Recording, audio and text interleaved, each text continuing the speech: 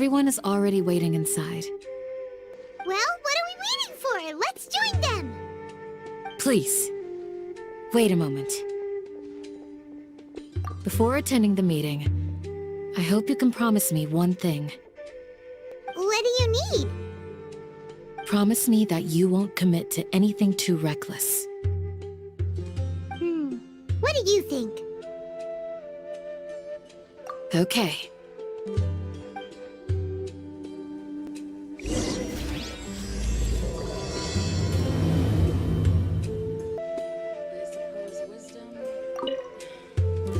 They're all waiting for you.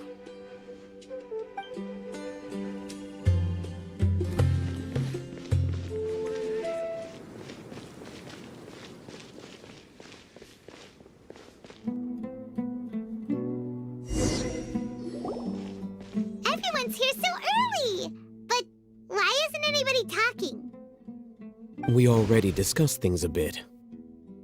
Hey, where have you been? I've missed you too.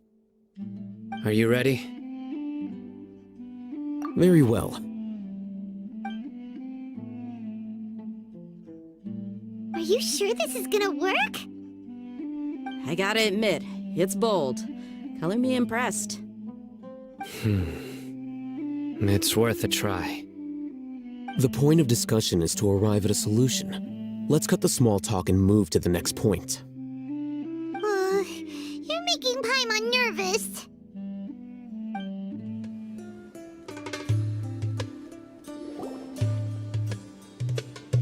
You're finally done. I have some other stuff to take care of. Catch you all later. Come on, don't give me that face. I know what you're going to say. I'll be careful. That's what I wanted to hear. Take care. Well, Traveler, Paimon, judging from your expressions, the meeting must have been quite productive. You can tell? I'm not that good at scheming or strategy, but I can sense people's emotions. And based on your reaction, things must have gone quite well. Paimon's a little worried. Hopefully nothing will go wrong. To be honest, I feel the same. But you're already some of the most capable people I know, so you have my trust. Candace gave us a compliment! Your deeds speak for themselves. Candace, we stayed behind to tell you that, although you won't be coming with us, we'll be sure to remember your words. I'm very glad to hear that. I've said the same thing to everyone here today as I said to you when you arrived. Your safety is the most important thing. Only when you're safe can the plan be successful. So please, take care. You're welcome. And thank you for taking my advice. Good luck with everything. I'll be here in the village praying for you.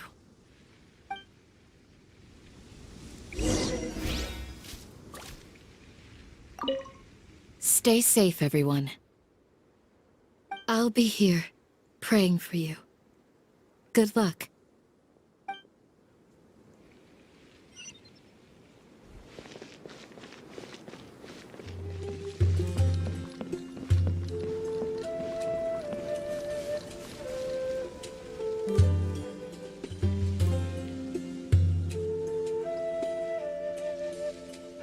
Sounds good. I'll go make some preparations. Okay. Alhaitham! Have you finished saying your goodbyes? Yeah! Also, Candace told everyone to be careful. Yes, she did. But I think my point also bears repeating. Our plan is not child's play. We won't be able to achieve anything if we're simply careful. We must go beyond that and fully commit ourselves to it. I hope this is clear to you. Huh? Shouldn't you be saying something more cheerful to boost our morale right now? Didn't we already do that during the meeting? You can never have enough words of encouragement. In that case, Candace can cuddle you to your heart's content while I continue to remind you of the seriousness of our situation. We all have our jobs to do, after all.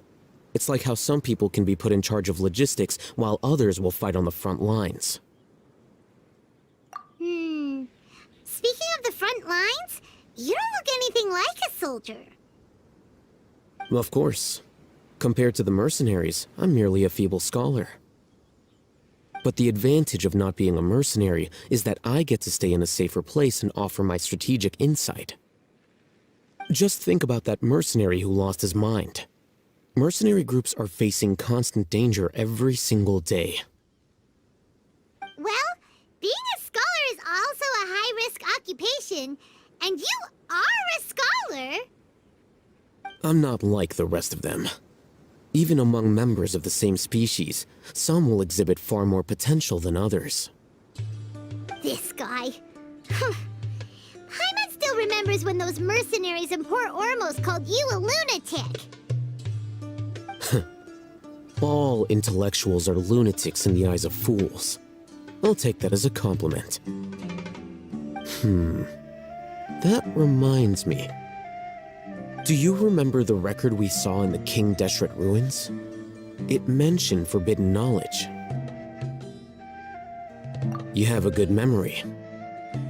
Forbidden knowledge has the power to drive people insane, but this fact has never been shared with the public.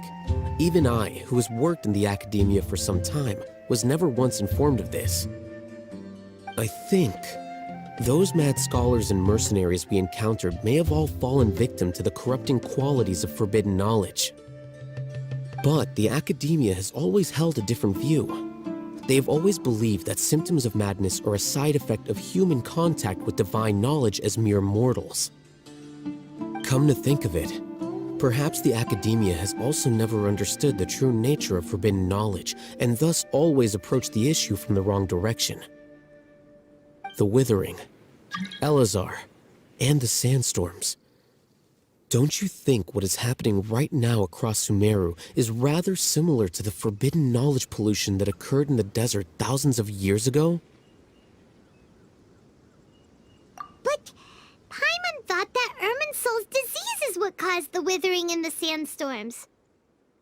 At least, that's what Tighnari told us. Wait a second. Could it be that? Ah, you've connected the dots. The cause of Irminsul's illness may precisely be the pollution from forbidden knowledge. But if that's the case, what should we do? This is huge! Wait. Why do you think Lesser Lord Kusanali would have a solution to this situation? You mean, it's related to the scene you saw when you passed out in the Avidia forest? That whole, the world forget me thing? In that case, it's imperative that we rescue Lesser Lord Kusanali. Only by working with her to save Irminsul can we completely resolve the problems Sumeru currently faces. To make sure we're still on track, I would like to check on the state of some of our preparatory work. Where are we going? To an Eremite base.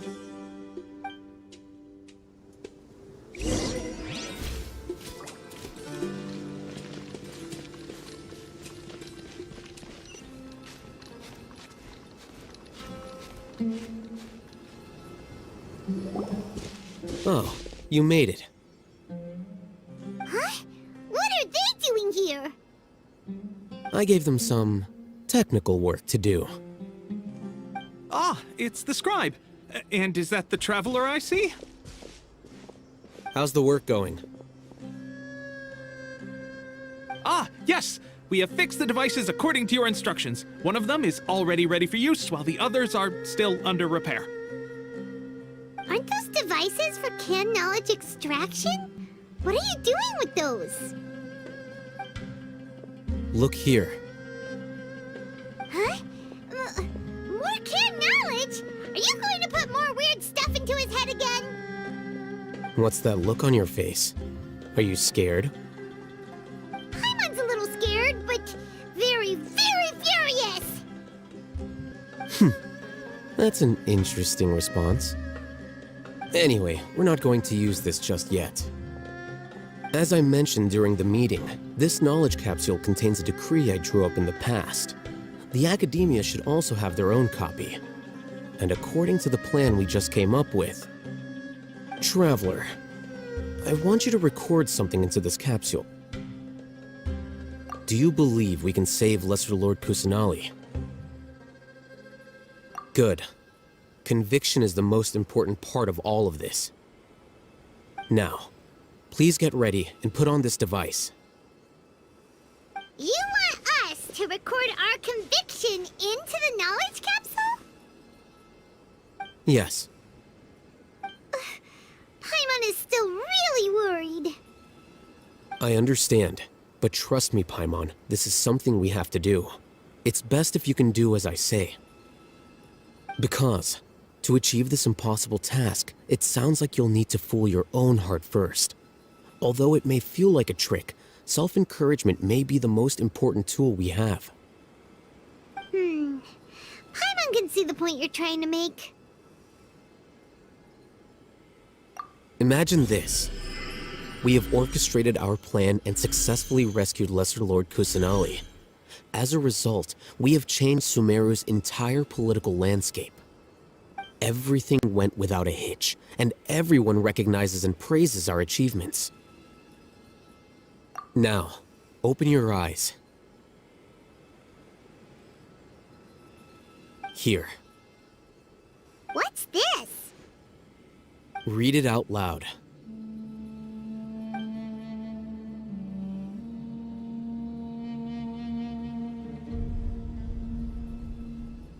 It's done.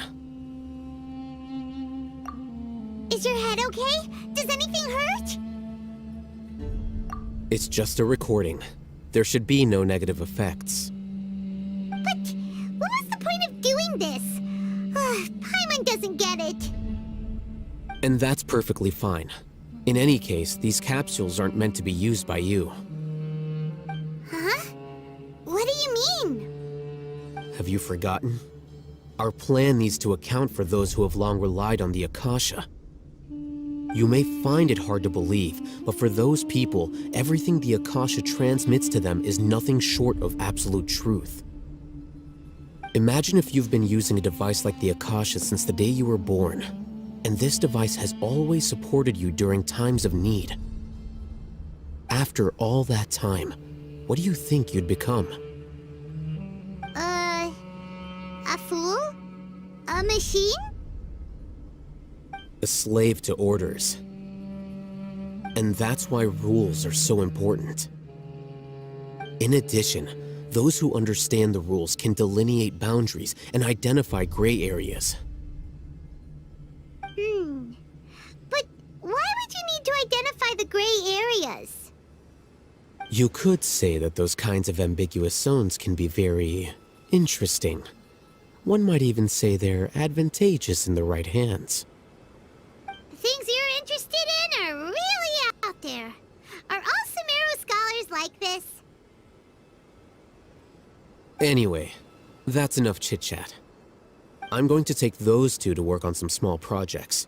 You can head to Caravan Rebot and start preparing for the next step. Small projects? We're going to tinker with the Akasha terminal and make a few modifications.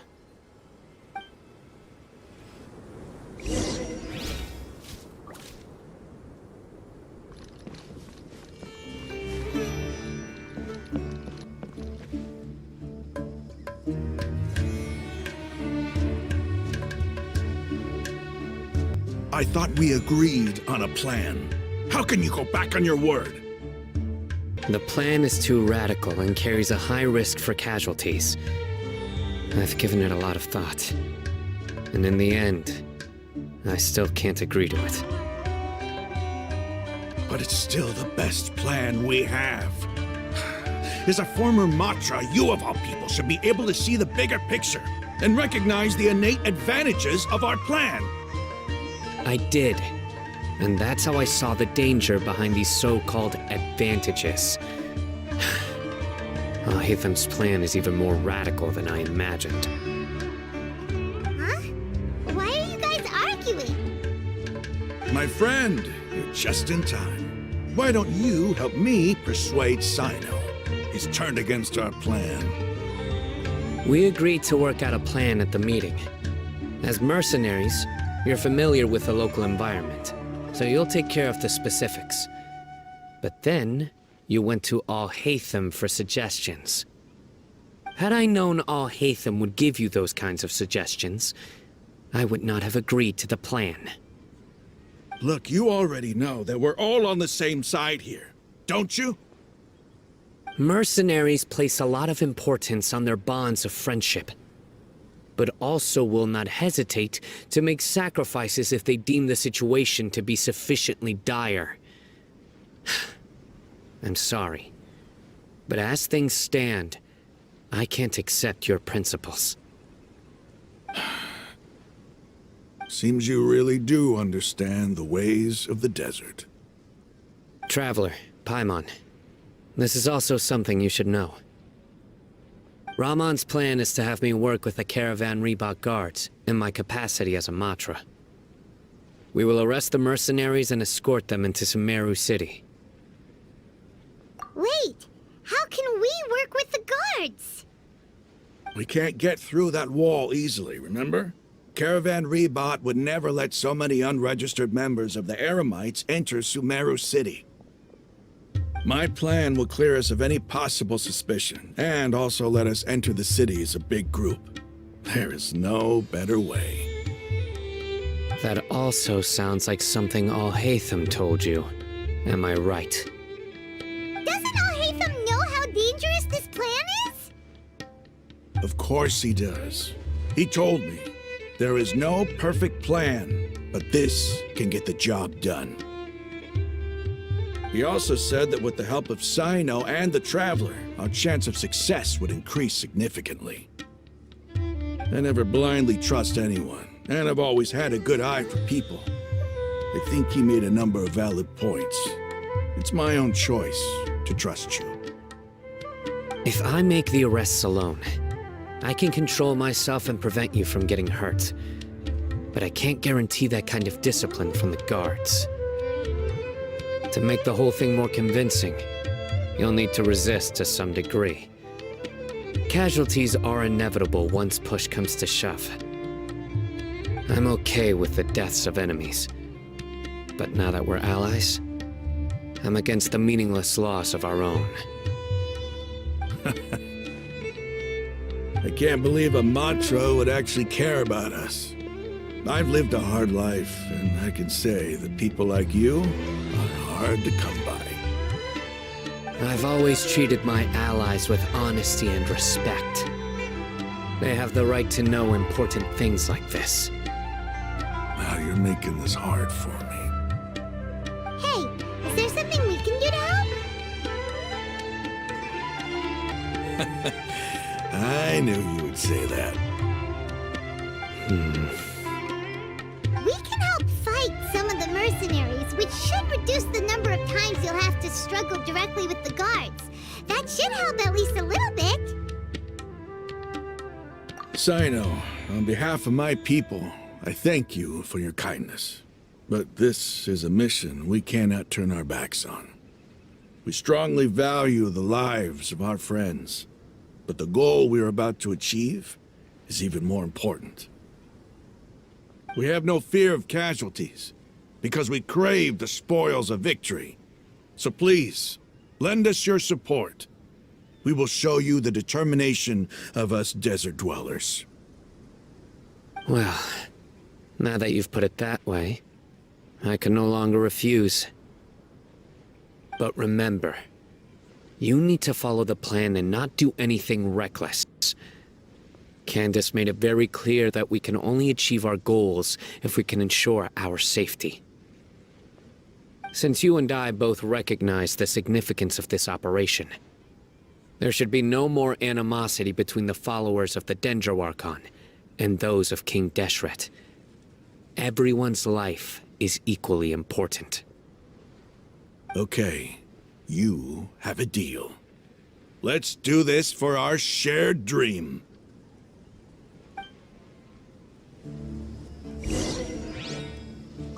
The guards should be stationed in the courtyard nearby. You can find them there.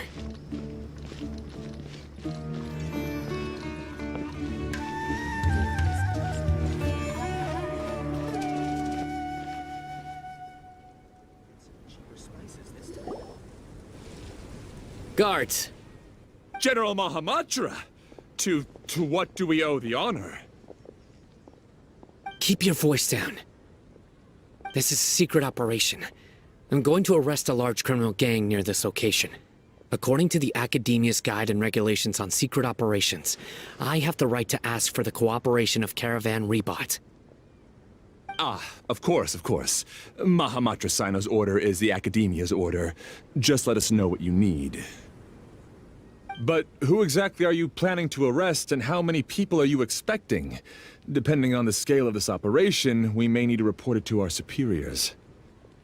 They're a squad of eremites whose number is comparable to Ain el Akhmar in Port Ormos. They're involved in the theft and resale of supplies from the Academia.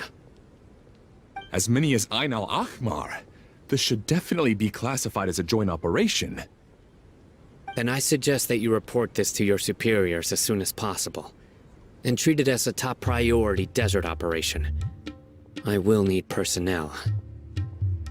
Got it. Please wait a moment. I'll contact them immediately.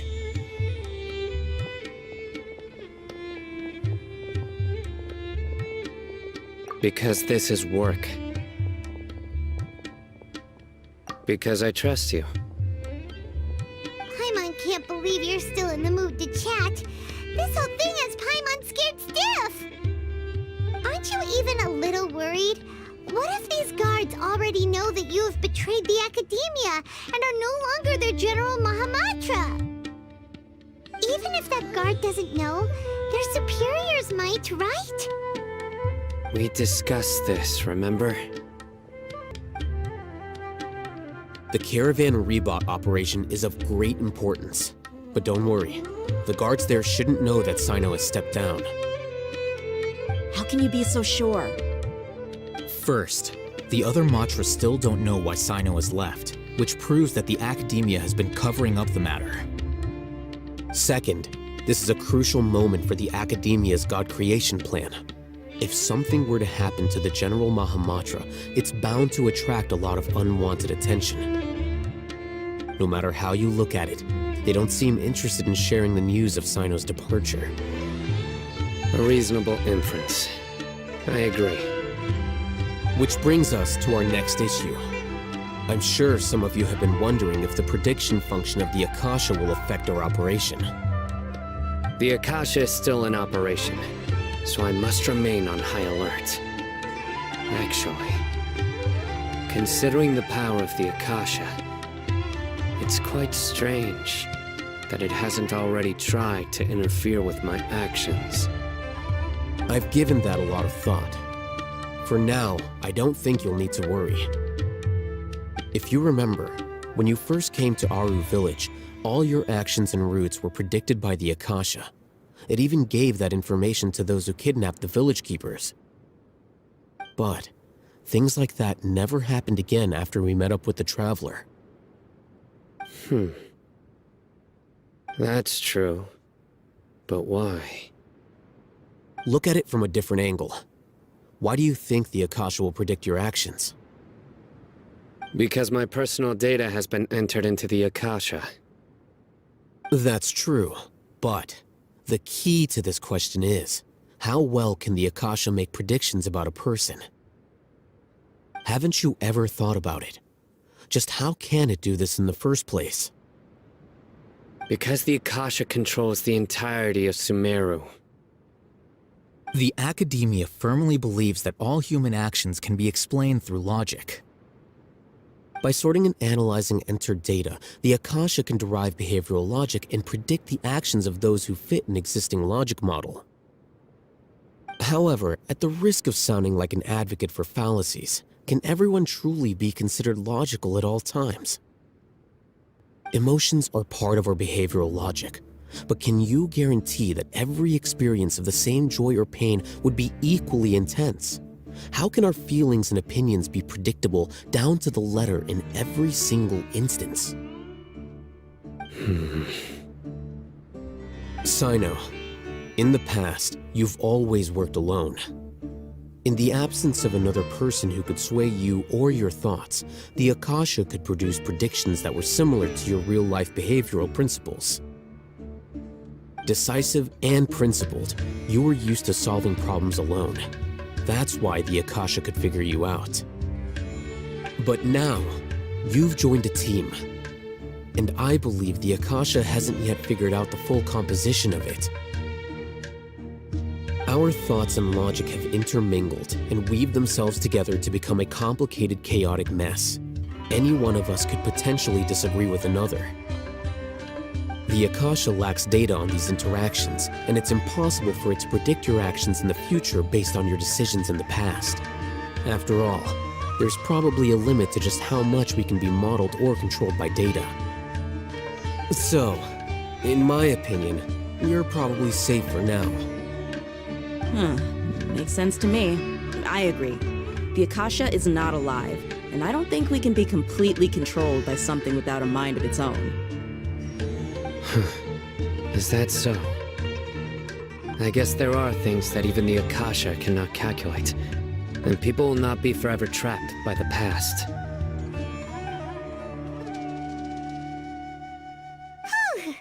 Paimon's so glad that this is settled. Next time, pay attention during our meetings. Will do. Just remember to stay vigilant. Footsteps! General Mahamatra, we were not expecting your presence here. I'm the security officer of the Grand Deshret Desert District. My name is Luxembarbo. This is my assistant, the Traveler. He will be working with me. The construct next to him is for his work. Beep! Construct, beep! What a great honor to meet you. Your golden hair is as bright as the sun. And, is this the latest technology from the Academia? Have you made a decision regarding the matter I mentioned to your subordinate? It seems to be a dire situation, so of course you will have our full cooperation. To be perfectly honest, I've always longed to go on a mission with someone as well known as yourself. There's no need for flattery. Yes, sir. Take your most elite platoon and follow me to the eastern side of the district. We will carry out the operation there. Understood. Map. Hurry, bring the map! In 2 days, we will engage Rahman's Eremites and capture all of them. Any questions about the time or location? None at all, sir. Good. See you then. Yes, sir.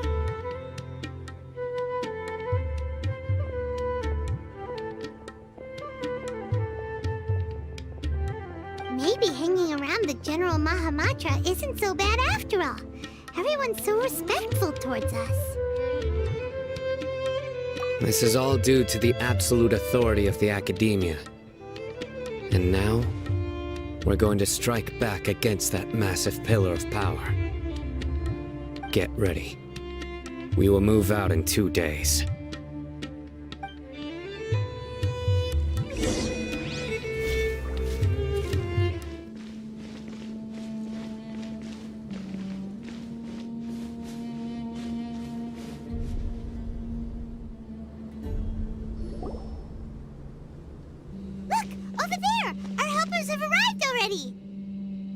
Let's hurry over! Wait a moment. Ah! Oh, it's you!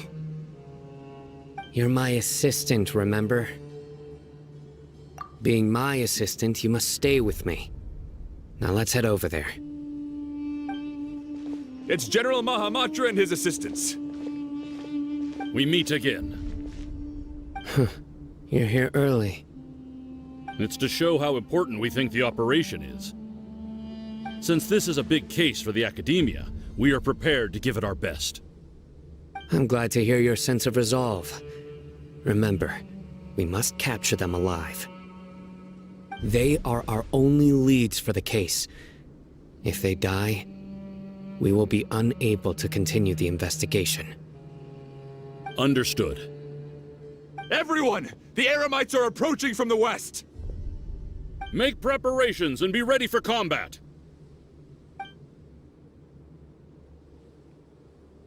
Halt! Oh? What a warm welcome! What do you want? Judging from those shiny weapons in your hands, it seems like you're not interested in a deal. Rahman, the Academia has caught wind of your smuggling and illicit sales. If you value your life, I advise you to surrender. Who are you supposed to be? A Matra from the Academia? I can't believe you came all this way just to catch us. I'm not here to talk. Oh. Nobody's given me this much time of day since I became a mercenary. Brothers! For that slight, let's wash our blades with their blood. Let's show them we Eremites are not to be messed with.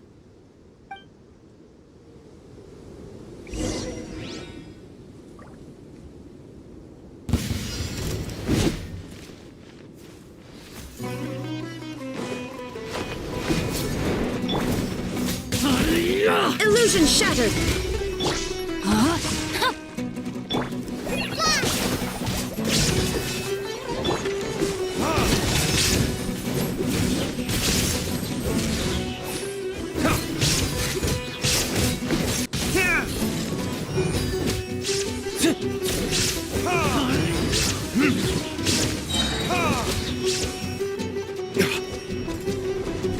Time for retribution! Shine down! Know my sword!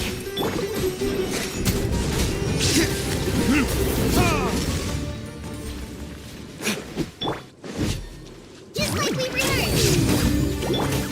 Rain outlines your fate!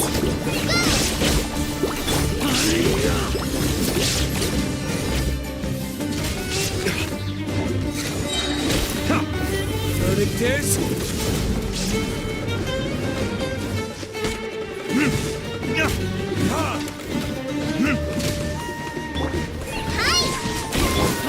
Rain cutter!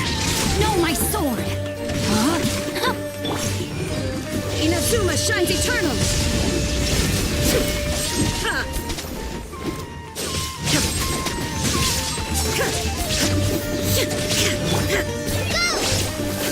Brightness on the sun. Retribution!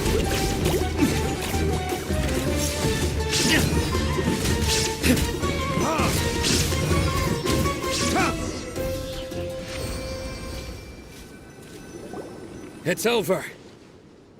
Ah! We have subdued them. The operation is now over. All Eremite mercenaries and related personnel in the area have been arrested. Ah, you pitiful Dendro Archon dogs! You'll regret this! I'm afraid you'll regret it first. King Deshret will curse you, and you will all! Silence! Oh, Restrain them and take them back to Caravan Rebot. Count their numbers and send them to the Academia as instructed by the General Mahamatra. Yes, sir!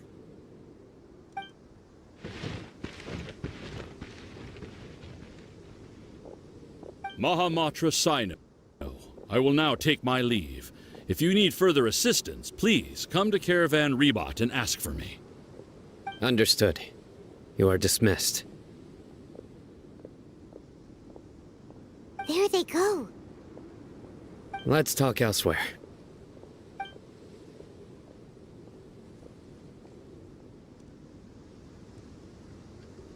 This part of plan went really well. Yes, things went perfectly. That's fantastic! And that punch you gave Ramon there sure looked convincing enough. Once we're done here, I'll return to Caravan Rebot and oversee the group's transport. I promise. I'll get everyone into Sumeru City safely. Yeah, you're the reason why everything went so well. It's not the time to celebrate yet. I believe deyha should already be waiting for you. Go join up with her. She will need you to introduce her to Tighnari. Speaking of which, is it really okay for us not to share the full plan with Tighnari? What if he'll feel miffed about it and refuse to work with us? I have a very close relationship with Tighnari. Given how well we know each other, I believe my message alone should be enough to bring him to our side. He knows I won't make jokes about things like this. If we need help, Tighnari is the best option. Get ready for the next phase of the plan. Don't keep them waiting.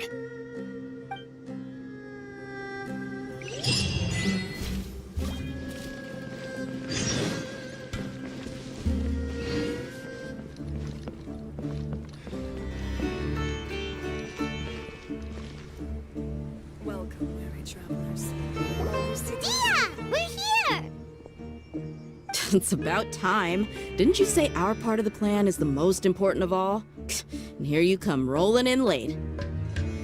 In the time it took you to get here, I already did 5 laps around the place, downed 7 drinks, and even did some clothes shopping. Sorry. We didn't mean to keep you waiting. I just wanted to fix your attitude and rub it in a little. After all, you took your sweet time getting here, and we've got important stuff to take care of. I just like seeing that serious look on your face. Alright, I'll stop. All joking aside, I'm glad you're here. Let's get moving and take care of this as soon as possible. But where should we start? Our responsibility is to get a status update on the Fatui Harbinger known as the Doctor. We need to make sure he won't get in our way when we rescue Lesser Lord Kusanali. Dealing with an institution that controls all of Sumeru is already hard enough. If the Doctor were to crash the party, it would be next to impossible for us to achieve our goals.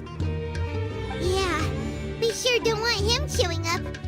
Ooh, he really gives Paimon the creeps. Right? Hearing his name just reminds me of those stuffy old geezers in the academia. I'd rather not have to deal with someone like that. According to the plan, we should first go to Pardis Di and ask for Forest Watcher Tighnari. If alhaitham and cyno's sources are solid, then we can be sure that Tighnari still has the academia's trust. So, we'll find Tighnari and convince him to get us the latest intel on the Doctor. Then, depending on what we learn, we'll make any necessary adjustments to our plan. The sages have placed spies everywhere on the other side of the wall. I'll follow you as a bodyguard. You should be honored. I don't offer my services to just anyone you know. But Paimon thought mercenaries would do anything for Mora. That's certainly true. But when multiple employers are vying for your services, you should always go with the best offer. Let's see. If I were to charge you a bill, I guess I can apply a discount. How much more do you want? I was not sure we can afford it. How much do I want? Hey, how about paying me with a smile? What do you say? I haven't seen you smiling much recently. If you ask me, someone like you must look lovely when they smile. Come on, give me a smile so that I can be less worried. Looking good! I hope this pretty smile will become our lucky charm. There are many kinds of smiles, but only a truly joyous one can bring blessings to others. Let's consider this smile a down payment for our future victory. Let's go. It's time to pay a visit to Pardis Di.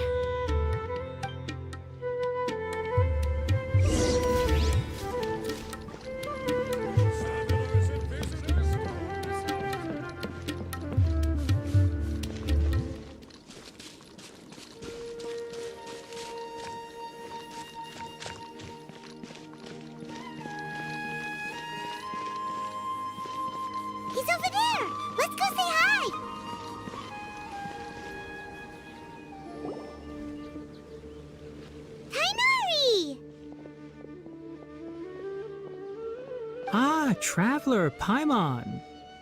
And you are? Hey there. This is our friend deyha. She's an Aramite mercenary.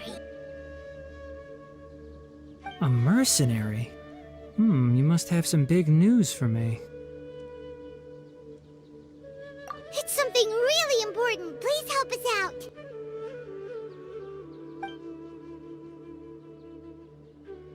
All right, then follow me.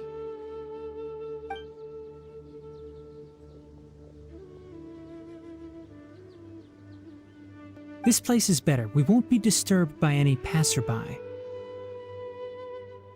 Okay, what is this important thing you want to ask me?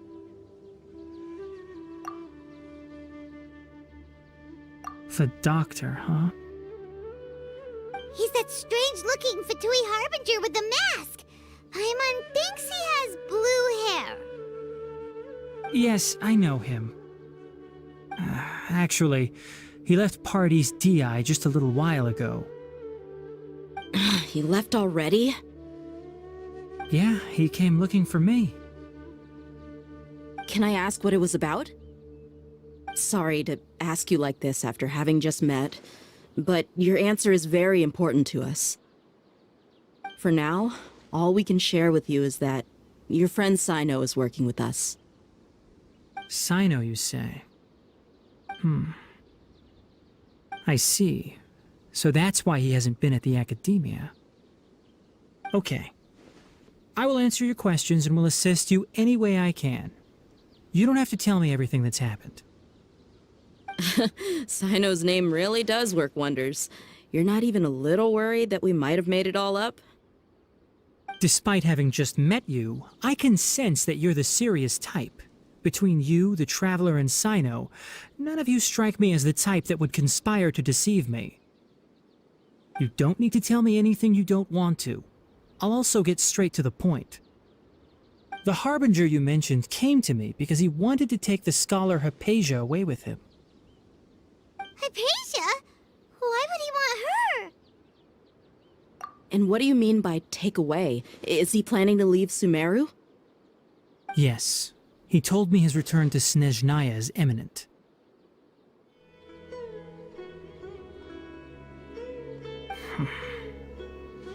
So you mean... you're leaving this place soon? Indeed. Otherwise, we could have perhaps talked a little more. I was just about to set out when I remembered something important. To that end, I made a final trip to Pardis Di. Let me ask, have you been taking care of a scholar by the name of Hypatia? Your sources are accurate. No doubt because you recruited many informants. But you're right. Hypatia has indeed been receiving treatment from me. Forgive me for asking, but how's the treatment coming along? Given the way you're asking, I assume you have something to say. Since you asked, I'll be frank. I would like to take Hypatia to Snezhnaya. It's incredibly difficult to transfer a patient. As a scholar yourself, shouldn't you at least be aware of this? Oh? I can't believe your utter lack of faith in me, to the point of even questioning my general level of knowledge. How unbefitting. Well, you're the only one who's ever made such a request. I have my ways of keeping her safe during the journey. In addition, I can also promise that under my care, Hypatia will receive the most advanced and effective treatment. I will personally supervise her treatment and see to her recovery. Would that be agreeable to you? Hypatia was born in Sumeru and remains a scholar of the academia. Her situation has not become dire enough to necessitate her transfer to another nation. Transporting her to Snezhnaya is risky, and the potential benefits are unknown. As the person currently responsible for her treatment, I cannot possibly sign off on this transfer. Your suggestion is rude and reckless. I'll pass. I don't know much about the doctor, but after talking with him, I realized that Just like many other scholars, he possesses an aura of arrogance that I've come to detest. It's not so much that he's looking down on others, but more that he's so confident in himself and his abilities, to a point of near insanity. I would never refer a patient to someone like him.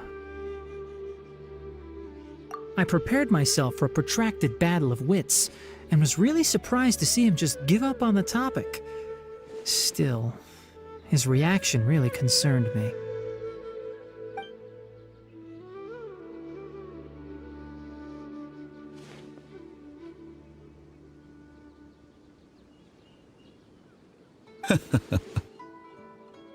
I see. Of course, your opinion makes perfect sense. You're still young, but already quite stubborn. I must say, you are not like what I had expected. Under normal circumstances, I wouldn't just let you off the hook like this. But unfortunately, I'm in a hurry today, what with Her Most Noble Majesty the Tsaritsa calling for our return. Luckily, there is still some time left for me to take care of everything before I leave. It's just as the Academia said, you're a responsible and gifted scholar.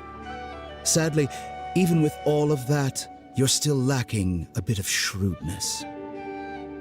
And that's also why people like you can never realize that sooner or later, everyone must pay the price for what they've learned.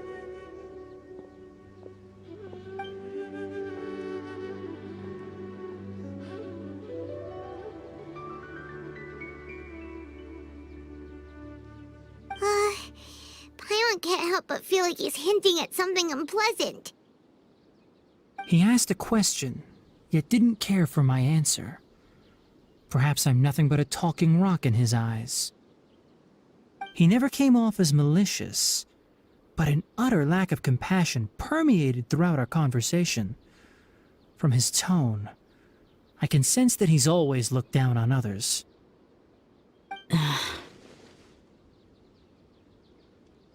I can barely believe it myself, but if that's true, the situation will be in our favor. I don't think I missed any details. Frankly speaking, I don't want you to do anything too risky. Now that you know a little more, it should be easier for you to stay safe. Sorry we can't tell you everything. We appreciate that you helped us anyway. I won't forget your kindness. It's okay. I have an obligation to do so.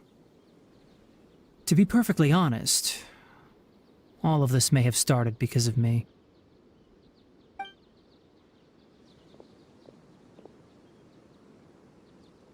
Recently, my master wrote several letters to me, asking me to return to the Academia and assist him with his research.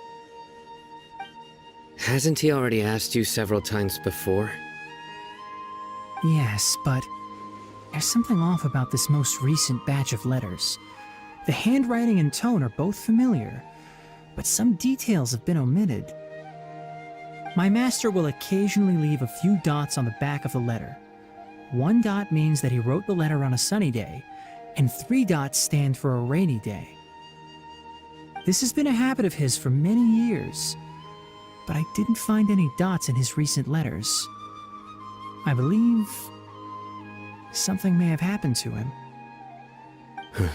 I get it. Since you are always at Gandharvaville, you would like me, someone already working at the Academia, to investigate this matter, right? I'd like to ask you to do that for me. If you can keep yourself safe, please withdraw immediately at the first hint of danger. I can do that, but I have a feeling it won't be that simple. The Academia has been working on a big project. I'm not quite sure what it is, but your master might be involved with it. If the higher-ups really are hiding something, then it will be difficult to remove myself from the situation once the investigation starts. If the situation becomes critical, I'll leave the Academia. If you don't see me there for an extended period, that's your cue. All right, we've got a plan. I'll stay at Gandharvaville to support you. If that scenario comes to pass, you must be extra vigilant. And be wary of any messages or direct requests from the Academia. I must say, I didn't expect a warning like this from the General Mahamatra. Being loyal to the Academia doesn't mean blindly doing whatever the sages say. I know what I'm doing. On that note, aren't you also being quite distrustful of your alma mater?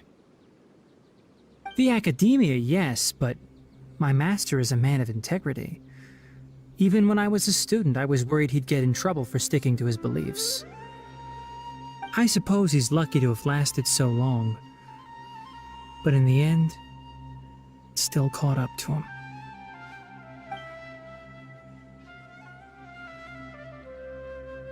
I see. So you noticed something was up with the Academia from the very beginning.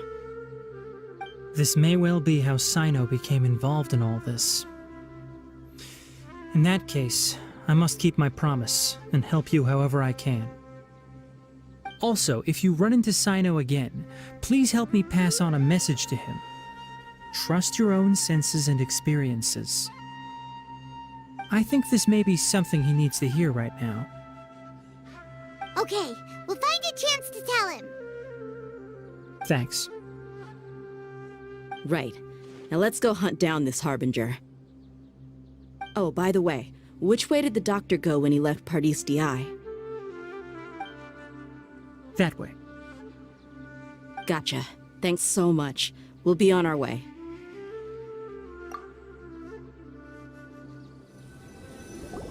According to Tighnari, the doctor is leaving Sumeru soon. I want to check if the doctor was actually telling the truth. He also said that he'll take care of everything before he leaves. What did he mean by that? We need to be extra careful when dealing with a person like him. Just to be safe, let's chase him and see what we find. But we have no idea where he went! How can we start chasing him? We'll do it the mercenary way. I'll find leads as we go. All you have to do is just follow me.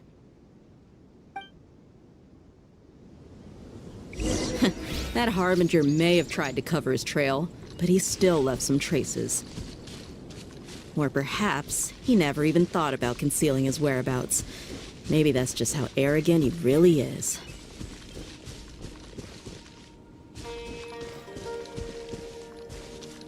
Yep, we're headed in the right direction. The traces are still fresh, but there's no sign of his entourage. Clearly they're in a hurry. It's just as I thought.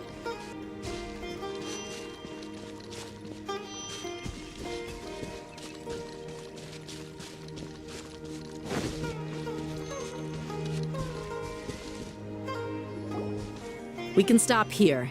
I think I know where the doctor went.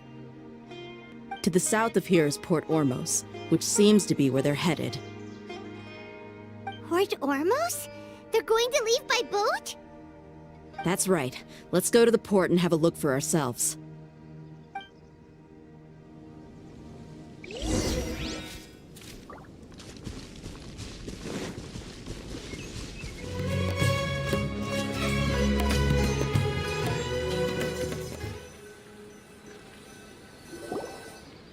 Look! Fatui soldiers! Thanks to Dia's tracking skills, seems we found the right place. Shh! Don't draw their attention. The port is crawling with Fatui soldiers. Let's keep going and see what we can find.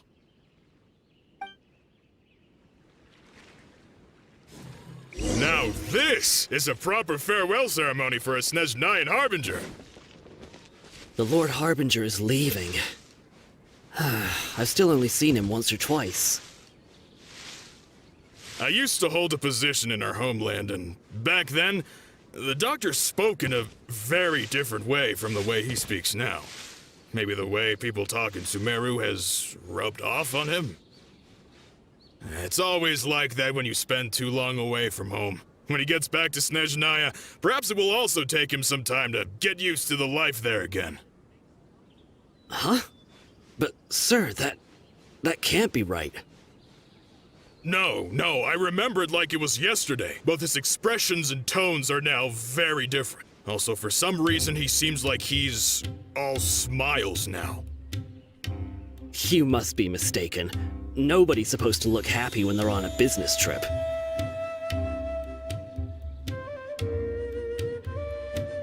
The doctor is on that boat. So he told the truth after all. He is actually leaving Sumeru. Let's get closer and find a place to hide so we can observe him.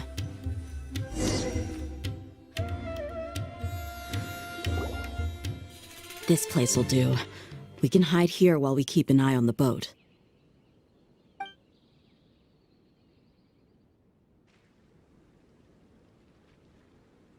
Uh-oh. He saw us.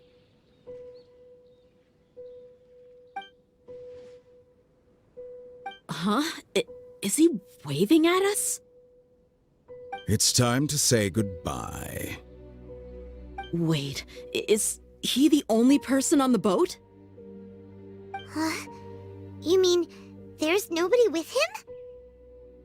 And where are all the soldiers we saw on the port just now? They were all here just a few minutes ago, but now they vanished. So this was a trap. Wait, don't tell me that... Luckily, there is still some time left for me to take care of everything before I leave. Oh no. They might be after Hypatia. Let's get back to Party's DI. Huh? What do you mean? I'm afraid that she's seen something that she wasn't supposed to see. If I were the Fatui, I would also try to take her away. And if I couldn't... Oh no! Are you saying they're going to kill her? Let's go!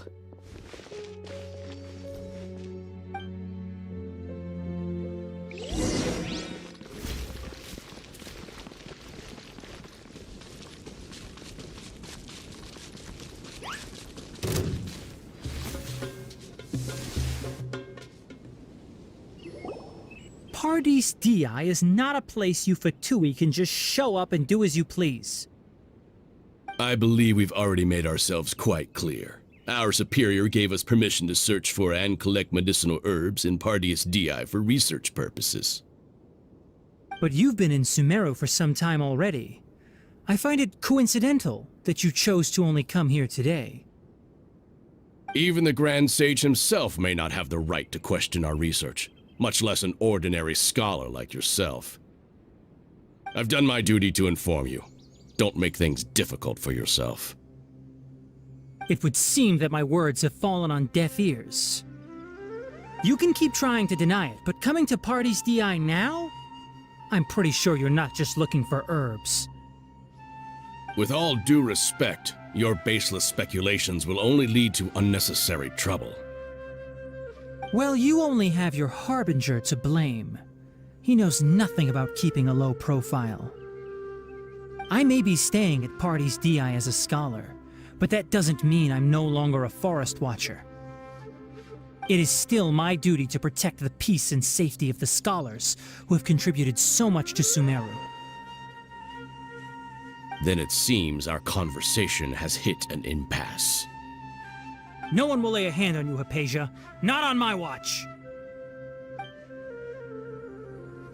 Tighnari! Are you alright? I'm fine. These Fatui have really crossed the line. Time to teach them a lesson. There is no escape! You're mine!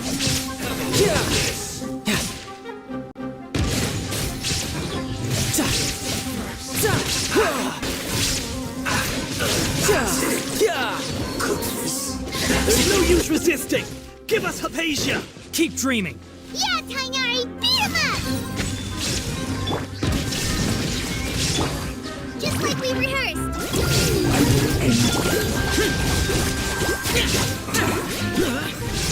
Mortalist! The doctor's orders are absolute! Yeah? You've been someone's lapdog for so long that you don't know anything else now!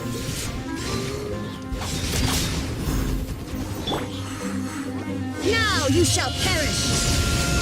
Illusion shattered!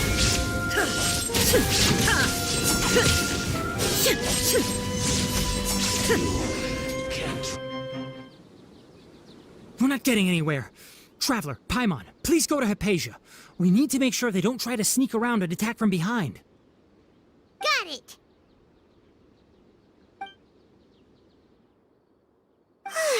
Hypatia's still here.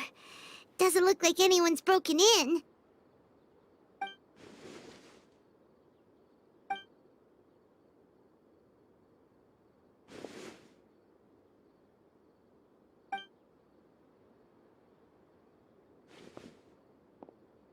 Well, how is she? Oh, that's good.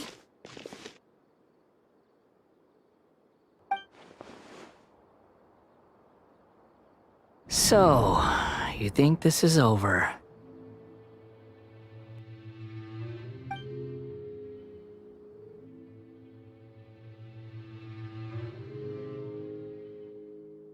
What?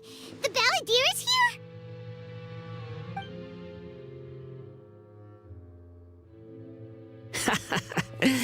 I've missed that look of abject horror. You've given me that look every time we meet. But, where is he?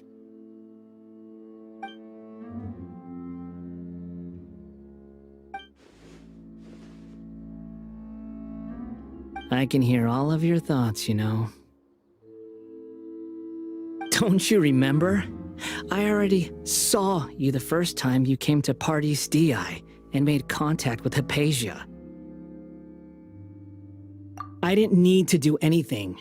It is her honor to be able to connect her consciousness with me. Who are you talking to? It can't be the Balladeer, right? That's impossible. I know you must be curious. I might as well tell you that I decided to enter Hypatia's consciousness the moment I sensed your touch. I wanted to observe you on a fool's errand. Hey, Traveler! What are you doing? My deification is nearly complete. All that's left now are just some final details. Do you understand? Even if you manage to rescue Lesser Lord Kusanali, it will be impossible for you to defeat a bona fide god like me. Is it wise to force that childlike god into a divine battle against me?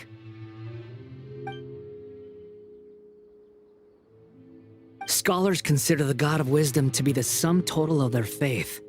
It's how they can justify reverence for a god as they construct it. But this also shows that humanity's worship of gods is a combination of blasphemy and exaltation. It's truly laughable.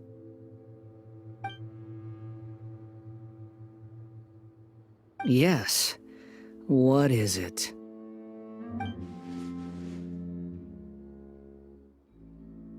Yeah, I'm in a good mood, which is why I'm talking to you like this. What do you mean?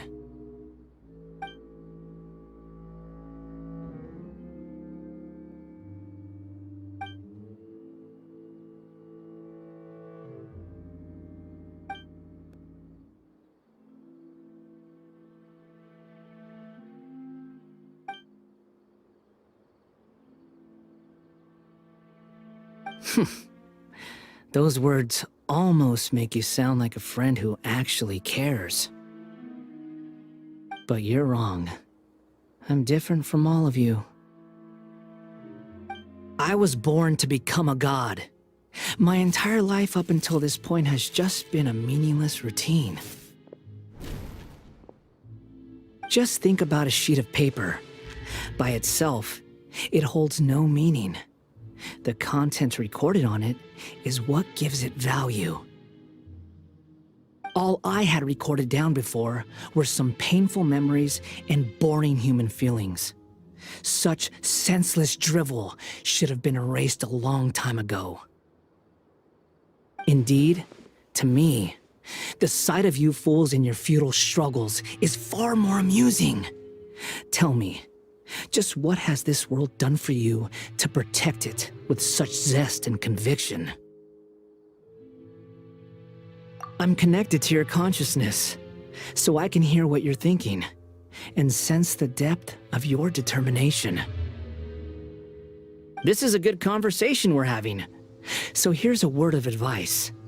Let go of your misguided guardian complex. You know nothing about the truth. It'll be for your own good, as well as everyone else's. Humans are a species that can only find bliss in ignorance.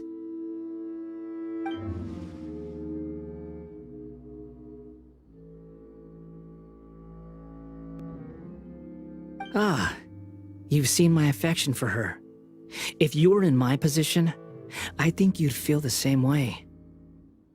She peered into my consciousness and saw my past. Someone like that is qualified to become my first follower. All gods need followers, so Hypatia has been chosen. Her appearance heralds my imminent arrival at the throne of divinity, while her worship shall become my glory.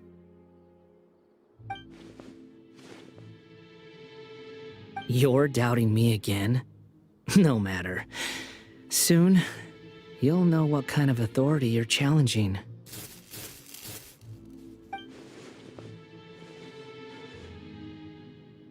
Who wants to hurt my devout follower?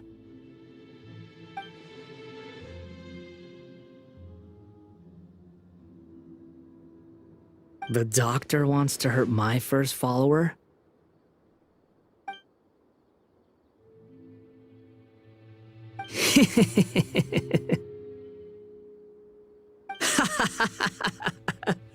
How very amusing. Has anyone ever told you that you're not good at sowing discord? The doctor has never known his place. Even now, the puny human thinks himself capable of interfering in the business of the new god. You're still too naive if you think a few words will be enough to convince me to destroy the doctor. But I'm willing to give you a gift, just like my expression of affection towards Hypatia. It is an honor for you to be able to stand here and speak with me. As my listener, you will be rewarded.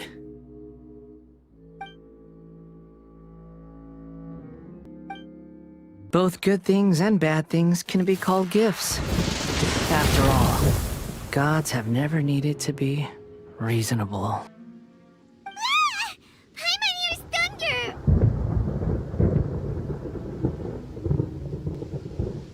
That person Paimon couldn't see was the Palantir? Oh, he sure chatted with you for a while.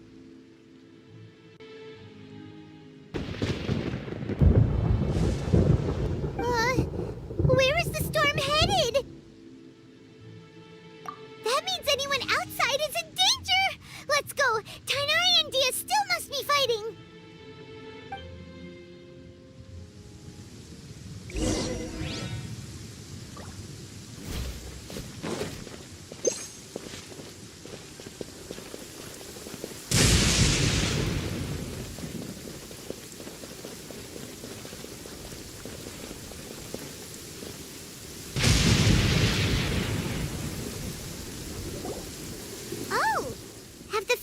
Retreated? Hey, what happened to you? He's hurt. I'm fine. Don't move. I've seen eremites get struck by lightning before. You need to rest. Struck by lightning? We were fighting, and just as things started looking grim, the weather suddenly became extremely strange. Lightning started attacking everyone, almost as if it were alive. Luckily, there were only 2 of us, and both of us were nimble enough to dodge most of the strikes. There were a lot of Fatui, though, and they were being torn to shreds by the bolts of lightning. With that, all the Fatui soldiers were forced to retreat. Why are you sorry?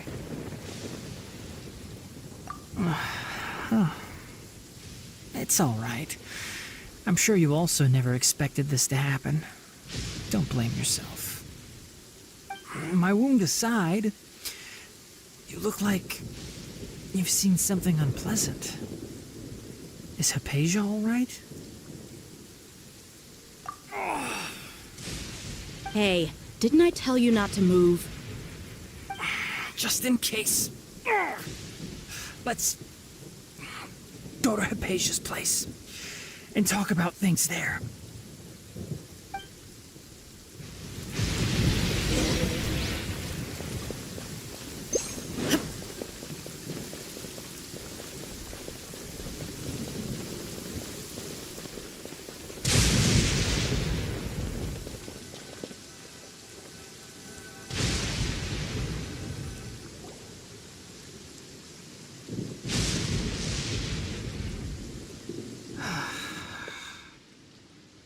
Thank goodness she's fine.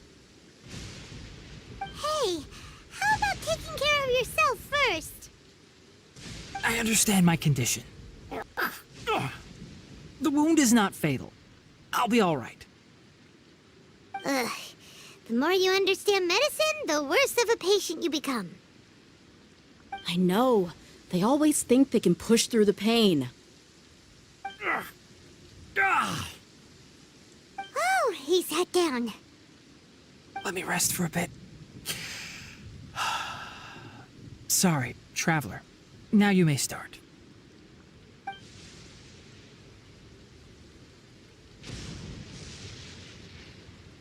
So that's what you were talking to the balladeer about? Oh, Paimon can't believe what he's thinking. The Academia's God creation plan. How ridiculous. That sounds, ambitious, I guess? Anyway, this is all way beyond me. As long as I can enjoy every day with a drink in my hand, tasty food in my stomach, and a good night's rest, that's enough. I'll only work when I have to. I must be the least ambitious person who's ever set foot in Party SDI. Don't say that. I haven't even thanked you for your help back there. Don't mention it. Well, if nothing else, all this proves that the doctor really did have some urgent matter to attend to, and left Sumeru in a hurry.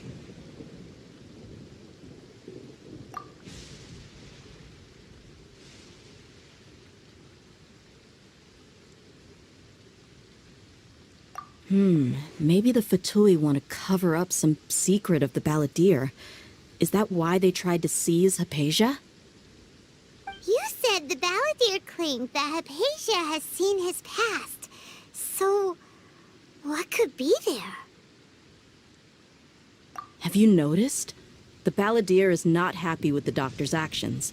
He thinks the doctor has no right to consider himself as his equal. So, if the doctor was to show up again, would the balladeer zap him with lightning?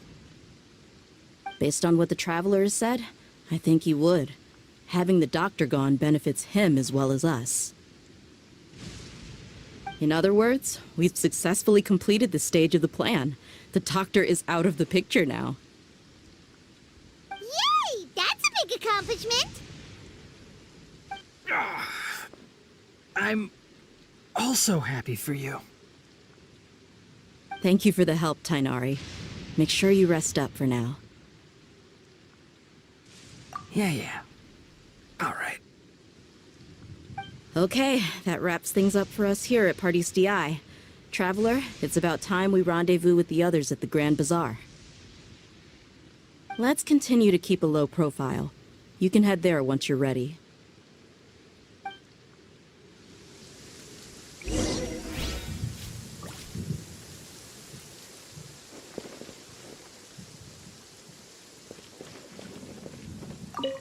you can just focus on your plan, leave Hypatia to me. My wound isn't going to get in the way. Oh. Okay, guess I'll sit still for a little while longer.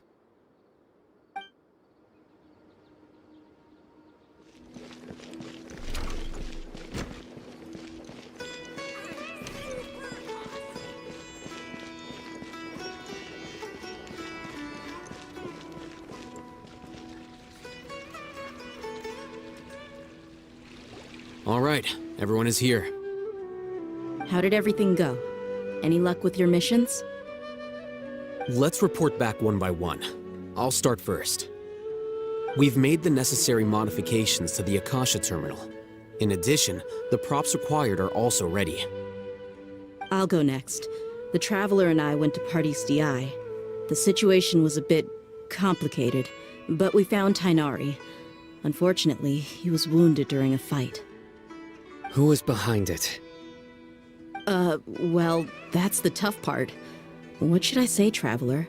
The Fatui or the Balladeer? After some back and forth, we confirmed that the doctor has left Sumeru by boat. He has something urgent to attend to back in Snezhnaya. So, we've successfully removed the doctor from the picture. Also, Tighnari's already resting, so he'll be okay. Good. Oh, Tighnari also asked us to tell you this message. Trust your own senses and experiences. All right. I'll remember that. Everything also went smoothly on my side. The Eremites should have arrived at their destination by now. To avoid alerting the quarry, they will stay there for now. I can't believe you actually got so many Eremites into Sumeru City. It's all thanks to Rahman and his brave team, as well as their bold strategy. It appears to have been very effective. I'm glad to hear it. Well, is that everything? Okay, this meeting is adjourned. Huh? Wait, you mean that's it? Well, what else is there to discuss? Shouldn't you end with some words of encouragement? You know, to fire us up now? Personally, I'd rather we all go home and get some rest.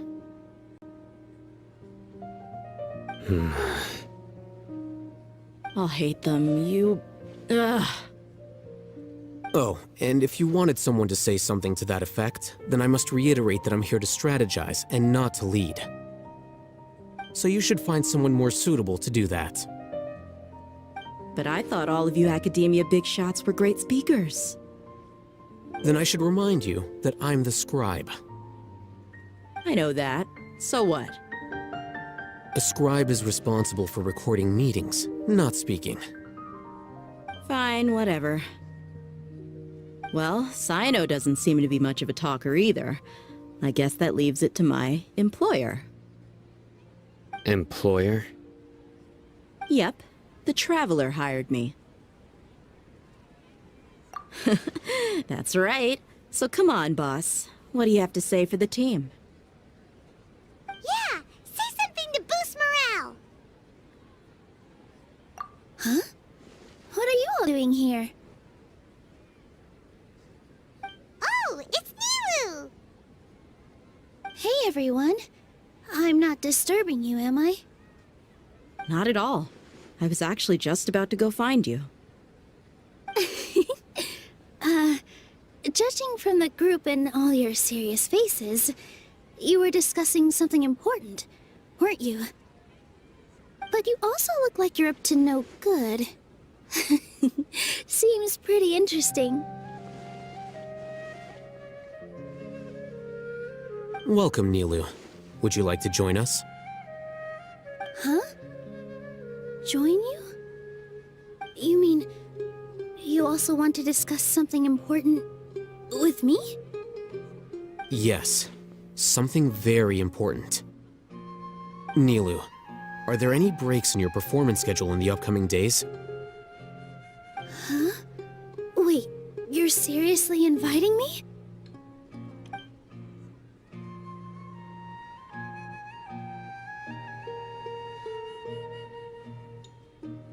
I can't believe my ears. You are truly the bravest and most passionate people of Sumeru, well, that I've ever met. Oh, right. The Traveler and Paimon are not from Sumeru, but you are awesome as well. That's right! I must admit that I'm a little scared. But I'll try my best for Lesser Lord Kusanali. If I can somehow use my abilities to help you, then count me in.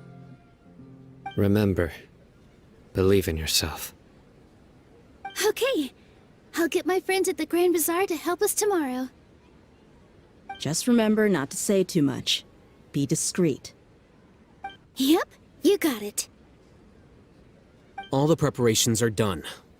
Now, can we finally conclude this meeting? So, have you thought up what you'd like to say, boss?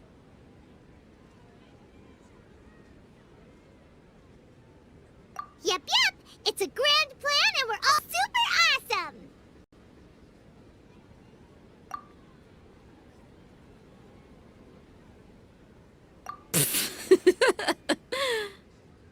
Well said. A good night's rest before an operation can be the difference between success and failure. Thankfully, I've had my place to myself recently. It's been nice and quiet. Huh? Oh, nothing. Alright, let's all go home and get a good night's sleep so we can be up early tomorrow! Okay. So I guess that means it's time to say goodnight now. Yep! Good night, everyone!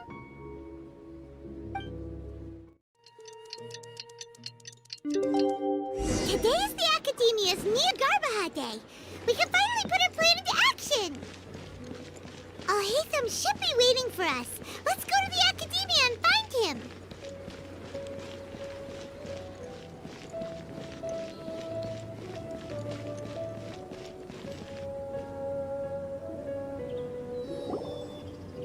Hello, you two. Sleep well? Not really. Paimon got too nervous thinking about today and didn't fall asleep until the sun was almost up. What about you, Alhaitham? Naturally, I slept just fine. After all, a good rest should be considered part of the plan, since energy is an important resource. You just want to show off how calm you are! It's crucial to dissipate any tension before we execute our plan. The only thing you're doing is being annoying! Anyway, do you need me to go over the game plan again?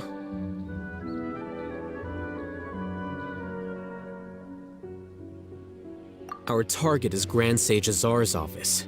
Everyone in the Academia knows that's where the Grand Sage's console is. Only they can operate it.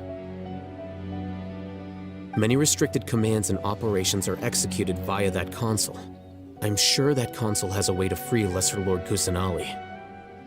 You know, Paimon's been thinking, what kind of technology could let the sages imprison even a god?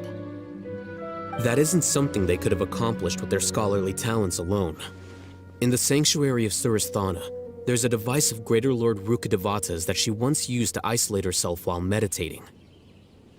500 years ago, the Grand Sage at the time modified the device so that it can no longer be controlled from the inside. They were effectively trapping one god with the power of another. So, how are we gonna get to the Grand Sage's office? Don't forget, today is Neogarbaha Day, arguably the most important day to the Academia. The sages and core Academia personnel are busy loading the latest batch of research developments and legal decrees into knowledge capsules so that they can be entered into the Akasha. All the Darshan's researchers have their noses to the grindstone, and the Academia's grounds are flowing with all sorts of people. It's the perfect time for an infiltration. When the Grand Sage leaves his office to supervise the entering process, that's our cue to access the console and free the Dendro Archon. Well, yes, that's just the visible side of our plan, after all. If precedence holds, the Academia should have already started preparing for Nyagarbha Day. Everyone should be in position. All that's left is for us to lead the charge. Let's go. So are we just gonna walk in through the front door, or...? Yes. Were you expecting a stealthier approach? Paimon can't think of a good comeback. Alright, it's all on alhaitham if things go south.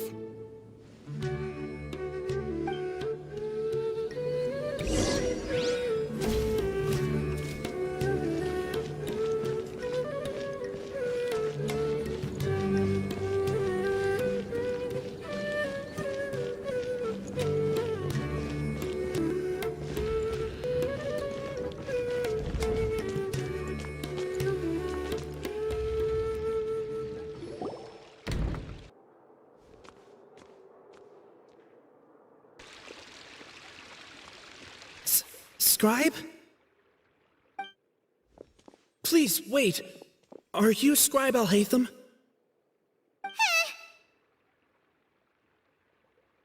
That's me. Is something the matter? I'm in a hurry. No. I was just surprised to see you here. I had heard that the sages were looking for you not long ago, but I didn't know what for. And, also, please don't bring outside guests into the Academia. Outside guests? How did you arrive at such a conclusion? Your groundless inference shames the Haravatat Darshan. What did you say? I'm the top student in Haravatat, and I earned 3rd place at the last Inter-Darshan debate. Don't look down on me! That wasn't my intention. As your Haravatat senior, I just assumed that you possessed a greater aptitude for critical thinking. Look, based on what you already know, the purpose of my return and the reason they're here should be obvious. Is that so? Wait a moment. Let me think. Don't tell me the answer. The sages search for you, a blonde-haired traveler, outside guests. So, from the start, the sages weren't looking for you, but this traveler? And you were gone from the Academia for so long because... Hey, shh. Yes, you've proven yourself as the top student in Haravatat. I surmise you've arrived at the correct conclusion. As I expected. Please, forgive me. I wasn't thinking clearly just now. Thank you for getting me back on track. It's nothing. We'll be on our way then. All right. Thank you for your contributions to the Academia, Scribe.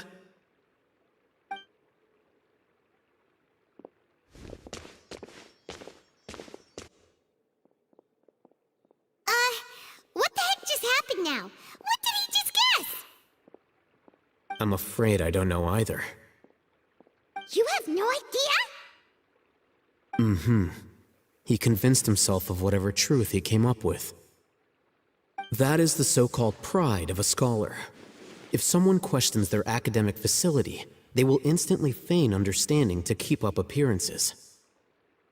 Nowadays, the Academia is rampant with this type of scholar. Their obvious farces of intellect only serve to highlight themselves as fools. Wow, so there are special ways to deal with smart people. We don't even need to make up our own excuses. We shouldn't waste any more time. It would be problematic if we missed our window of opportunity. Let's go.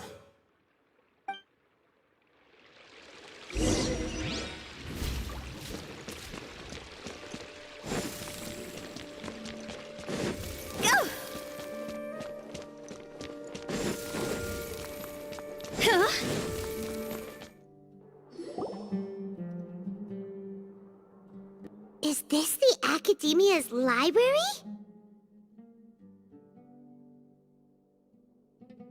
Indeed. Known as the House of Deyha, it is quite possibly the most extensive special collections library in Teyvat. There are a lot of students going through here. Is it really okay just to waltz right in? The Academia marches to a fast beat, especially since it's Nagarbaha Day. They're all occupied with their own matters. Just act natural. Now, hurry along.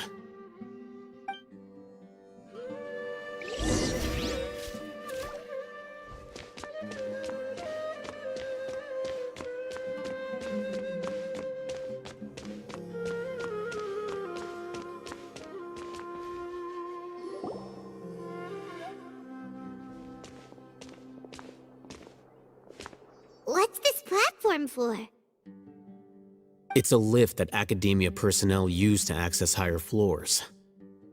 Are we gonna take it then? The Grand Sage's office is up there somewhere. No, not right now.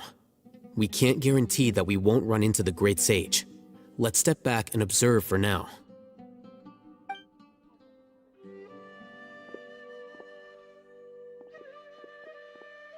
You think the Grand Sage will exit from there? And after he does, we'd sneak past him? Ooh, Paimon thinks that's really dangerous. Who knows? However, if we can confirm Azar's current location, our operation will be much safer if we... Allow me to offer you a hint. If you wish to know his location, look behind you.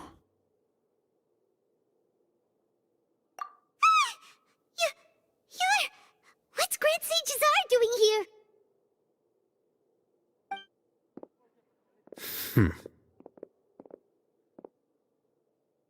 Do not tell me you believed the Academia would not grow suspicious of you after such a prolonged absence, scribe. An eyewitness had informed me of your whereabouts, so I came to personally welcome you. Great Sage, I didn't expect you to care so much about me. I'm truly flattered. I'm sure. But compared to you, I am far more interested in these two unexpected guests. You are the Traveler and Paimon, correct? It's a pity that only now have I been afforded the opportunity to formally meet two of Sumeru's most esteemed guests. I do apologize for my lack of decorum. Excellent.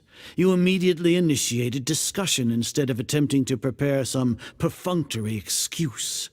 You clearly understand the situation at hand, and have no intention of making a reckless stand.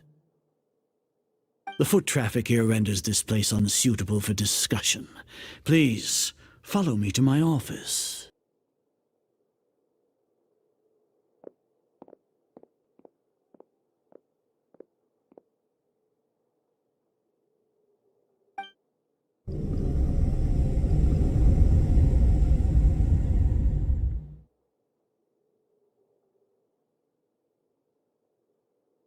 This place is crawling with guards. There's no way out for us. All right then, Traveler. What did you wish to discuss with me? Today is Nagarbaha Day, so I still have many responsibilities to attend to. There is little time for idle chit-chat before I detain you all.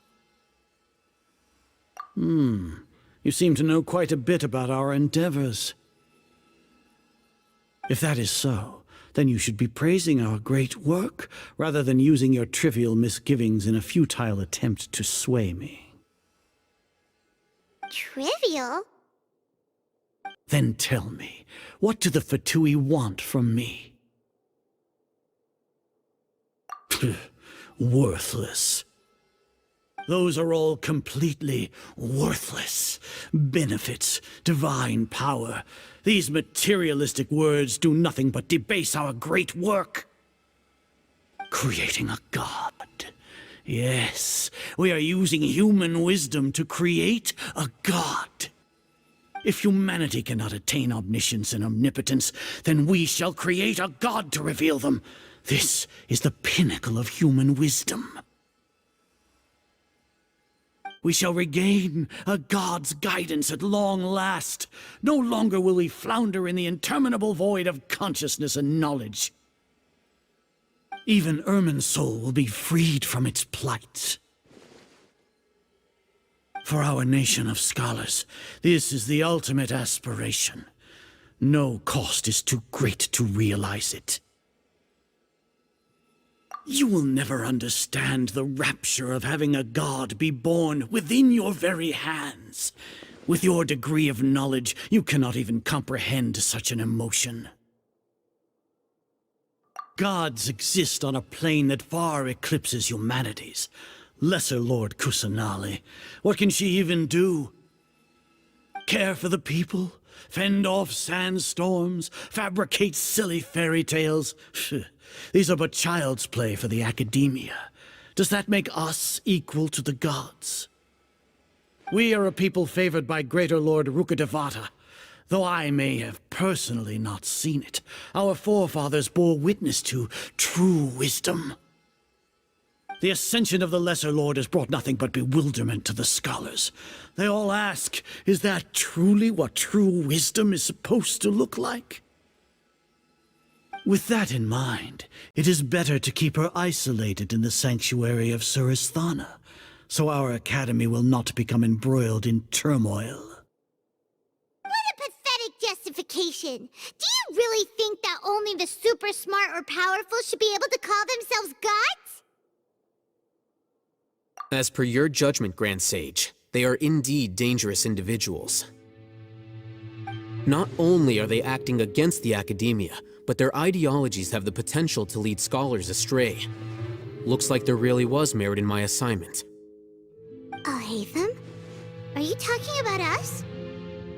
Anyway, I've brought them to the academia as ordered, but it took some time and trouble. Oh, that reminds me. Here's the investigation report you had requested. It's a summary of my time spent with the Traveler, an array of information about him ready for your perusal. Alhaitham? So you're still on the academia side! We finally started to trust you!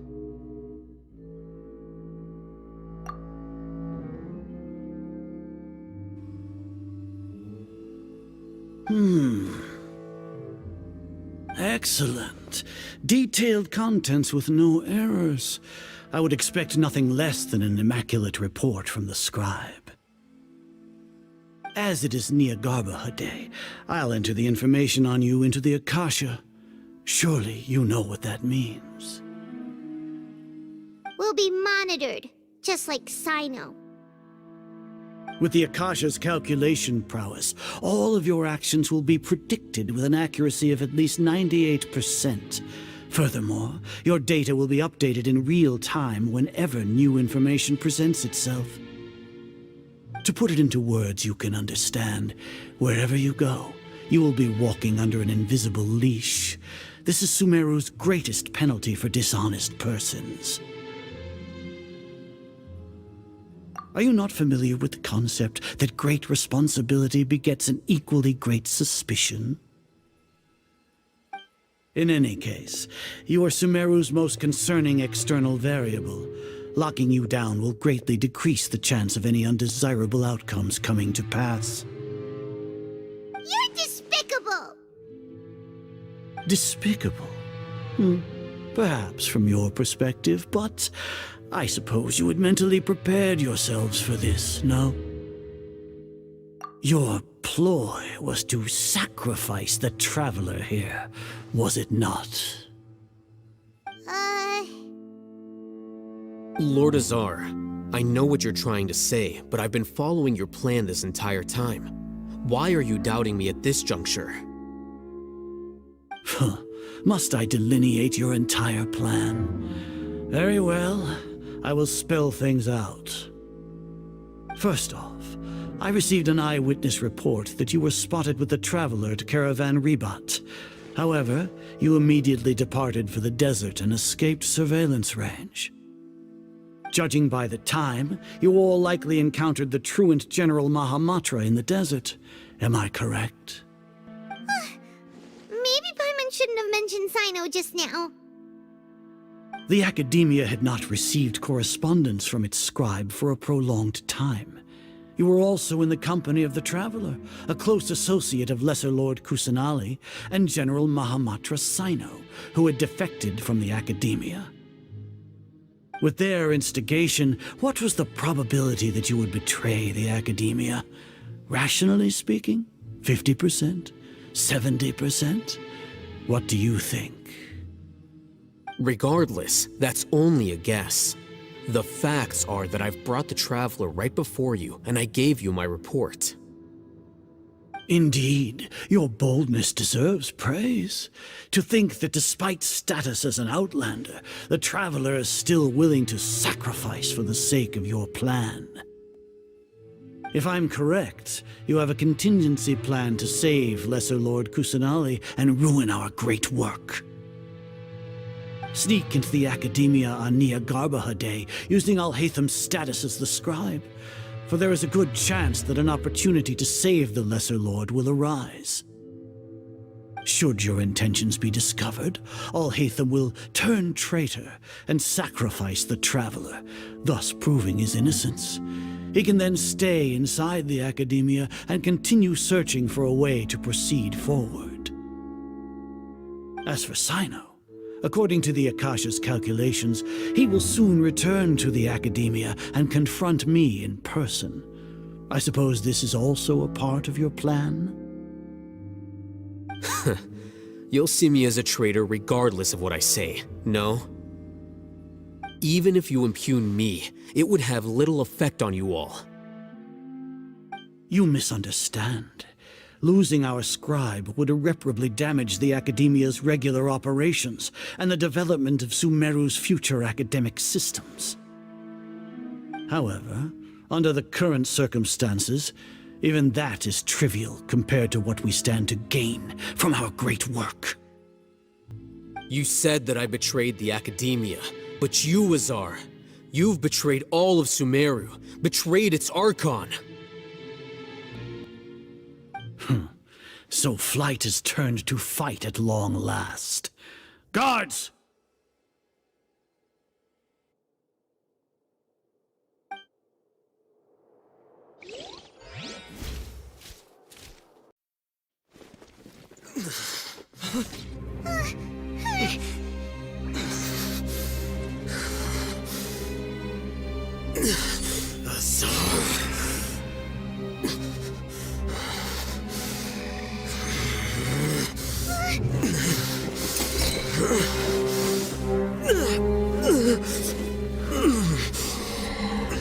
Well, what do we have here?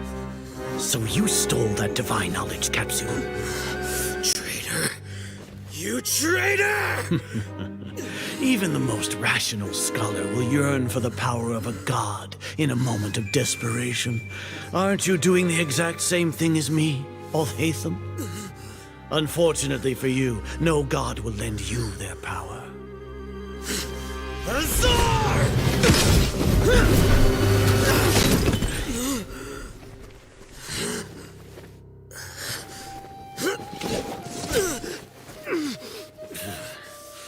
He has gone completely insane.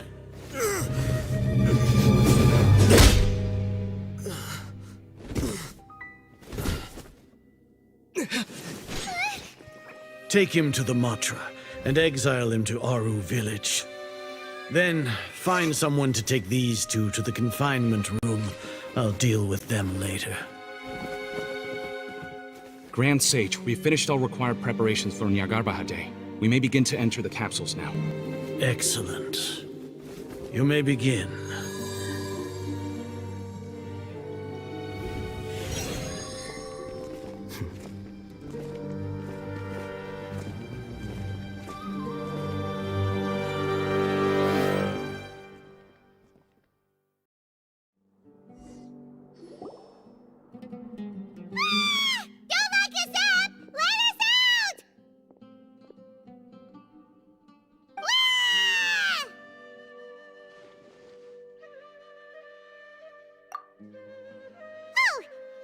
Paimon got a bit carried away there.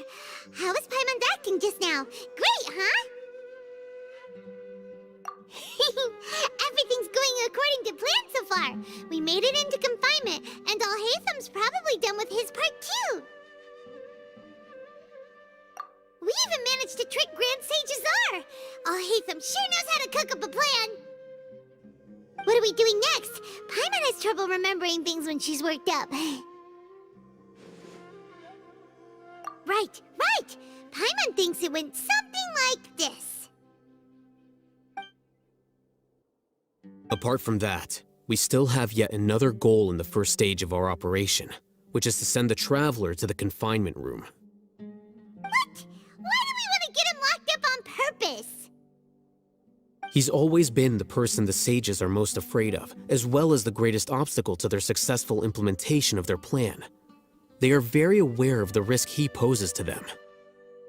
Once the Traveler is imprisoned, the sages will likely think that everything is under control. And with their guard down, the next phase of our plan will have a much higher chance of success. I can already see the pompous looks on their faces.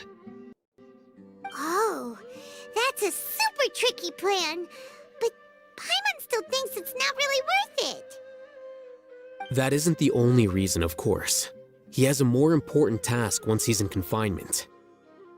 According to the Academia scholars in Ramon's custody, Lesser Lord Kusanali has sealed off her consciousness in the Akasha ever since she was captured by the Doctor. That way, they can't pry any more information from her. Even if we break into the sanctuary of Surasthana, it will take time to awaken Lesser Lord Kusanali's consciousness. We need to do that in advance. So our job is to wake up Nahida! Okay, totally worth getting thrown in jail for. The confinement room is inside the Academia, close to the sanctuary of Surasthana. It's a completely enclosed space, and you won't be receiving any visitors. I'll work with Ramon's scholars to make some modifications to your Akasha terminal. Once you're in, get as close as you can to Lesser Lord Kusanali and try to connect to her consciousness. However, as for whether she'll actually wake up, that will depend on our luck. Oh, no wonder you've been wearing your Akasha terminal today. It's the one that alhaitham modified. Paimon thought they'd take our Akasha terminals when they locked us up in here. Were they being careless? Alright, so what now? Sounds easy enough. We can finally talk with Nahida after all this time. Let's do it. There's a light flashing on your Akasha terminal. It's almost like... the faster it blinks, the better the signal!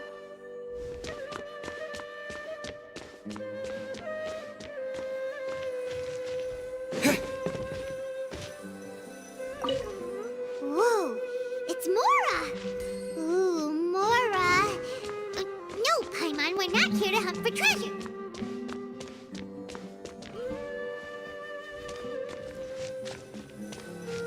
Here? No signal again. Is it getting jammed?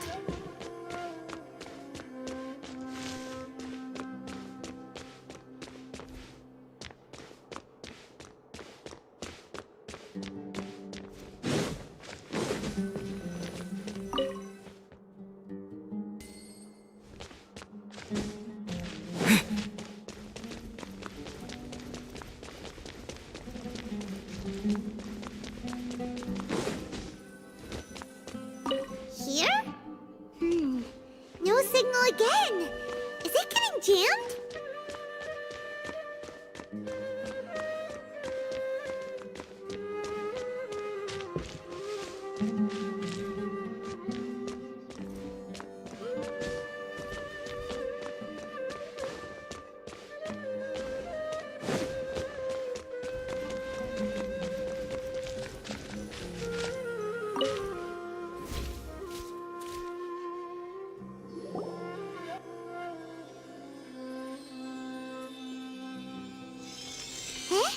Is this the right spot? Are you getting anything? Please work.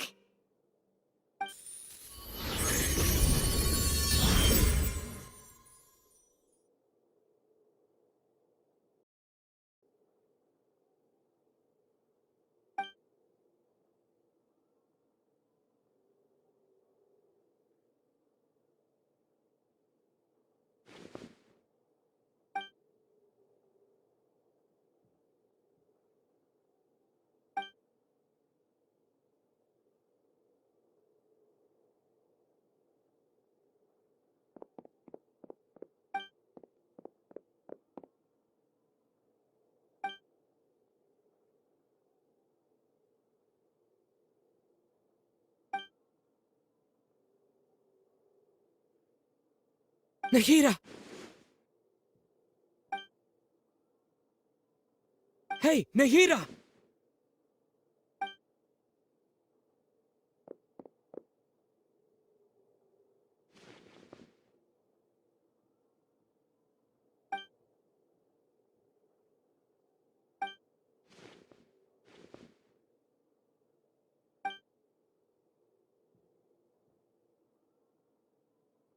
When did it first start? Oh, right. It started from the moment I was born. I want to become a worthy Archon.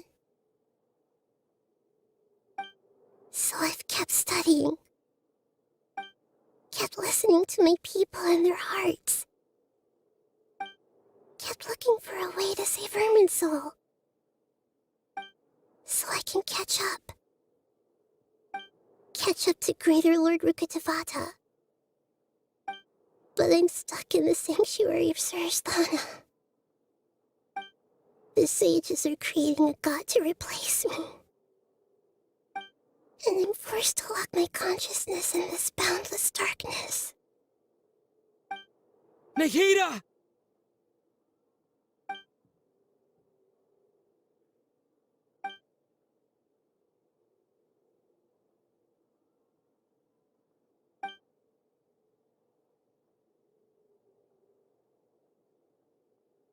Nahida!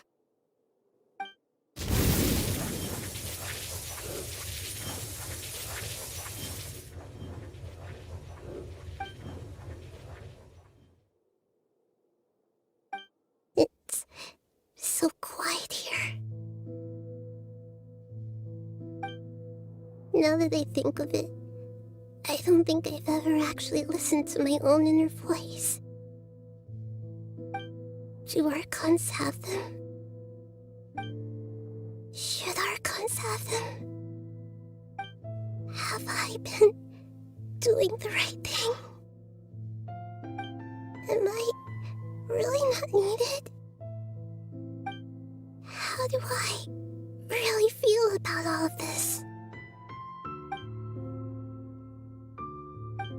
It's so quiet here.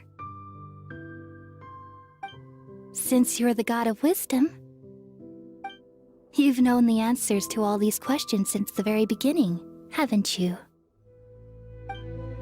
Who are you? Whose voice is that? It sounds familiar.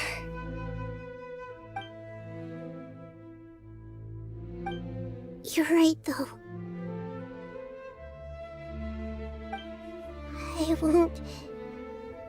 I won't ignore my own voice anymore.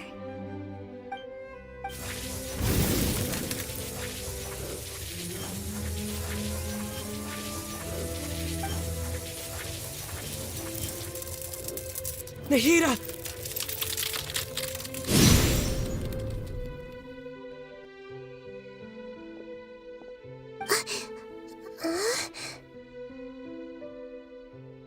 Nahida?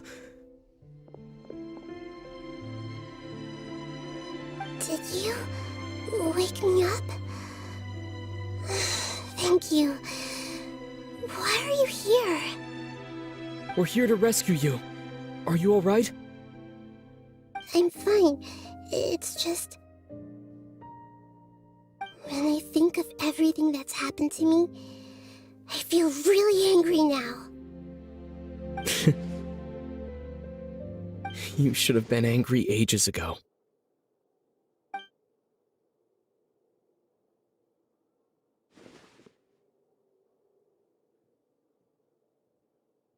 Huh? Oh, you're back! How's everything? That's wonderful news! Great! We weren't locked up for nothing! When you went to wake up Nahida, Paimon was listening for any sounds outside. You were out for a long time. There are fewer and fewer scholars going about now. You think everyone's done with their Nyagarbha day stuff? Yep, so that means our next act is Nilou's performance!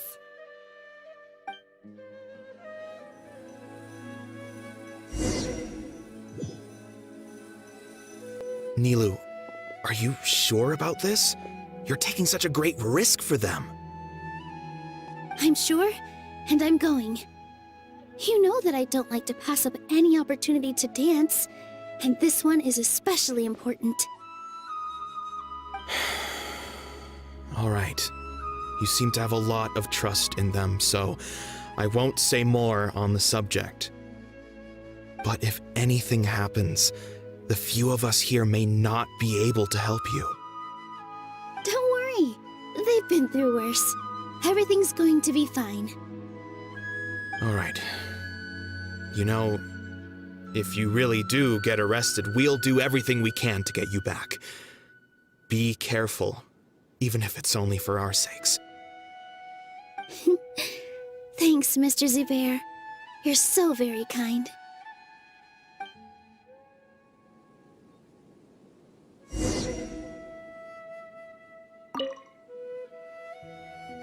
Always remember that your safety comes first. And don't forget that you're the star of Zubair Theater!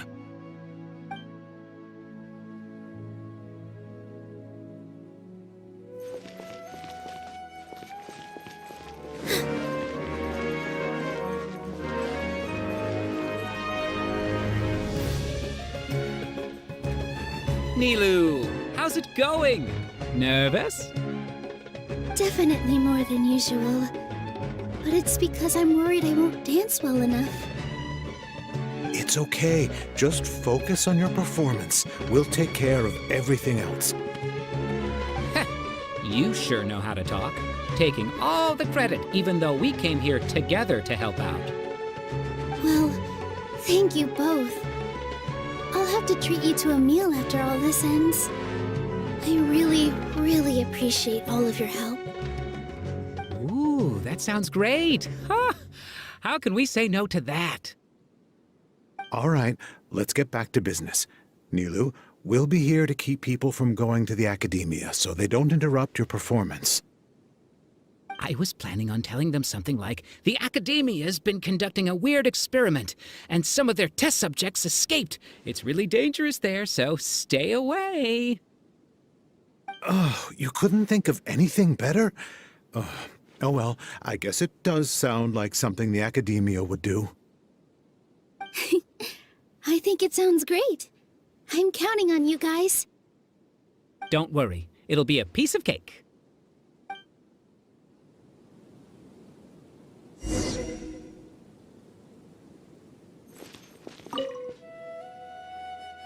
You really like to play cool in front of Nilou. Hey, cut it out. This isn't the time to chat about stuff like that.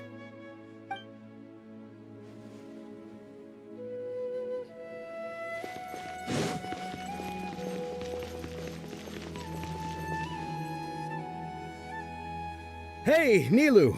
Sorry, it's great to see you, but I'm really busy right now. Our bait people away with Yalda candies plan is working beautifully. Do you want some candy? We have more than we can give out. Vihar, thank you so much for doing all of this. And even dressed up as the Knight of Flowers, no less. I'll pass on the candy, though. I cut back on sweets in the period leading up to a performance, and I'm about to start one. You have a point. The stage is cleared and everything's ready, so you can start your performance at any time. Yeah, thanks to you. I'm really grateful. All right, time to hit the stage. You're welcome. The honor's all mine, since I'll have such a great view of the show.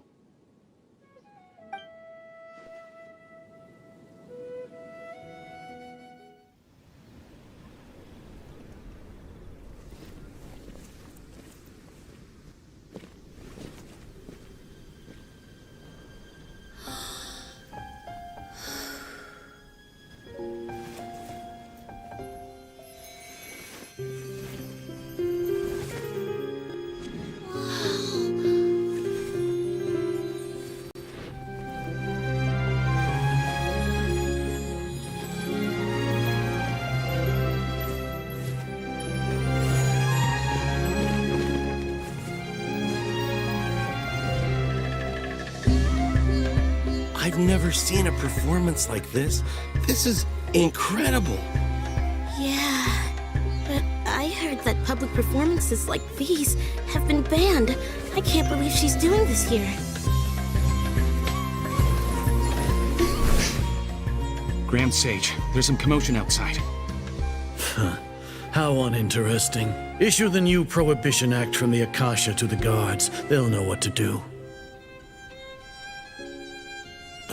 Do you think we should, like, stop her? Let's just watch for a little bit longer.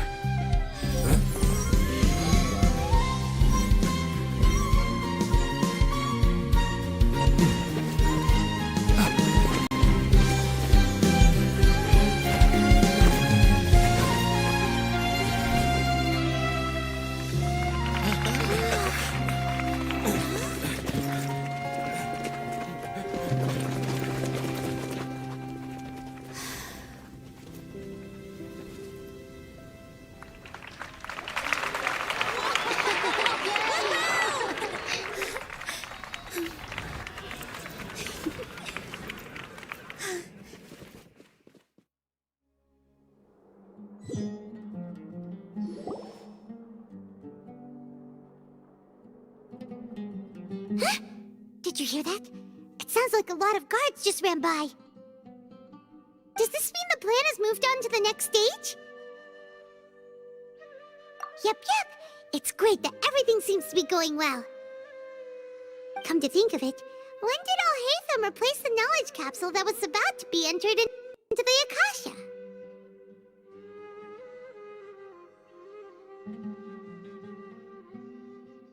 Oh, so that's when he did it! Paimon was too nervous to notice. Speaking of, didn't alhaitham also yoink the divine knowledge capsule from that mercenary leader in Port Ormos when everyone else was distracted? It's a time-tested trick of his. Why are we complimenting him? Yeah, he's smart and all, but he still makes Paimon's blood boil. Let's review our plan for this stage again. It's not like we have anything else to do right now anyway, and it'll help us feel more confident. Paimon remembers that Nilou's task was supposed to go a bit like this. Now that Lesser Lord Kusanali's consciousness has been forcefully sealed, the core figures of the Academia and their guards have started to wear their Akasha terminals again. With the Doctor's technological support, they think they have nothing to fear. How despicable of them to rely on such a person. But this is also our chance.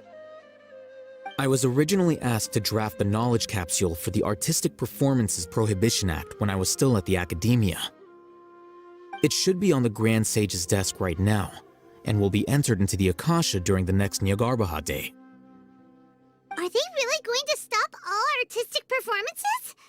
That's horrible! I'll make an identical knowledge capsule, but this time, I'll smuggle some misleading information into it. We only need to find an opportunity to switch the capsules. Once it's been entered into the Akasha on Nyargarbaha Day, if someone were to be seen performing in public, the sages would definitely use that opportunity to announce the ban, and so the misleading information will be disseminated amongst the guards. Sure sounds complicated, but it seems like if everything goes well, we'll be able to get rid of all the guards in the Academia without any effort. That's pretty clever, getting right into their heads. I just have one question. Even if we manage to get the misleading info out to the guards, how can we be sure that they'll believe it? People who are used to relying on the Akasha become less inquisitive, and their ability to distinguish truth from misinformation is significantly reduced. They will view everything the Akasha releases to them as the unequivocal truth. The Akasha will turn humans into machines. I've seen it happen many times. Yikes. Good thing I didn't wear it for long when I was working in Sumeru City. At first, I thought it was a good thing too.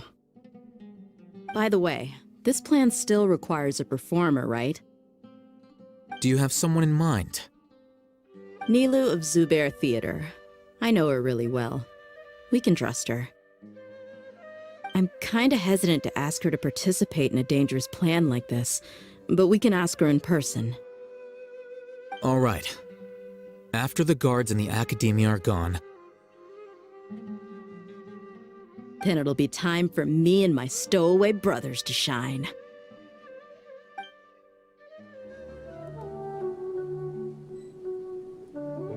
Here they come. Did you see that, Raman? They came out from the Academia in droves.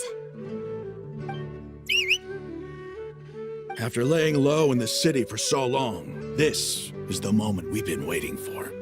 My brothers have already sprung into action.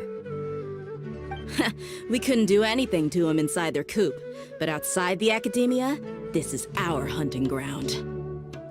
With a lioness like you, the prey sure won't be able to run far. We still need to eliminate the guards as soon as possible. If we give the sages enough time to realize what's happening, the plan's doomed. All they've done is to sit on their cushy salaries and twiddle their thumbs all day while we fought and struggled every day in the desert. The only advantage they might have is their numbers. Speaking of which, most of the guards who report directly to the Six Sages belong to the Corps of 30, but they have a completely different reputation. Following those blasted sages every whim, throwing away all the principles of being a mercenary. As someone in the same profession, I'm obligated to teach them a good lesson today. Indeed, the trap has been set. All we need to do is lead them there. All right, let's each take a road and herd those scattered guards back into one place. Make sure to attract their attention. Isak will be the key. You gave such an important task to that child. Will he be okay? It'll be fine. Isak was so determined to help, so let's put our faith in him. Besides, even if he's caught, the guards would be too scared to do anything to him. They've never seen Lesser Lord Kusanali in person, after all. You've got a point. Anyway, I think I see them coming. Let's head out. Good luck.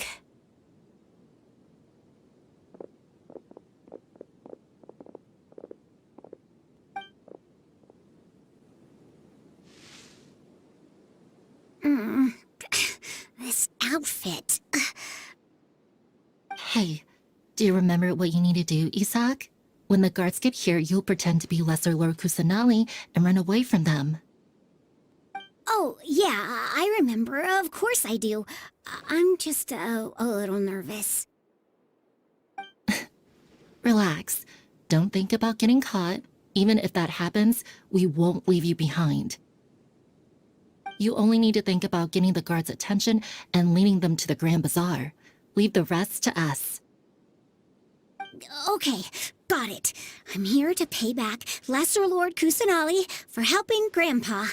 I won't get cold feet. Hey, they're here. I can see the Academia guards. All right, it's time, Isak. Take a deep breath and go. You can do this.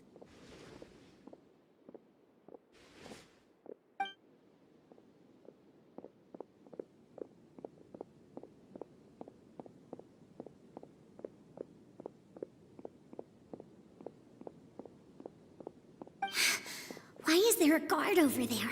Did he already run ahead of me? This is different from our plan, but there's no time. I need to make a choice.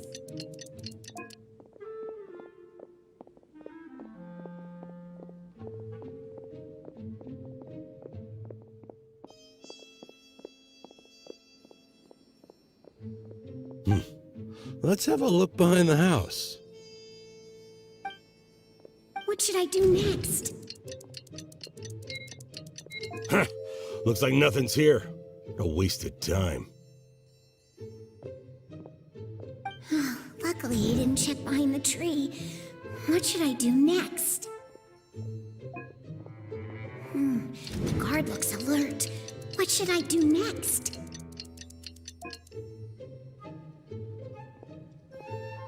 Doesn't seem like anything unusual's around here. Looks like the guard finally left. I need to go.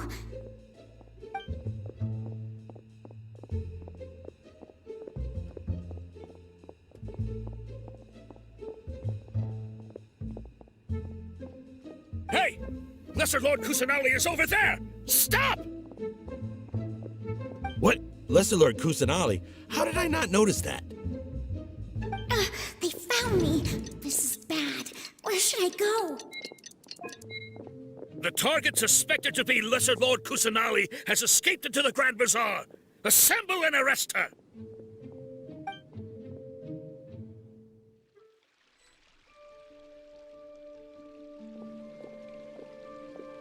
Where did she go?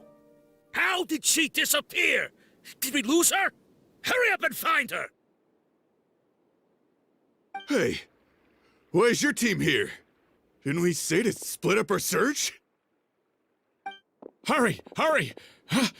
This place is... Why are you all here? Yeah, isn't it one heck of a coincidence? Everybody's here. What on earth is going on? I suppose that's all of you? Who are you? Did you set us up? What are you planning? Phew, that was rough. I almost got caught. Little brat! So you're not actually Lesser Lord Kusanali. Who exactly are you all? Eremites from the desert? Just some colleagues. Think of this as a business competition, or a personal grudge. After stepping into our traps, stop thinking of yourselves as hunters. Behave like the prey you are.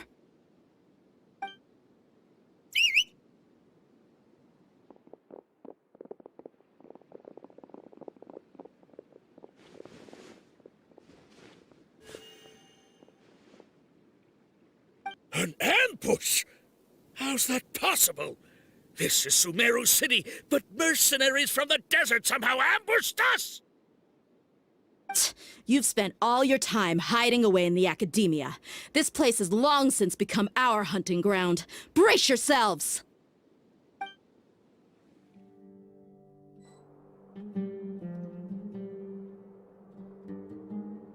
This is odd. The academia has quieted down after the conclusion of the Nyagarbahar Day ceremonies, but it's much quieter than usual. Where are the guards? Why have I not seen a single one? Guards? Guards! Grand Sage, how may I be of assistance? I called for the guards. Why did you come? My apologies, Grand Sage. Right now, all Academia guards have entered the city to perform the ordered arrest. I thought you knew. Arrest? Who is there to arrest? I have an ominous feeling. Arrest Lesser Lord Kusanali, right? Is that not what the order was? Lesser Lord Kusanali? You mean she has disappeared? Yes. I wouldn't dare make up something like that. Right now, everyone is in a panic, and many are saying that Lesser Lord Kusanali will take revenge on us. What happened? Just what is going on? Lesser Lord Kusanali somehow escaped? Was it alhaitham and his party that freed her? That's impossible. The Academia is heavily guarded today, and any order to release Lesser Lord Kusanali would be strictly confidential. Besides, alhaitham and the Traveler are already in our hands. What manner of trickery did they employ? How could Lesser Lord Kusanali disappear into thin air? Disappear? Wait. How was the arrest order distributed to the guards? It was issued by the Akasha earlier today. Only you have the authority to send messages like that, so I thought it was your order. Let me check.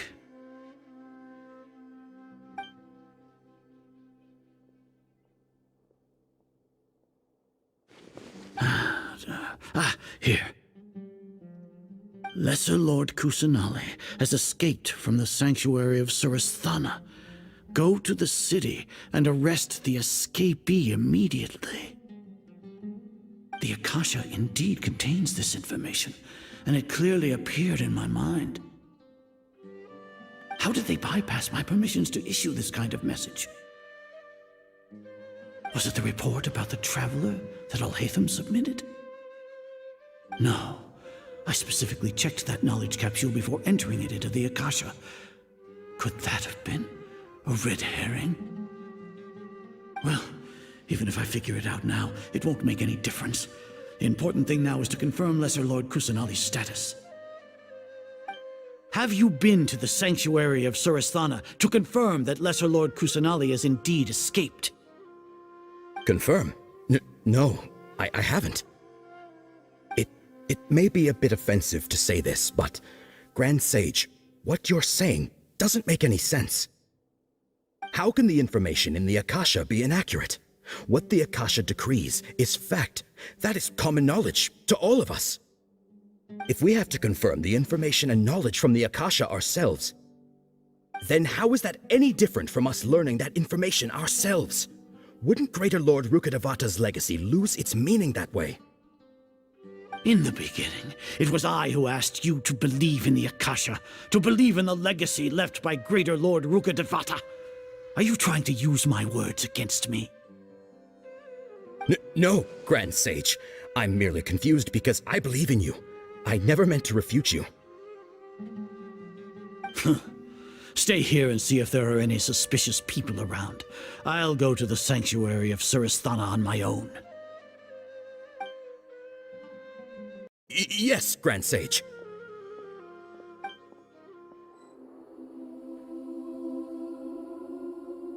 Lesser Lord Kusanali has escaped from the sanctuary of Surasthana. Go to the city and arrest the escapee immediately.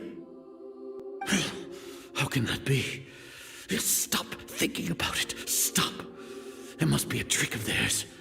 As long as I personally confirm it.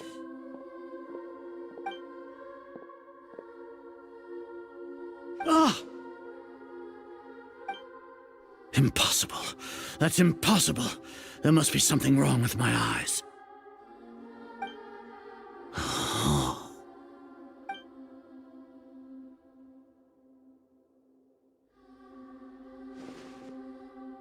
What a comical sight, Azar. Once the Akasha has put certain thoughts into your head, even the Grand Sage can no longer see what's right in front of him. You all can only see the world in your mind, the one you think you know. And precisely because of this, you disregarded Lesser Lord Kusanali's existence. She has been a wise and worthy Archon. Cyno, have you been waiting for a chance like this? The Akasha predicted that you would return to the Academia to confront me, but I didn't expect it to turn out like this. I was careless. No, you were blinded. Your faults stem from your reliance on the Akasha. You're still the same as always. I truly did not expect a proud person like you to cooperate with alhaitham and the Traveler. People change, Azar. Admit it. The Akasha can't predict my actions anymore. Then tell me, what have you found during your investigation? You want to buy time? This is the sanctuary of Surasthana. Under your own regulations, even Academia staff are forbidden to come here. No one will come to save you. As for the investigation, I've at least confirmed that you are guilty of insurgency against the Archon. A serious crime. So what? Did you do all of this so I would plead guilty in front of you, General Mahamatra? No. I want you to plead guilty in front of the Archon herself. You once said that I had no standing to judge you. So now, how about judgment? In the name of a god. How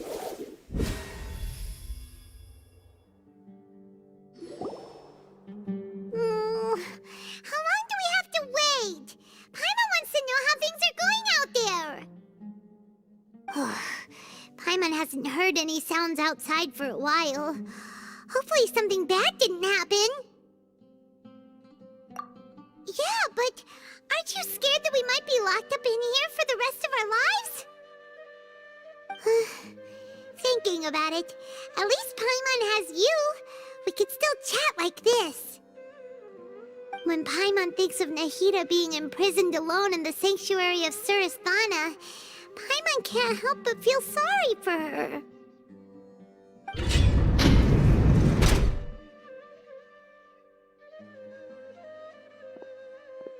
Here comes your savior.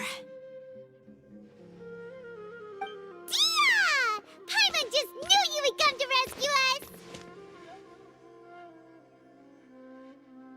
You two really owe me some big thanks. I had to search through who knows how many guards to find the key here. It felt even more tiring than whacking them. I'm exhausted. Thanks a lot. Need Paimon to rub your shoulders? No, that's, I'll pass. What are you afraid of? Oh, are you ticklish? Now isn't the time to talk about being ticklish. Things in the city and on Cyno's side are both going well. The guards that stormed out of the academia are all taken care of. The Corps of 30 is in charge of the city's defenses, but we already talked to Asfand. They've been fed up with the sages bossing them around. As long as it doesn't break their employment contracts, they'll turn a blind eye. That's probably because you've been super great friends with them for a long time. So, how's Cyno doing? The Grand Sage is in his custody. Even I know how terrible it is to fall into Cyno's hands, so he probably does too. Cyno forced him to release Lesser Lord Kusanali. He has no choice but to obey. So, hurry to the sanctuary of Surasthana. Assuming nothing weird happened, we should have already rescued our Archon. Honestly, I didn't expect our ragtag bunch to do this well. We just came together last minute to save the Archon, you know? Alright, you two better go. I still have to clean up some messes in the city. See you around.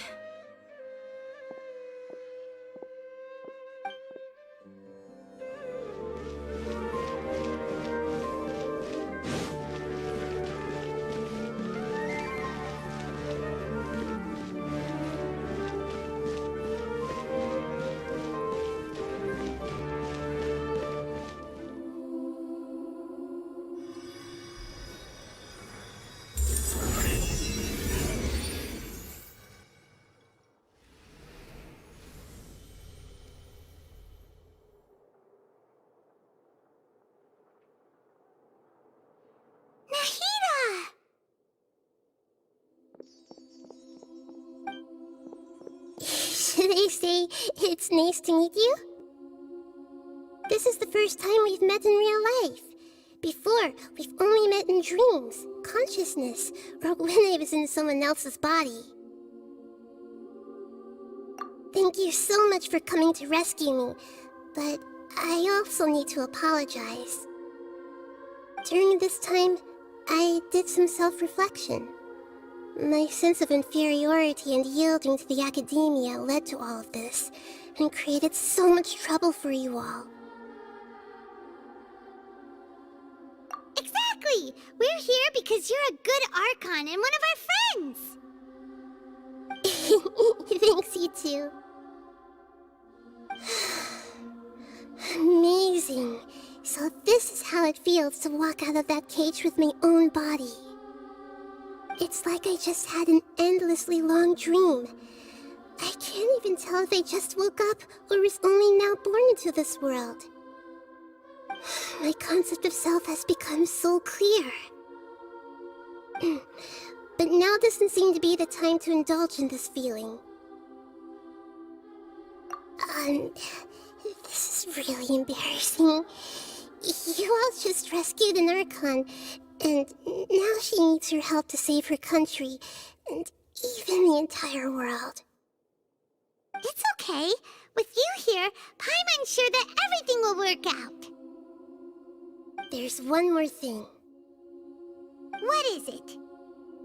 For all the things the Academia did to me, and for all the folly it committed in the name of wisdom, as their Archon, I will make them pay. Ah! Wow! That's the spirit! You're finally standing up for yourself and not letting people walk all over you! I understand now. To be a better Archon, I first need to better myself. If you haven't even figured out how to be a caterpillar, how can you be a butterfly? Yes, true. That reminds me. I wonder how far along the Academia is with their god creation plan. We need to hurry and prevent the birth of that false god. I need to make some preparations. Since I'm now free, I can establish a direct link to the Akasha and control it. First things first, I need to remove the restrictions that the doctor put on me in the Akasha. After that, I'll make some adjustments and revoke the sage's permissions. The Akasha will then be like how it originally was, only operable by the Archon. After all, the Academia betrayed Greater Lord Rukkhadevata's trust. This might take some time. In the meantime, you should also work on your own preparations. If we don't stop the god creation plan in time, we'll be in for a tough fight. Might as well prepare for a fight. When we're done, we can take a walk around. After all, we missed out on a lot of stuff when we were locked up.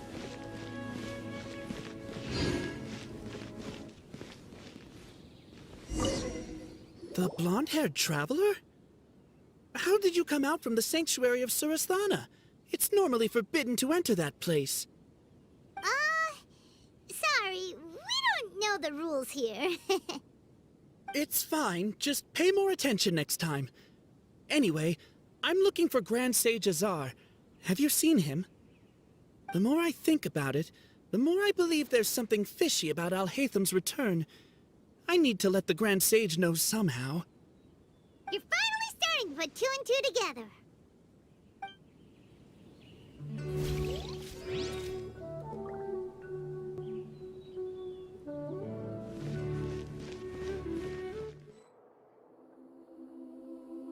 How's it going, Nahida? I'm done with the parts that needed my involvement to complete. Although it's my first time working with the Akasha like this, its internal structure and operation procedures are easy for me to understand. Greater Lord Rukkhadevata's design is truly brilliant. Oh, also, this is for you. Huh? What's this little floaty thingy? It's a small device I put together just now. You can think of it as an upgraded Akasha terminal. You may not need it right now, but it should be helpful in certain situations. Wait! This thing has the same characteristics as Paimon! We're both small things that float! Oh, all the things that make Paimon special got copied! When Paimon appears with the Traveler from now on, people won't remember Paimon because she isn't unique anymore! It's alright, Paimon. It can't replace you. It's only a flying device, but you're the Traveler's irreplaceable friend. You're so good at comforting people, Nahida. If only the Traveler was as smart as you.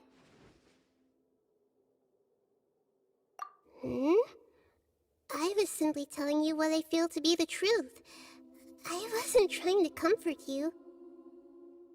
Nahida, you're natural at this.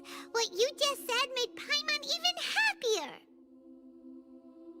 By the way, There's something I need to confess.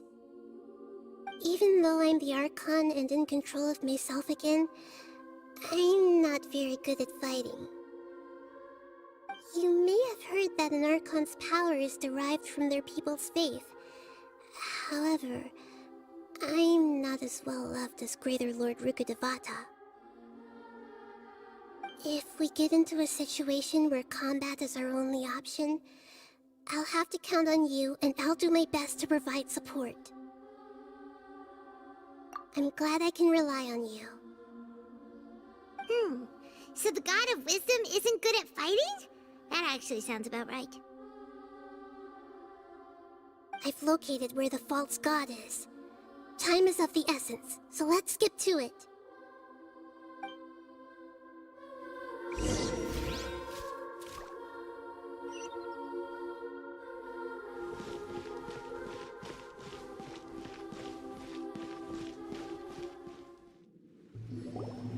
What is this place?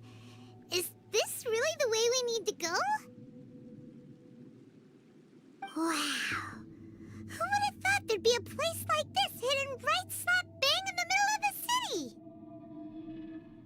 The sages wanted to realize their god creation plan without being discovered. The safest and most convenient way would be to build within the academia itself. That's true. They were already hiding one god, so why not two? Judging from the structure here, the project is a huge undertaking. The sages really saw the god creation plan as their ultimate goal. But this place doesn't look like it could have been constructed by the academia alone. The Fatui under the Doctor sure didn't hold back. They provided a lot of technological support. Yeah, or else they wouldn't have been that generous. Is that it, though? I've always felt that this doctor is different from the academia sages. He doesn't seem to share their sense of urgency. Instead of being interested in the end product, it's like he's enjoying the experimental process. The Fatui Harbingers are all such weirdos. So, the doctor being weird is actually normal. So, this Fatui that they're trying to turn into a god is called the Balladeer? We had previously come into contact with his consciousness. He harbors particularly strong obsessions. One is the desire for a gnosis, since he was created to be the vessel for one. The other obsession is probably related to his past. I can't quite explain it. Paimon knows that he was a prototype puppet for the Raiden Shogun before he became a Fatui Harbinger. That's why he wants a gnosis so badly. There's no way he'd willingly be a test subject, not with that temper and ego of his. It sounds like you know the Balladeer quite well. I see. Tell me more about him and what he's like. The more we know now, the better we can plan for and react to any future situation.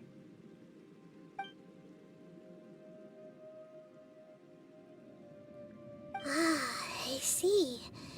How fascinating. Alright, time to go. Let's get through here and meet him in person.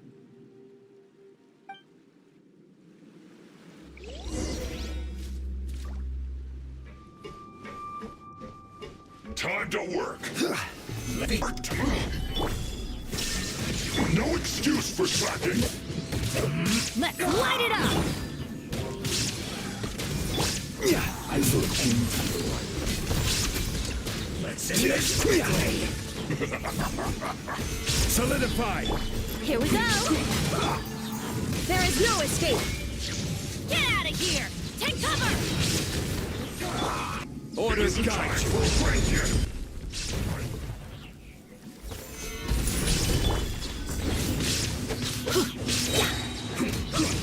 I'm going in! Yahoo! Now you shall perish! Let's end this quickly. Illusion shattered! Huh. Think you can get away? I will have order. Gather!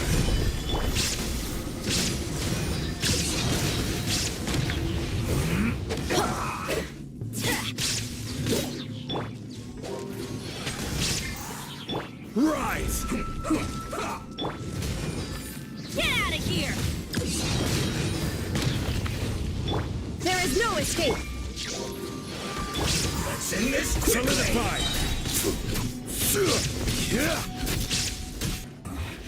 This isn't good.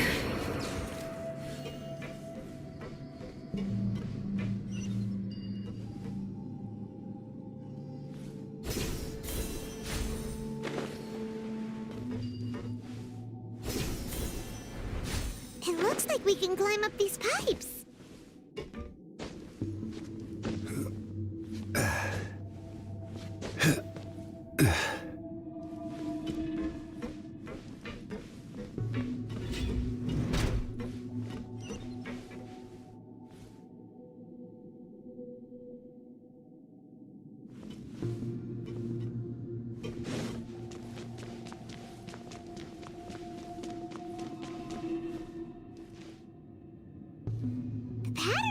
Seems all messed up. Let's go around and see if there's a way to fix it.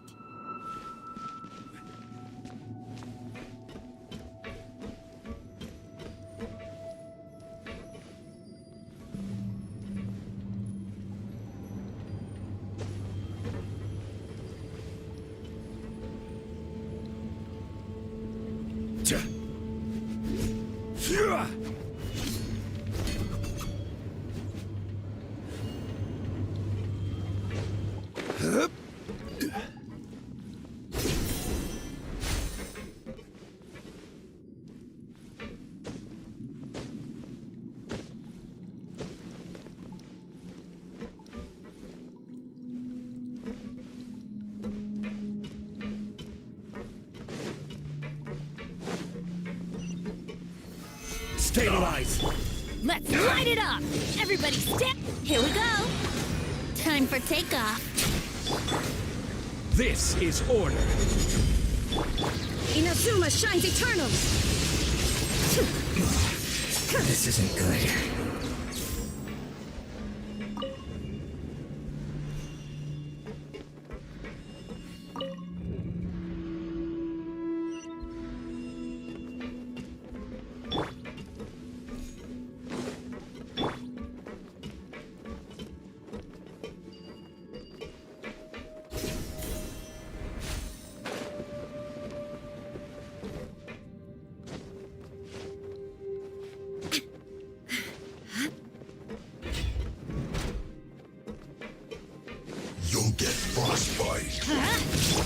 Brace yourself. Gather!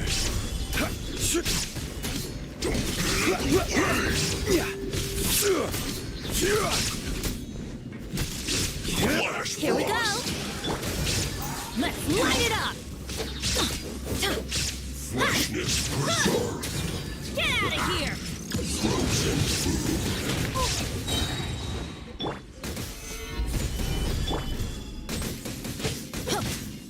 Adventure time! Shine down! Let's play! Yeah! Pay your dues. Yahoo! Think you can get away? I'm going in! Stabilize! There is no escape! Order guides you.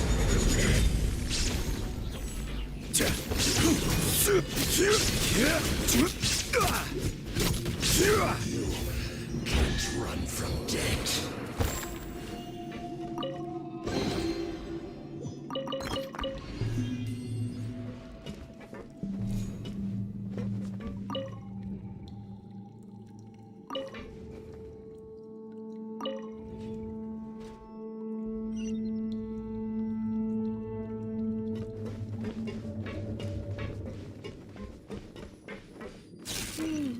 The cart is stuck. Maybe there's something wrong with the tracks. Let's try adjusting the direction of the device to clear the tracks.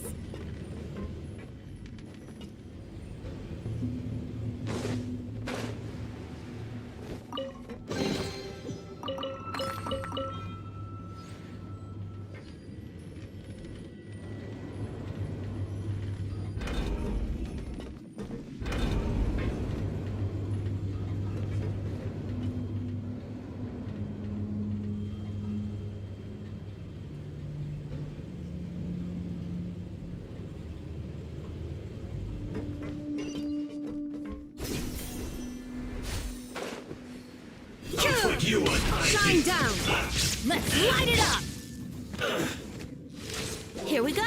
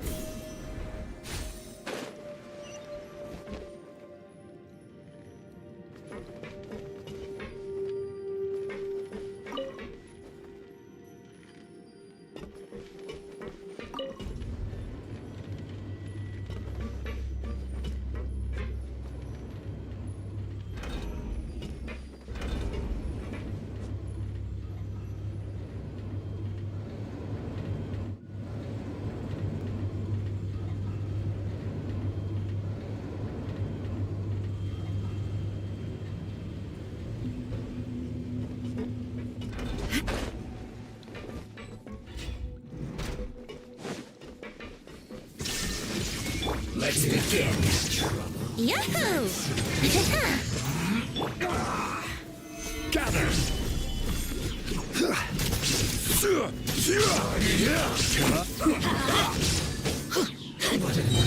Everybody stand back! Here we go! Illusion shattered! Let's light it up! Yahoo! Time for takeoff. Let's end this quickly! I will have order. Stabilize. Here we go. What a gliding.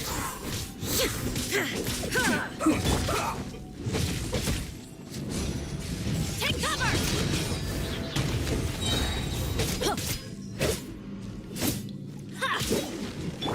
There is no escape. Let's light it up. This isn't good. Let's play. You can't run! Think you can get away? See what this dream work! Order guide you. I miscalculated. Solidify. Shine down. Yahoo!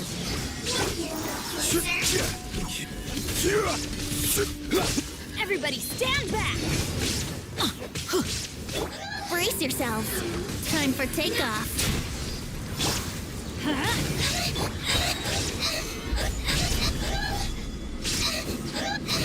I will have order.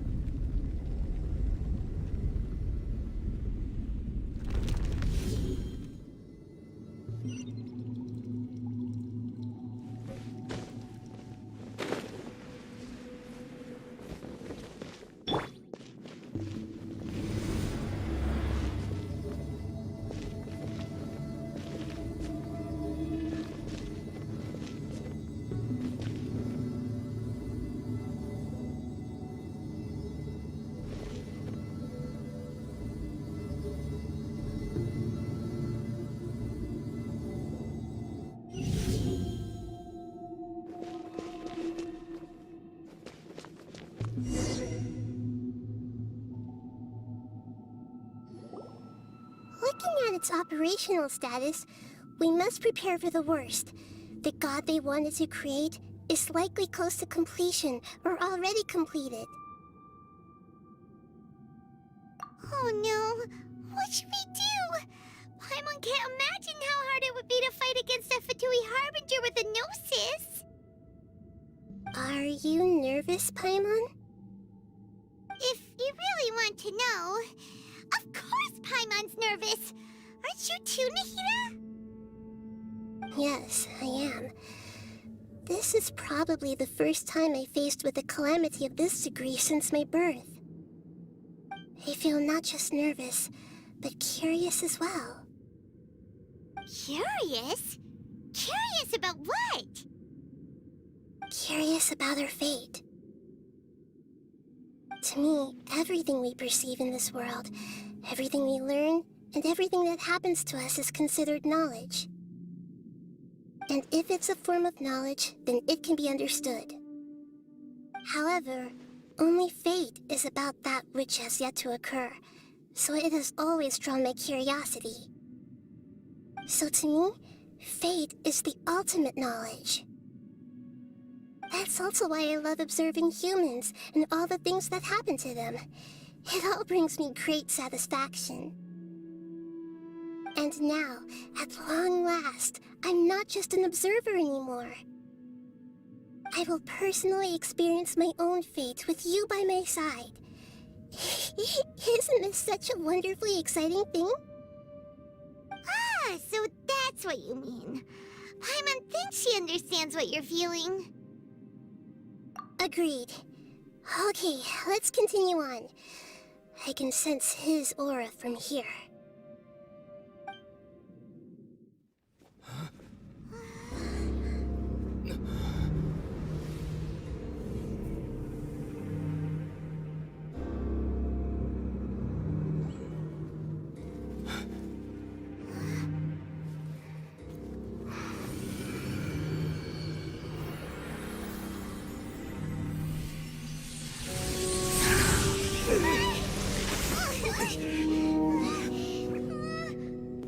Who would have thought the world would be so eager for my birth? I remember you, Booer, the god of wisdom, and standing beside you, the traveler. Is he all-knowing and powerful now like Greater Lord Rukkhadevata? No, I can't feel the same kind of divinity I felt from the Greater Lord. It seems that the sages didn't get the chance to infuse the divine knowledge capsules into him. But even still, he has undoubtedly become a true god now. So we're too late? The Balladeer has already become a god? The Balladeer. A long bygone title. When my spirit ascended to divinity, I felt as if I had existed for the same number of epochs as heaven and earth. Looking back, the existence of what once called itself Kunikazushi appears infinitely small and ugly.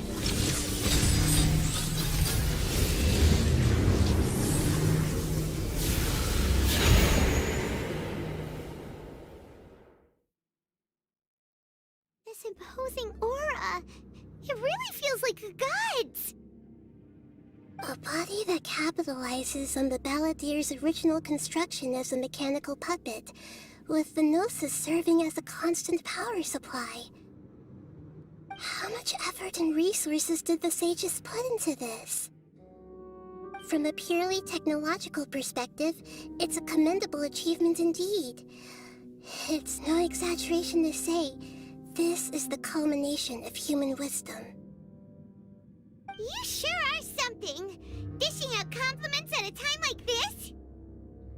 But I don't think he's reached the spiritual height of a god.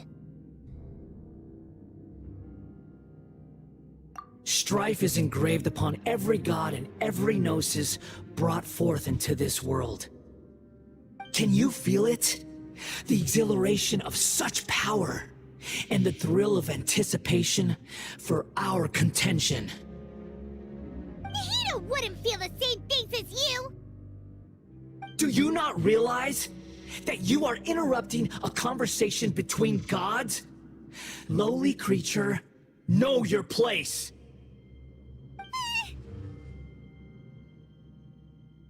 The strife engraved upon a gnosis. You're talking about the Archon War.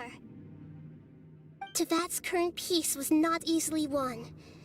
I didn't personally participate in the Archon War, but the way I see it, all those losses were meaningless, driven by the demands of the laws. There's no point in bringing it up again. Is that so? Yet I am deeply disappointed that I was never allowed the fortuity to personally participate in the Archon War. This is a first. Encountering a god in this world who does not crave power. No wonder your own people have abandoned you, God of Wisdom. Your judgment is as your existence, unsubstantial. This is where everything ends, Booer, the God of Wisdom. You should know that wisdom cannot solve every problem. Like now, where your only option is to face me in combat. Come! Let us reenact a scene of the Archon War. Come and inaugurate my birth as a god.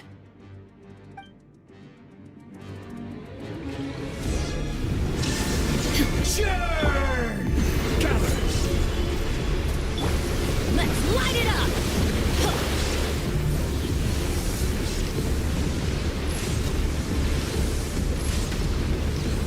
Insignificant past! Yahoo!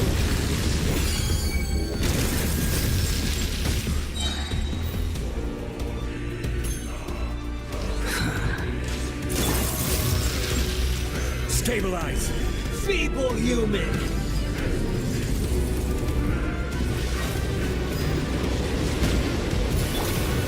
Huh?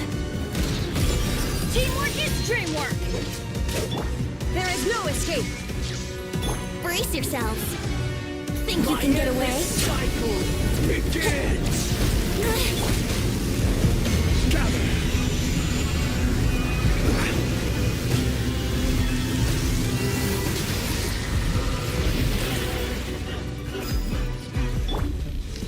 Feeble human!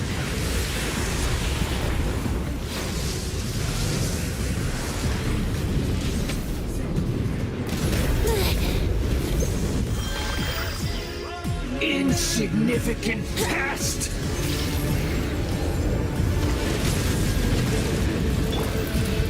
Stabilize!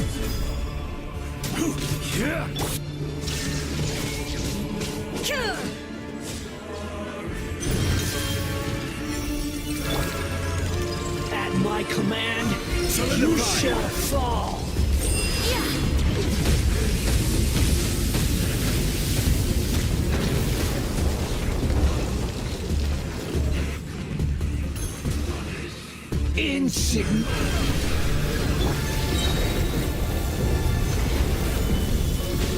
This is order.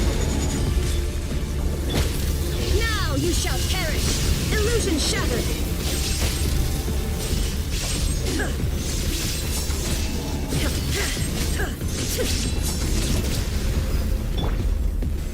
Solidify!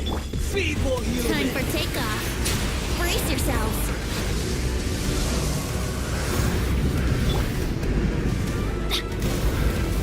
Off we go!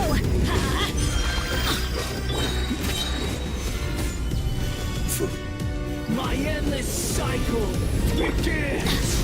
Going in! I will have order. Torn to oblivion! Shine down!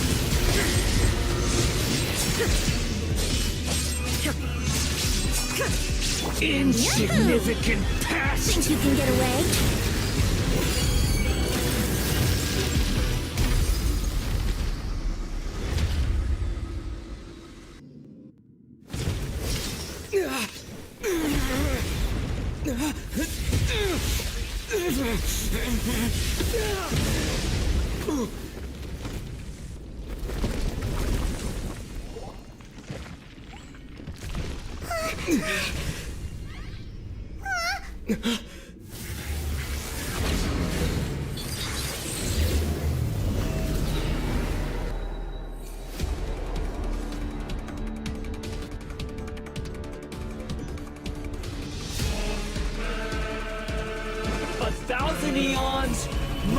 to dominate!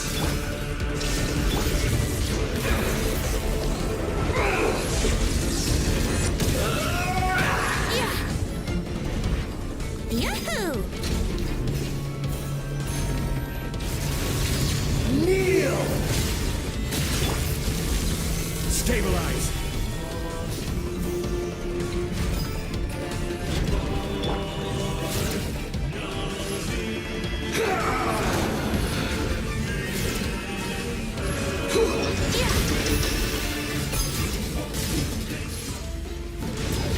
Brace yourself! Burn to oblivion!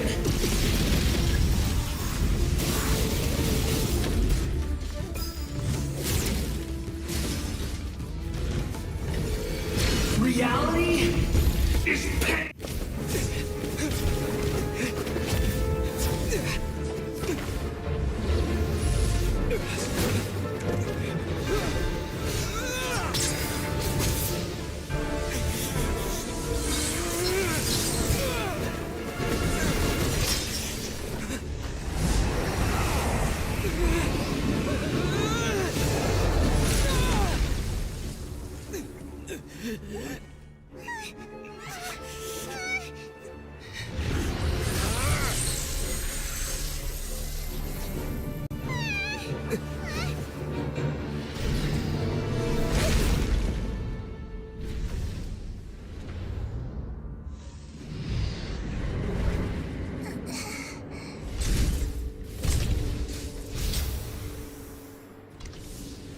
This is supposed to be a battle between gods, yet you choose to hide behind a mortal. And now, you're acting like you'd sacrifice yourself for a human.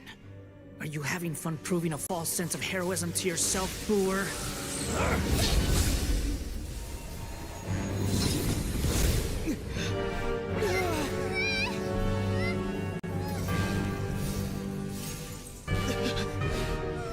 The data collection is almost complete. Do you even know how many times you've tried to take my gnosis from me?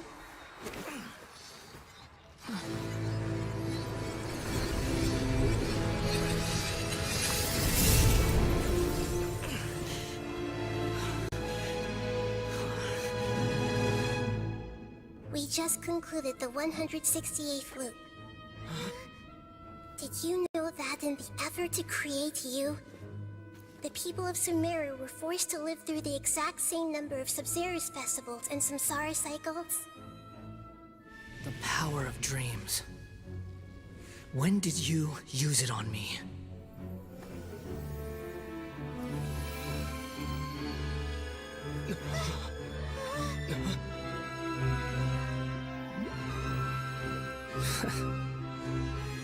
You can't even defeat me in a dream. What do you hope to achieve with this little trick?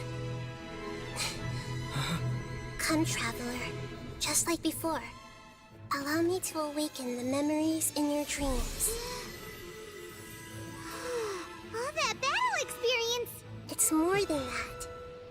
Compile everyone's wisdom in the name of the Archon. That is the original function of the Akasha.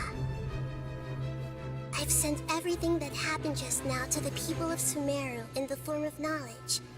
I've asked them to help you find a way to defeat the false god.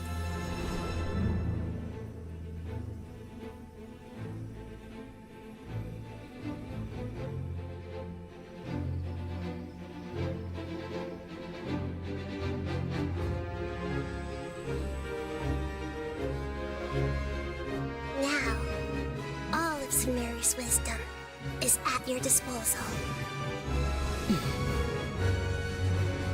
Meaningless tricks won't save you.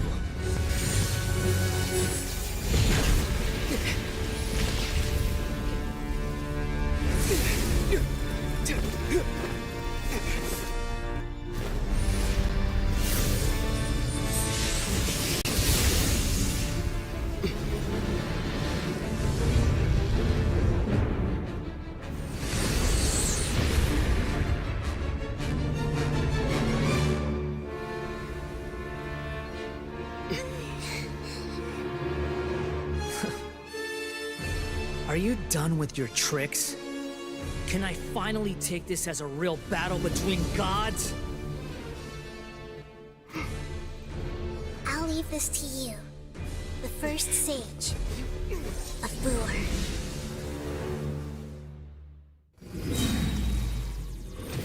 1,000 eons, mine to dominate.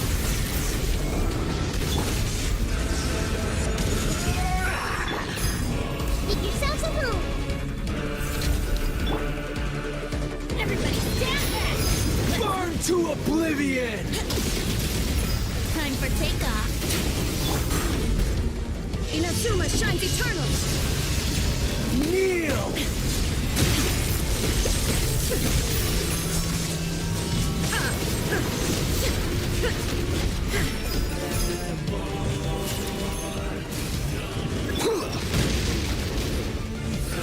Stabilize!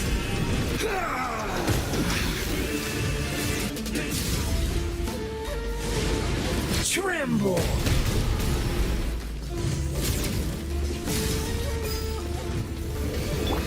Reality is pain! I see everything!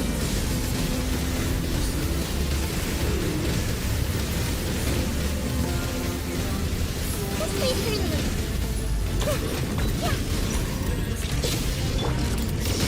Solidify! Brace yourself. Good riddance, cruel world.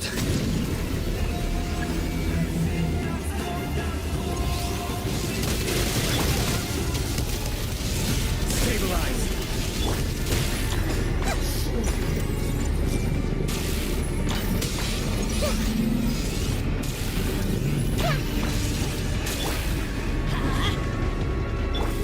Let's play.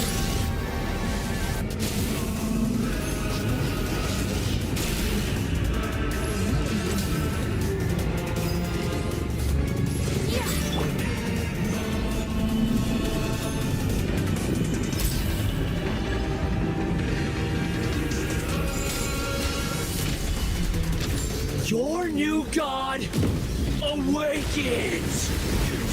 See me like this. Now, your eyes have been opened. My hook is. There is no escape.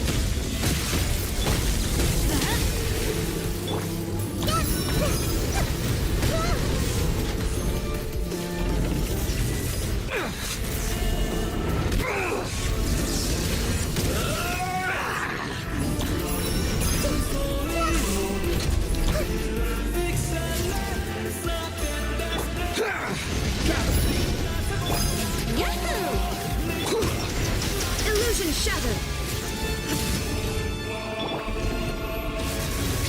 Kneel! Solidify!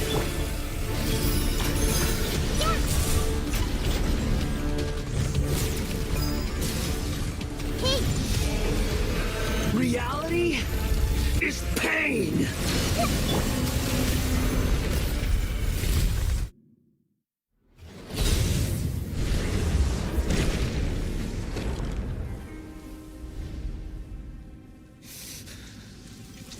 Humans. Filthy humans.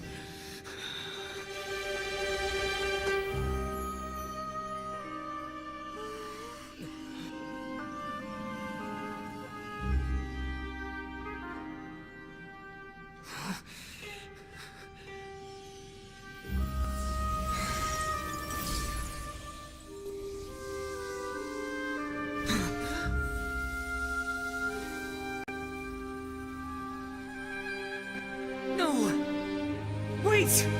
Please! Anything but the gnosis!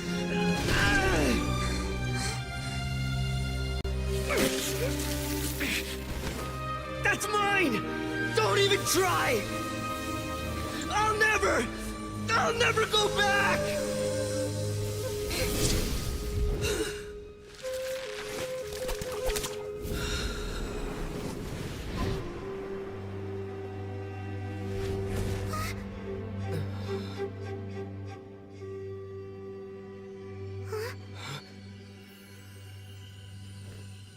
We haven't yet found the answer to the most important mystery. Irminsul is still waiting to be saved. With the power of another Gnosis, we may now finally understand the last memory of Greater Lord Rukkhadevata.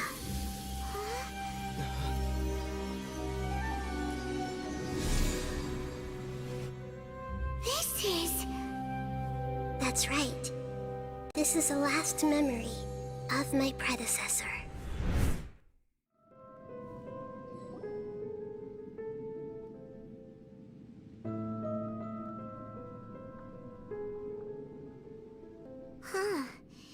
This sure seems very different from what Paimon imagined. Shouldn't Irminsul be in this realm of consciousness? Yes, that is our destination. But I didn't expect the remaining consciousness of Greater Lord Rukkhadevata to be as polluted as this.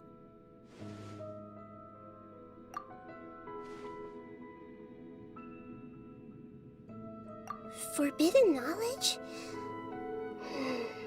It seems you know about a concept that even I don't completely understand. Could you tell me what you know?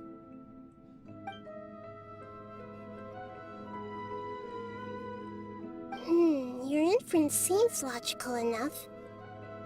Forbidden knowledge once polluted the desert thousands of years ago, but was successfully repelled thanks to King Deshret's self-sacrifice, and Greater Lord Rukkhadevata nearly exhausting her power. Then, a second instance of forbidden knowledge pollution occurred during the Conria Cataclysm 500 years ago. But I'm afraid it is much more serious this time, with Irminsul itself already in danger. So, if we're in the remaining consciousness of Greater Lord Rukkhadevata, and it's also been affected by forbidden knowledge pollution, then does that mean, in order to save us, Greater Lord Rukkhadevata? Yes. It's very possible that she sacrificed her life in the fight against forbidden knowledge. She didn't completely eradicate forbidden knowledge, but if it weren't for her actions, the pollution would have been far more rampant over these past 500 years.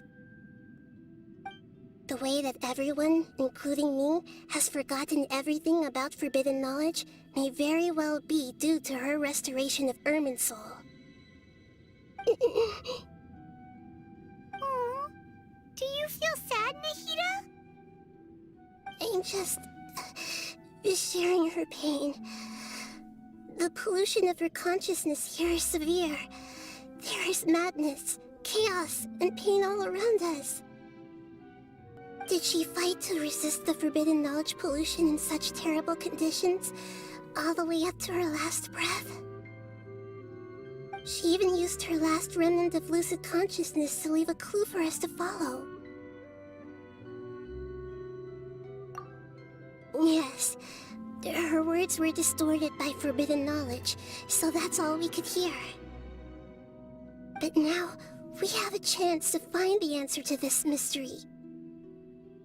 We can cross the polluted consciousness until we found the right path to meet with our lucid consciousness. And then, we'll let Greater Lord Rukkhadevata tell us the truth in person. Each of us need to be mindful of the state of our own consciousness while we are here. Even with the Gnosis' protection, we must always keep a clear mind. Otherwise, we could go mad at any moment. That's so scary. Don't worry. It should be easy enough for you to keep that mind of yours clear, Paimon. Let's go.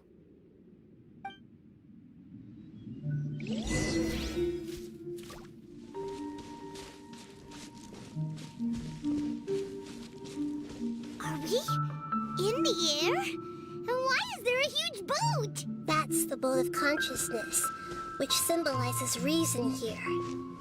Its course is the direction our consciousness is traveling towards. If we lose control over our consciousness, we will fall into madness. So let's make sure the boat stays on course. Wow! What are these? The monsters seem to have been affected by them.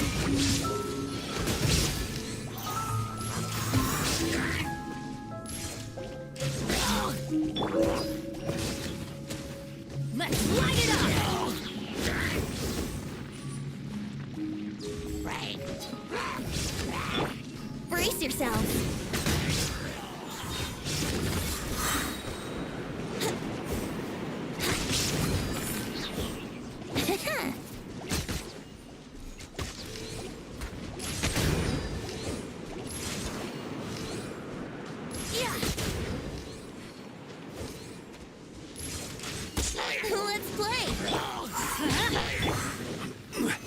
Gather! Illusion shattered!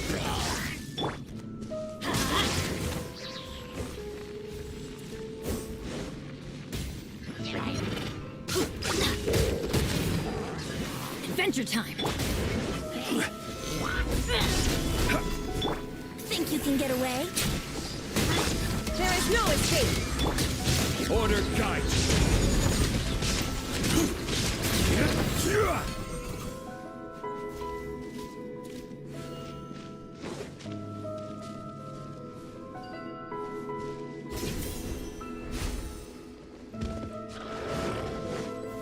Stabilize! Teamwork is dreamwork! Huh? Yahoo! Shine down! I will have order! Time for takeoff. Here we go! Torn to oblivion!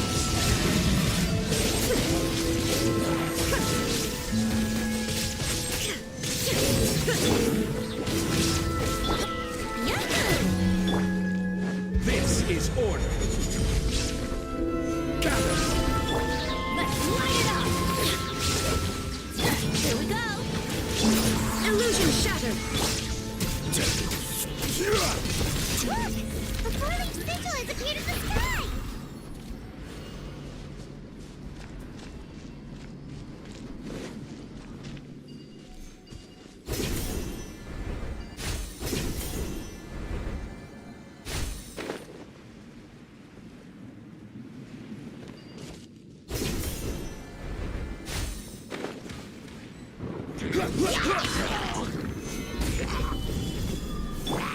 Shine down! Think you can get away? Yahoo!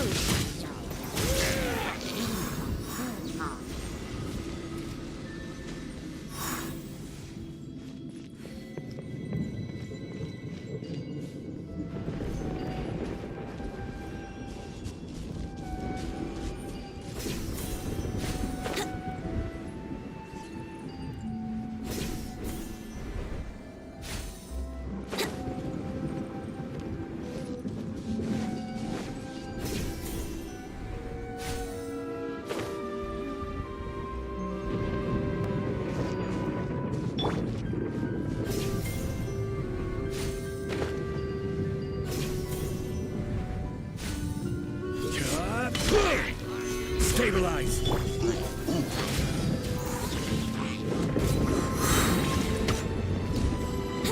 Time for takeoff! Going in! There is no escape! Order guide you! Solidify!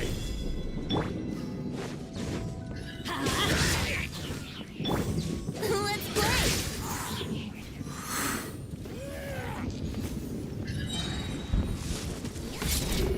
Shine down!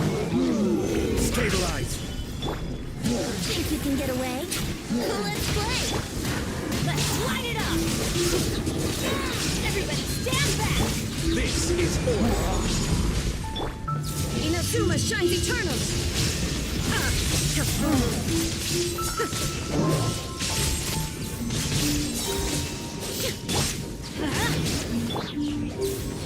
I will have order! Gather! Brace yourselves! Yeah, to control the boat of consciousness, we need to find the helm first.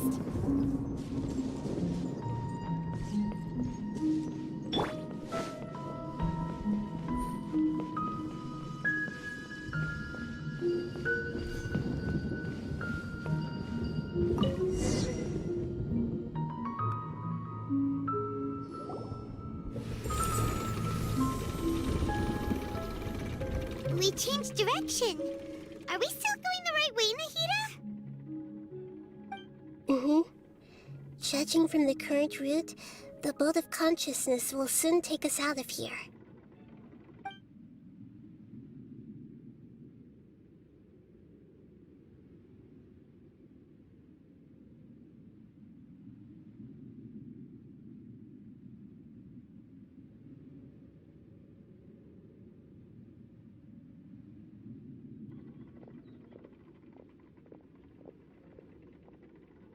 We'll be arriving at our destination soon. How are you feeling? Are your minds still intact? Huh? But everything's been completely normal for Paimon. Hopefully there won't be any more interruptions. This time, we should be able to meet Greater Lord Rukkhadevata. Are you saying you've never met Greater Lord Rukkhadevata before? No. It seems that my birth and her death took place at the same time. Otherwise, I think she would have given me a little more guidance, and I could have done a better job. Hey, you've done a great job, Nahida. Let's get out of this creepy place and go meet her.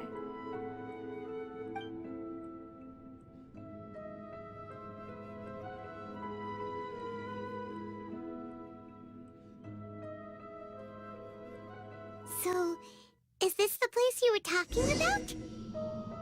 The base of Irminsul?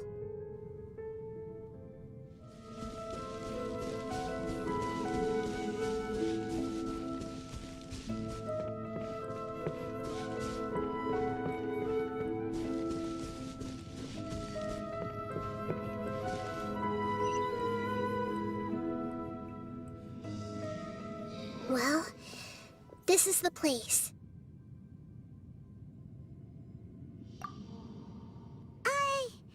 We're here to find Greater Lord Rukkhadevata, right? But the one standing over there is... Is that... me? She looks exactly like me. Are you Greater Lord Rukkhadevata? Yes, that's me. Are you surprised by my appearance? Irminsul and the surrounding lands have been reproduced here as they were years ago. But this is just a realm of consciousness. We are manifestations of the same nature, hence why we would appear exactly the same. We're of the same nature? Why? Because you are me, and I am you. You are me in the new samsara. The new samsara? As Greater Lord Rukkhadevata, I'm the avatar of Irminsul, and you are the purest branch snapped from Irminsul. Imagine it this way. Even if a tree dies, its branches will eventually take root and grow, continuing the tree's life in another form. I'm merely the remaining consciousness of Greater Lord Rukkhadevata. The real me has presumably died a long time ago.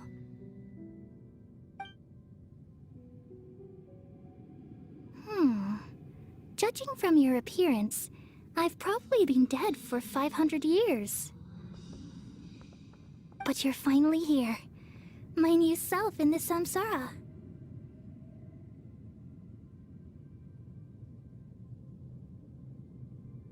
If this is true, then am I going to be a great Archon like you someday?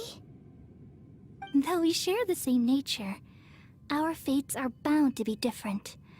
All things have their own fate. When a branch grows into a mature tree, it won't be the same as the original tree. That's why fate is the ultimate knowledge, isn't it? That's a great insight. Yes, very good. It's also precisely why you won't become like me. Really? But perhaps you may become an even greater Archon than I. I already see a determination in you that I didn't possess in my time, and the future that it leads you to will be yours alone. Along with the blessings from your past experiences. Don't worry. The growth of wisdom is like that of a plant. You only need to wait quietly for the flower to bloom. Come to think of it, the sages never had the faintest inkling of the meaning of wisdom. Thank you. Nothing makes me happier than discovering that the Archon I always admired was in fact myself in another fate.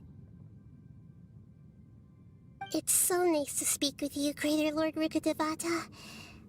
I've always wanted to meet you. The feeling is mutual. From the moment I snapped the branch off Irminsul and created you, I've also looked forward to talking with you. Could you tell me why you wanted to create me? And what exactly happened when you died? Ah, I see. You're here seeking answers, right? Everything that day, even the sky itself, changed into a color like this. At that time, the seven were all summoned to the nation of Conria. Except for me. I had a more important task to attend to. I had to protect Irminsul. The disaster occurred together with the pollution of forbidden knowledge. At that very moment, with my consciousness connected to Irminsul, I sensed something was wrong. The pain started to torment my mind. By the time I reached Irminsul, it was already displaying signs of corruption. Had I not repelled the pollution of forbidden knowledge with King Deshret thousands of years ago, I might have felt even more hopeless and lost. So what exactly is forbidden knowledge? It's a kind of knowledge that doesn't belong to this world, and a form of truth that can't be understood. It came from the very bottom of the abyss. Even I could never understand it. The world is constantly rejecting it, leading to all kinds of bad phenomena. If we allow forbidden knowledge to pollute Irminsul, I'm afraid the entirety of Teyvat could fall apart. So, there's knowledge that even the God of Wisdom can't understand? At that time, I knew I couldn't repel the forbidden knowledge with my strength alone. Which is why I created a device that compiled human wisdom and named it the Akasha. It's truly the world's most amazing invention. Thank you. For a long time, I thought dreams were the fruit of human wisdom. Though it was selfish to do so, I borrowed people's dreams using the Akasha. Then I compiled their wisdom and all of my own power. Well, did it work? Thanks to the wisdom of the people of Sumeru, almost all the forbidden knowledge was cleared from Irminsul. But things didn't go as smoothly as I thought. I had a terrible headache, which gave me an uneasy feeling. And then I remembered that my consciousness was also connected with Irminsul. It brought me knowledge and wisdom, but vile corruption as well. From the very beginning, my existence had been polluted by the forbidden knowledge. Oh no! How could that happen? I've experienced that pain in your consciousness. It must have been a horrible experience. Yes, but my feelings weren't important. The important thing was that even if I died, my existence and everything related to me would continue to exist in Irminsul as memories and knowledge, meaning that the forbidden knowledge couldn't ever be permanently eradicated. And there's no way for me to eliminate myself. It would be a sort of paradox. So, I took the purest branch of Irminsul as my incarnation in the next samsara, and left a trail of clues. All in hopes that you would come here and remove me and my pollution from Irminsul forever. Wait, no, I can't. So you realize what that implies. You are very smart indeed. Ermin's soul has all the knowledge and memories of this world. And as you've realized just now, removing me from Ermin's soul means I essentially will never have existed in this world. But this is the only way to save Ermin's soul. People love you so much, and they've missed you so much over the past 500 years. I am exactly the same. So how can we just forget you like this? Is there really no other way? There must be something else I can do. You're the god of wisdom, Boer. You should know that there is no other way. But this is so cruel. I don't want to forget you.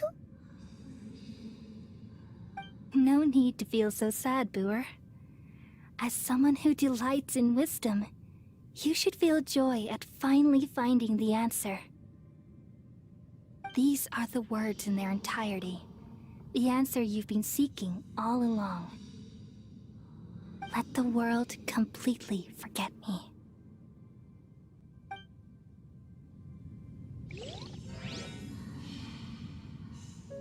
We all nestle under the great tree of wisdom, peering out to perceive the world. From the earth and from the rain, we perceive its wonders, until we become a white bird to perch atop a branch, and finally snap off the most important leaf. Once upon a time, I alone dreamed in this world. In my dreams, everybody would also dream after they fell asleep. Wild and wonderful thoughts would emerge from their minds. Some tumbled to the ground, and others floated to the sky, connecting all things in the world into one dazzling net. Among a plethora of worlds were numerous smaller worlds, all of fate, finding within the tapestry their brilliant glow. I gradually understood that these indescribable and constantly changing things are the most profound things in the world. Only they can completely repel the madness. Only dreams can awaken consciousness from the deepest darkness.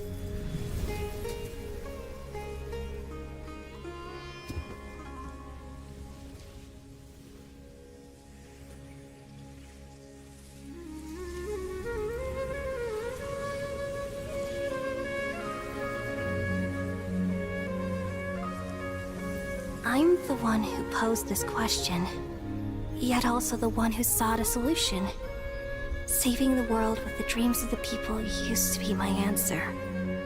And now, you've also found your own answer, and I shall return all the dreams to the people.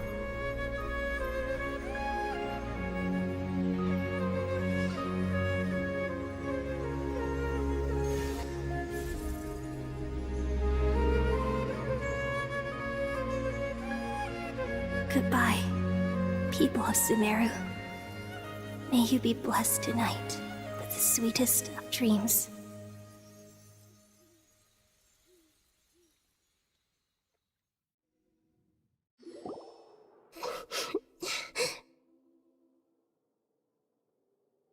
I'm alright. I'm just a little confused.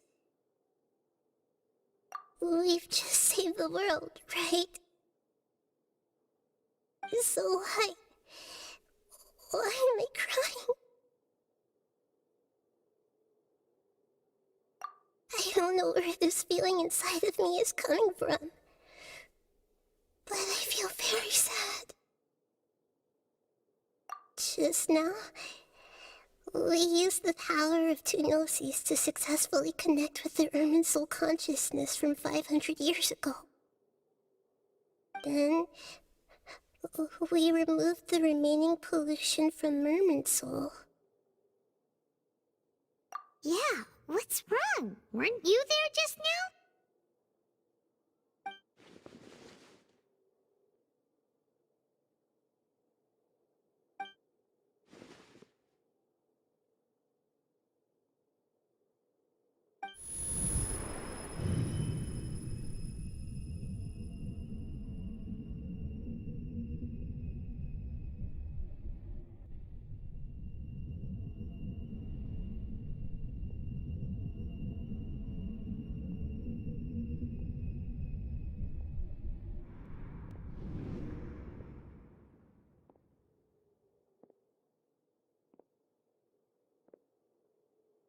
Huh?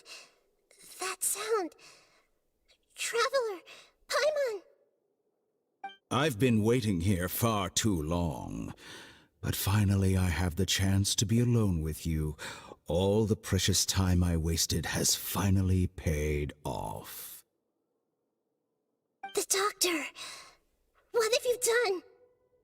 Just a type of sound wave that can quickly put defenseless people into a dream.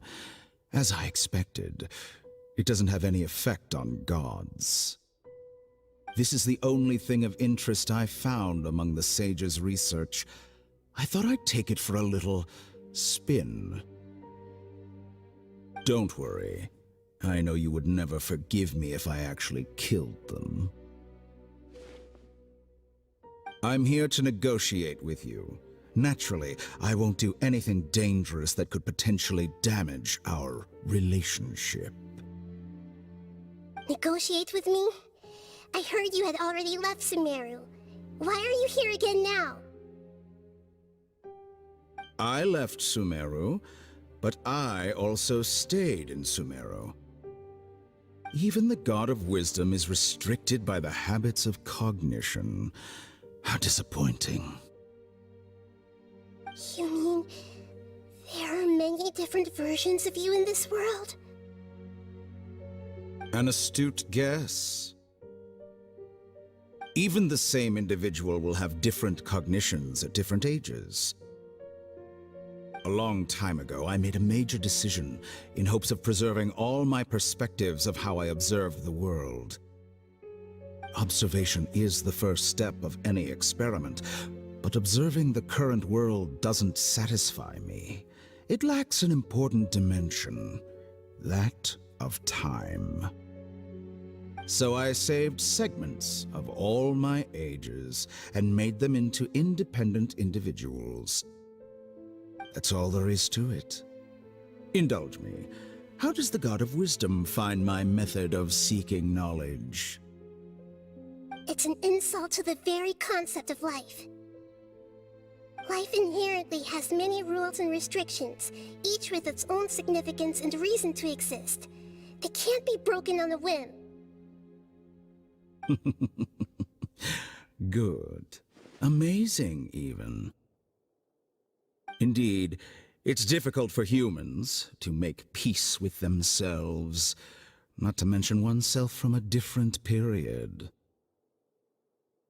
Since you were in the academia, why wait until now to show up? You could very well have stopped us and helped that fake god. Simple. Let me ask you this. Would any staff member ever help the subject in the middle of an experiment? It was my experiment, so why should I interfere with the results? The academia saw the plan to create a god as their ultimate goal, yet you only saw it as an ordinary experiment. You really are crazy. If the experiment succeeded, you would have had a new god on your hands. How would you have faced your own god then? Would you still take the same stance? Would you still hold the same view of yourself? I'm first and foremost a scholar. These results should be left to the judgment of the hypothetical me confronted with that outcome. But you're right. And that's exactly why I'm disappointed with the conclusion of this experiment. As an individual, you don't have any sense of belonging. You seem to have even fewer convictions than a typical scholar. Oh no, I certainly have my own convictions. They just don't fit your standards, that's all. All right, that's enough conversation for today.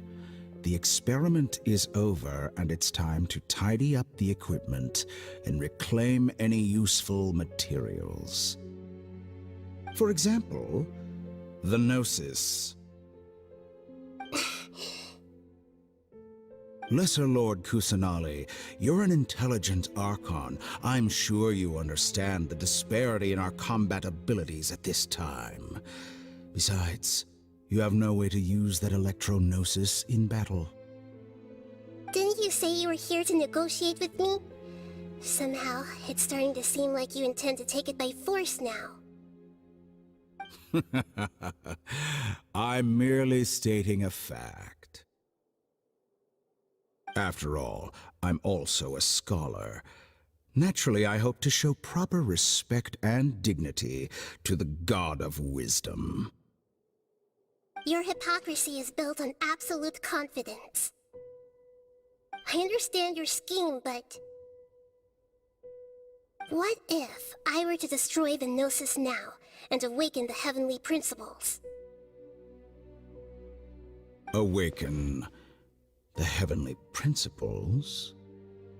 Do you think that's really possible? The heavenly principles have been silent for many years, but the Gnosis are symbols of their control over Teyvat and all the laws. Will the destruction of a Gnosis attract the attention of the heavenly principles? And if so, how do the Fatui plan to deal with the consequences? Do you dare to gamble such a possibility with me? Gamble? How surprising. I thought you would show evidence or use rigorous reasoning to prove your point. The word gamble is the last thing I expected to hear from the God of Wisdom. But this is a clever move. You must have seen through me when I first captured your consciousness. As a scholar, I respect all possibilities. This has always been my principle and is an essential trait as an experimenter. Indeed, I can't ignore this possibility. So tell me then, what are your conditions? This foreign Gnosis will only lead to disaster if it stays in Sumeru. But this electro-gnosis is the prize I obtained after defeating one of your fellow Harbingers.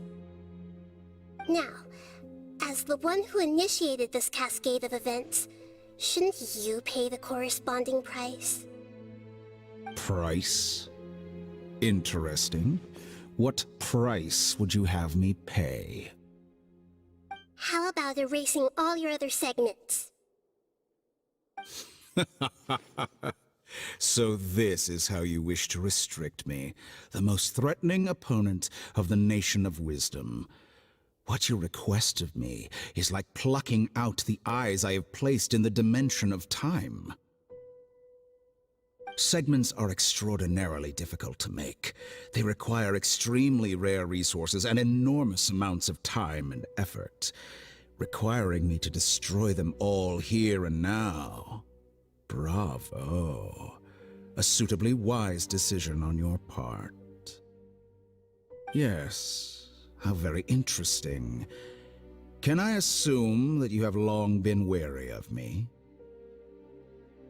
Among all the versions of me, this segment you see now is the most selfish. If it weren't me, your idea wouldn't have worked. What did you see when you were imprisoned? You were observing me, and that's how you know I've long grown tired of their doubts and endless arguments. Like you said, it's difficult to make peace with yourself. Being as smart as you are, have you managed to do that? I see. If you think all those versions of me are worth a gnosis, then deal. You sure didn't hesitate much. Is the relationship between all the versions of you really that bad? I don't think there's any need to dwell on that.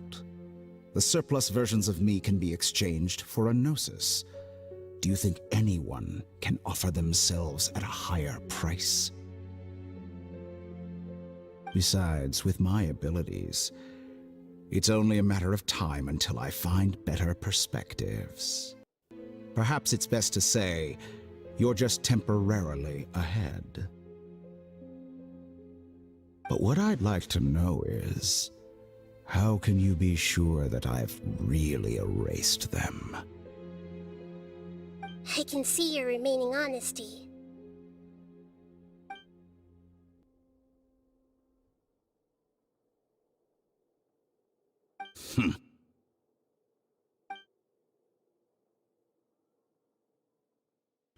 What a ridiculous decision! You can't be serious!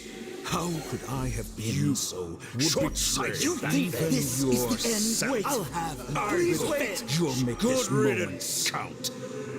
You will regret this! Well, have you confirmed that it's complete? Here, take it. The future of Sumeru City will be in my hands alone.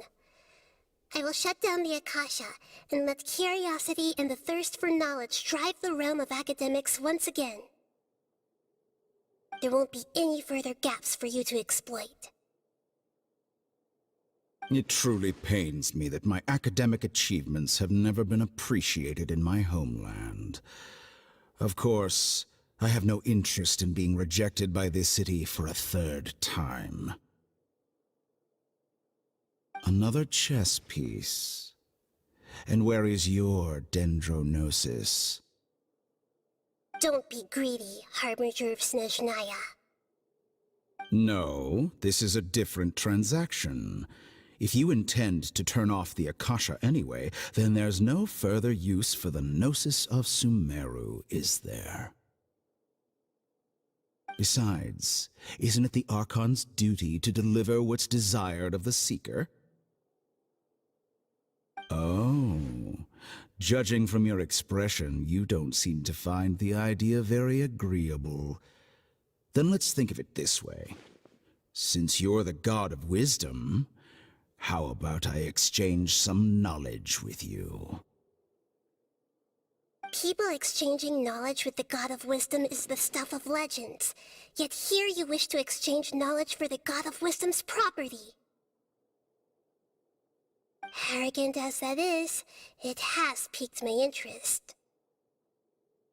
Let me ask you, have you in all your mighty knowledge ever heard the rumor that the skies of Tevat are fake? Huh? That's the secret hidden by Irminsul concerning the truth of this world.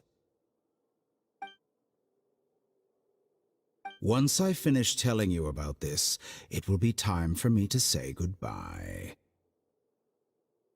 With negotiations, we've all gotten what we wanted. I'm very glad I got to meet you like this. Your arrogance may know no bounds, and convictions may mean nothing to you. But I'll still listen to what you have to say.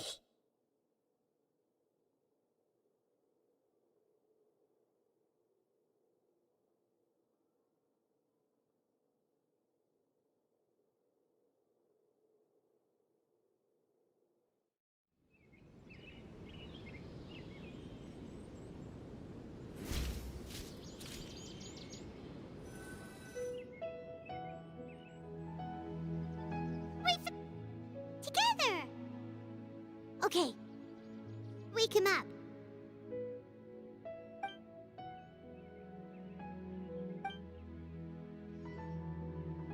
Are you awake? Collei says it's time for breakfast. Come on, get up! Good morning! How are you feeling today? Good to hear. It looks like we've recovered pretty well. Not even tighnari could stop us from going out now, right?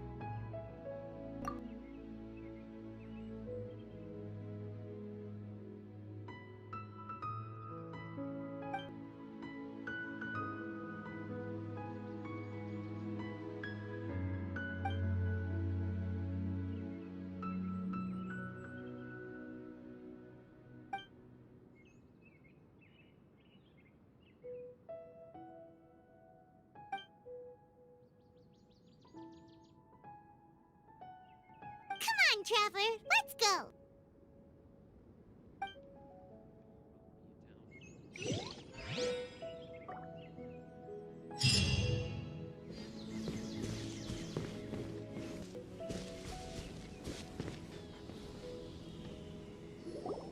Good morning. Looks like you're awake. Yep, yep. I prepared some breakfast today. Please have a taste. I hope you'll like it. It's nice to have you here so we can eat something yummy. Well, now that I've recovered from Elazar, I'm feeling better than ever. I can even prepare 4 or 5 meals a day now. And Paimon bets they're all delicious.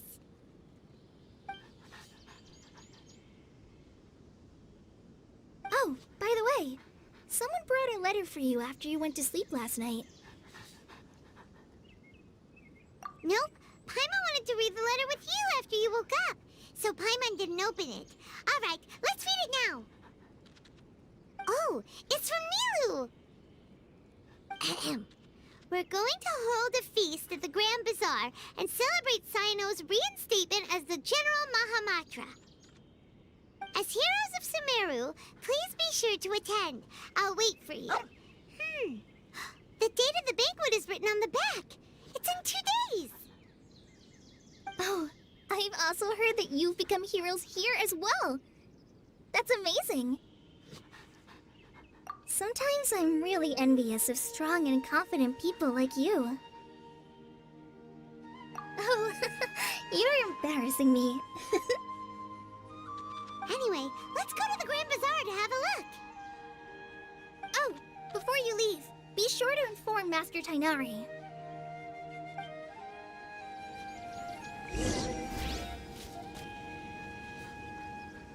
Everything has been getting better lately, and my mood has been improving as well. You can come find me anytime if you need anything. You're welcome. I was just doing my duty. Remember to talk to Master Tighnari before you leave.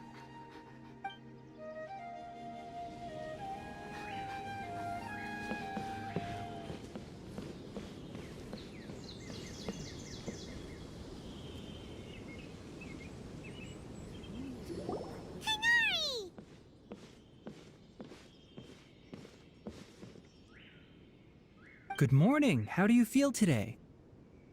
We feel much better. How about you? I'm recovering well. Thanks for asking. But from the looks of it, you seem to be already busy with work again. It's fine. I'm not that busy, really. The Elazar patients have recovered, as well as Hypatia. For now, I only need to tend to my Forest Watcher duties. It seems once Irminsul started getting better, everything else started to recover too. Yes, but there are still some residual effects. The withering is one example. Though it won't spread anymore, the existing zones won't just disappear. We forest rangers will still need to do the work. By the way, we have some good news. Cyno got his position back. This news is hardly new. He had already mentioned it to me before. Huh? You mean he was already here? Why didn't he come to say hi to us? He visited once, but he was afraid of disturbing you while you were resting. He just asked me a few questions and left. Then you probably already know all about the celebration feast. Celebration feast? No, I haven't heard anything about that. Huh? But didn't nilou say in her letter that they would celebrate Cyno? He didn't tell you? Perhaps, or alternatively, he doesn't know about it either. Come to think of it, Cyno doesn't seem like the type who'd enjoy a celebration feast. You and Collei are both Cyno's close friends. Why don't you come to the feast with us? Collei has taken over some of my tasks these days. I don't think she'll have time for it.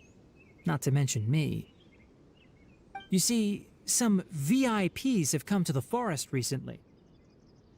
Huh? VIPs? Very important Paimons? Well, technically speaking, they are former VIPs.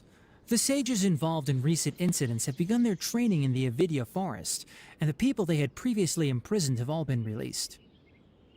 Huh? Yes, he's a little weak, but he isn't injured and his condition is stable. Lesser Lord Kusanali, in her boundless mercy, has decided to spare Azar and the other wrongdoers. Supposedly, they were ashamed of their shallow ideologies and have decided to dedicate the rest of their lives to cultivating wisdom in the Avidya forest. When they learned that Lesser Lord Kusanali had defeated the Balladeer and saved Irminsul, they were shocked at first, but also became happy, feeling that the sacred light guiding them on the path of discovering wisdom had begun to shine once again. As a result, work has increased for the forest rangers. That sounds really exhausting. There's nothing we can do, really. But that's another topic. Back to the matter at hand. Are you two planning to head out? Ah, right! We're here to request permission to head out. Would that be okay? You've recovered well. You may go, but be careful. Yay! Will do!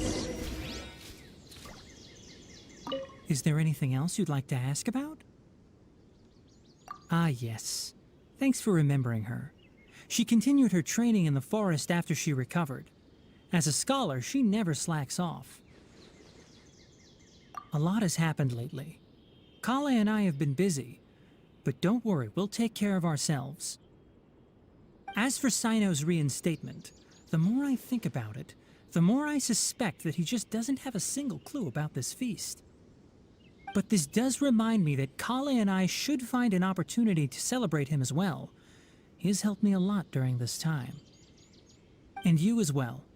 Thank you. Take care. Please, find me if you need anything.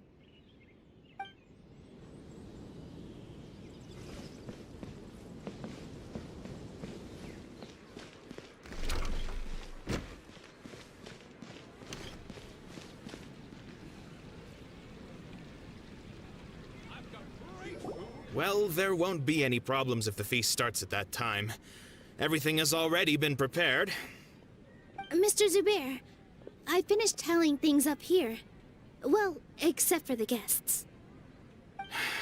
Is a simple reply really that much to ask of our guests? It's affecting our arrangements! Oh, it'll be fine. Besides, it never hurts to get things ready in advance. I was thinking the same thing. The feast will be held sooner or later, right? Hey, nilou! Traveler, Paimon! We got your letters, so here we are! You're the best! The other guests haven't even replied yet. Huh? Are we the only ones that have arrived? Yeah, I had someone deliver letters to all of our guests.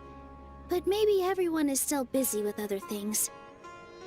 Look, I get it. Sumeru is in an extremely important period of transition right now, but even if your friends are important figures, they shouldn't just ignore your request like this. Nilou is Sumeru's #1 celebrity, after all. You have no idea how happy I am to talk to people with good taste. If you consider enjoying Nilou's dances having good taste, then almost everybody has good taste. Because Paimon thinks everybody will love her performance. That's right. We all think she's amazing too. Nilou is an absolute favorite among those of us who frequent the Grand Bazaar. For Outlanders, you have a great eye. Master Zubair, let's have a vote for the most outstanding audience members next time. I think these two may win. Nonsense! It is not for us to determine the value of an audience. But indeed, we could try giving gifts to people with particularly good taste. I heard there's a device in Fontaine called a camera that can record people's appearances as pictures. Such pictures would make superb gifts. Ooh, good idea. I wonder where we can find one. I don't want you giving pictures of me to everyone. I'm satisfied just being able to perform here. There's always a lot going on at the Grand Bazaar. Yeah, and that's why I love it here. Traveler in Paimon, could you help confirm if the letters were actually delivered? If for some reason they didn't receive the letters, then please tell everyone that there will be a feast here. Yeah, we can also check out how everything in Sumeru is going now. When I wrote the letters, I heard that deyha was in Port Ormos, and alhaitham was at the Academia. As for Cyno, we've only heard that he appears at the Academia from time to time. I'm not too sure about Ramon's whereabouts. My guess is that he's with deyha. As for Dunyarzad, I just hope she's feeling better. I sent her a letter, but I was afraid of disturbing her. If you have time, please ask about her for me. Okay, got it. Let's go, Traveler.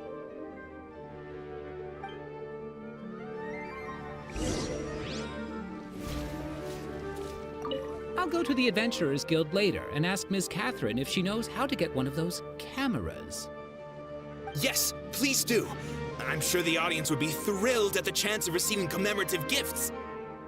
It could be our special surprise that we prepare for everyone. I think it's an amazing idea. Who knows? If we take more pictures, they might even become the signature souvenir of the Grand Bazaar. And Nilou will become even more famous. Ha! It won't be long till people are fighting for front row at your performances. I've heard that this camera is not just something anyone can use as they please. It must be aimed properly, and subjects should pose for the best results. Oh, should we get ready then? Perhaps we should wear something a little more appropriate. No. I think we look absolutely fine. If anything, when we pose for this, clever invention, we should just be ourselves, You really think so?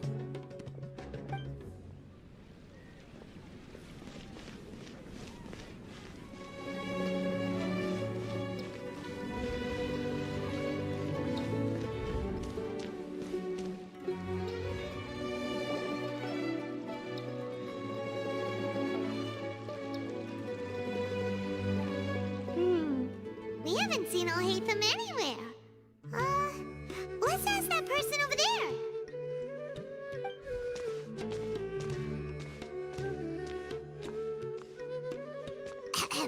Hey there, have you seen alhaitham around? Yes, it seems Scribe alhaitham has gone to the House of deyha. You should be able to find him there.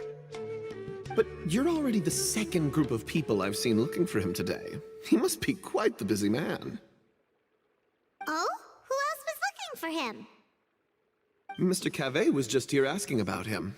You wouldn't believe how terrible their relationship is. And now you two are here. Don't tell me everyone's here looking for gossip about the sages. No way! We're strictly here on business. Ah, I see. Sorry, I thought maybe everyone's as interested in rumors about the sages as I am.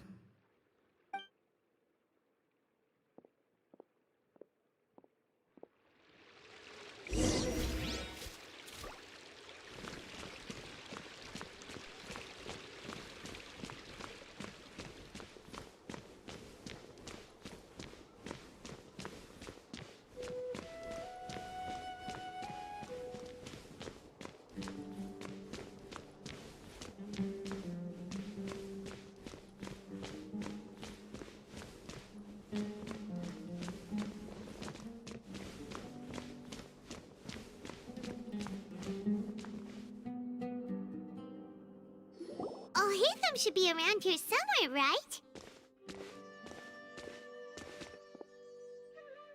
Oh, he's over there! But it looks like he might not have time for us. Just put down that worthless book and tell me what happened in the academia. This is not just some worthless book. Do you have any idea how difficult it is to find a physical book like this in Sumeru? It doesn't matter. It's probably just another thing that you used your authority to get your hands on anyway. Just put it aside. Listen, I came back today only to hear that the sages have disappeared. Oh, you sound surprised. I thought you would already know the inside story. Would I be here asking you if I knew? You're the scribe, not me. So just tell me what you know already. Well, I almost became a sage.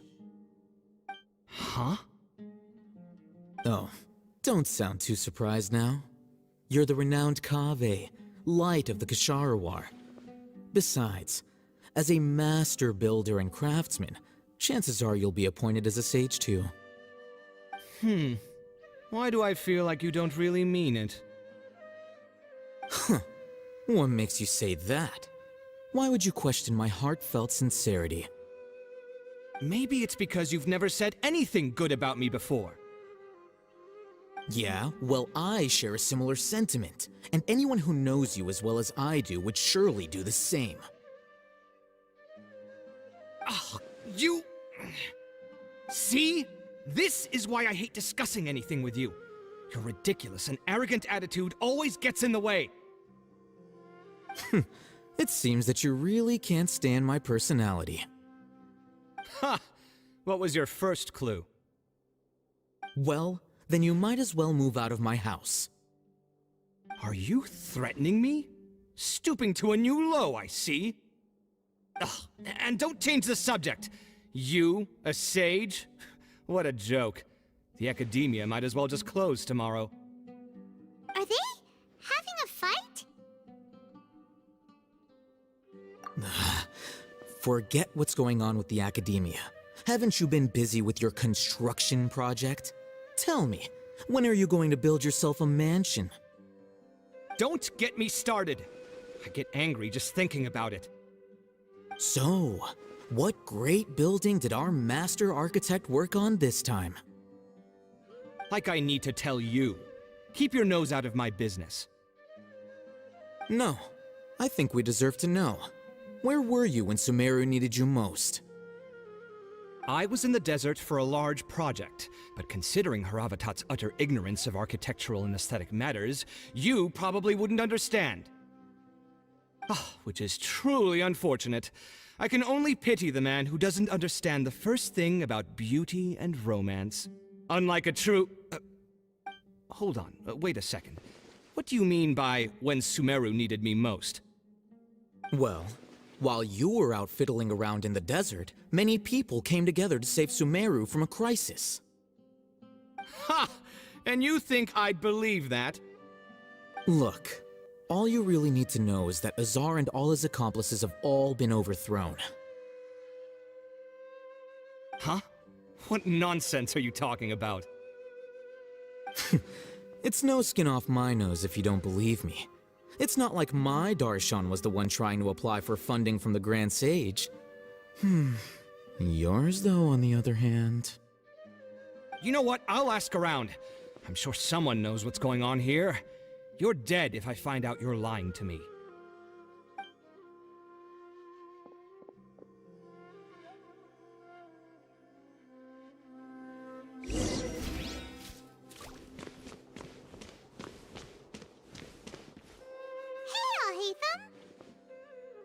Oh, it's you two. What's the matter? We're running some errands for Nilou. Have you received her letter? Letter? Nilou said she sent out a letter inviting everyone to a celebration feast in 2 days at the Grand Bazaar. We'll also be celebrating Cyno's reinstatement as General Mahamatra. If she addressed the letter to alhaitham of the Academia, then the letter should have gone to my office. I've been busy these days, so I haven't had time to check for any new mail at my office. I only now have some free time to attend to personal matters. Have you always been so busy with your work? Of course not. I'm only busy these days because several sages have been dismissed recently and the whole Academia was practically turned upside down. Tighnari told told us they all went to train in the Avidia Forest. Apparently they will spend the rest of their lives there. That is already the best possible ending for the likes of them. 4 of the 6 great sages were possessed by their desire for power and attempted to create a new god. In order to pull it off, they even imprisoned the other 2 rational sages. To imagine such things could take place in the academia. I don't know where to begin. Yeah, you're right. Huh. Feels kinda strange to hear them called that after all this time. But then again, the 6 great schools sounded pretty impressive too. Yes, at least that's how they're supposed to sound. It's said that when the academia was first founded, the Dendro Archon herself established the 6 great schools, each representing one of the 6 different types of wisdom. Numerous Darshans have sprung up and faded. Only the 6 Darshans attaching themselves to the 6 great schools have stood the test of time and obtained permanent seats in the academia.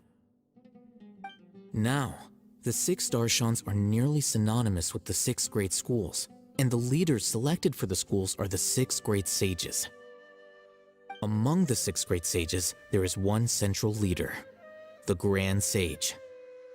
Unfortunately, only the sages from Vahumana and Amorta remain now. They were imprisoned for opposing Azar, and were only rescued after Azar's downfall. So who's managing things in the other 4 schools now? Do they need to find someone new? Yes. Normally, new sages are selected based on a strict set of criteria. Oh, didn't you just say something about becoming a sage? If they pick you, then we'd have a huge connection in Sumeru. Yes, about that. You didn't let me finish my sentence. The person in charge of personnel affairs nominated me to be the Grand Sage in place of Azar and help Lesser Lord Kusanali manage the academia.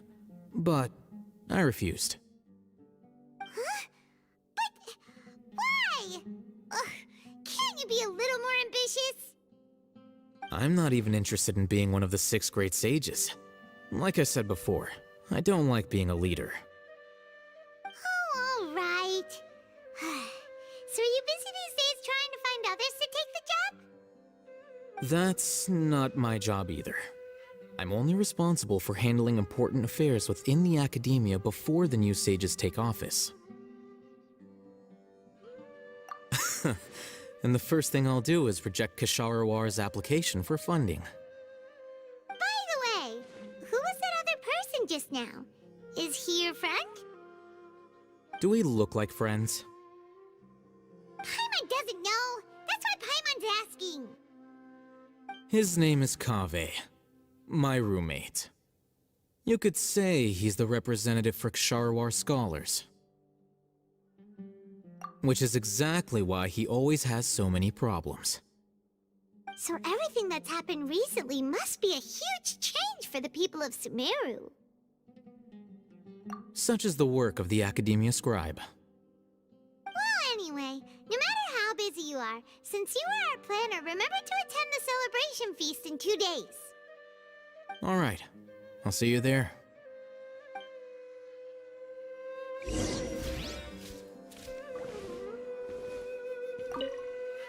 The House of Deyha is the last quiet place in the whole academia now.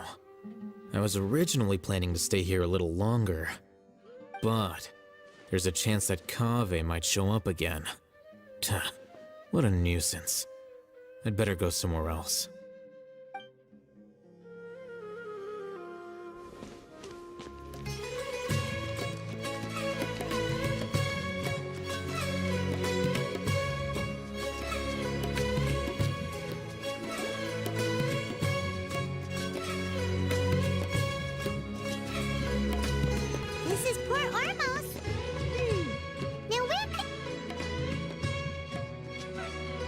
Is that Paimon I hear?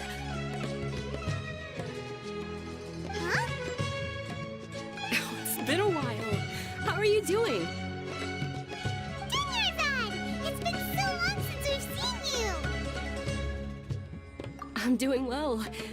I can go as far as saying I have never been happier in my entire life.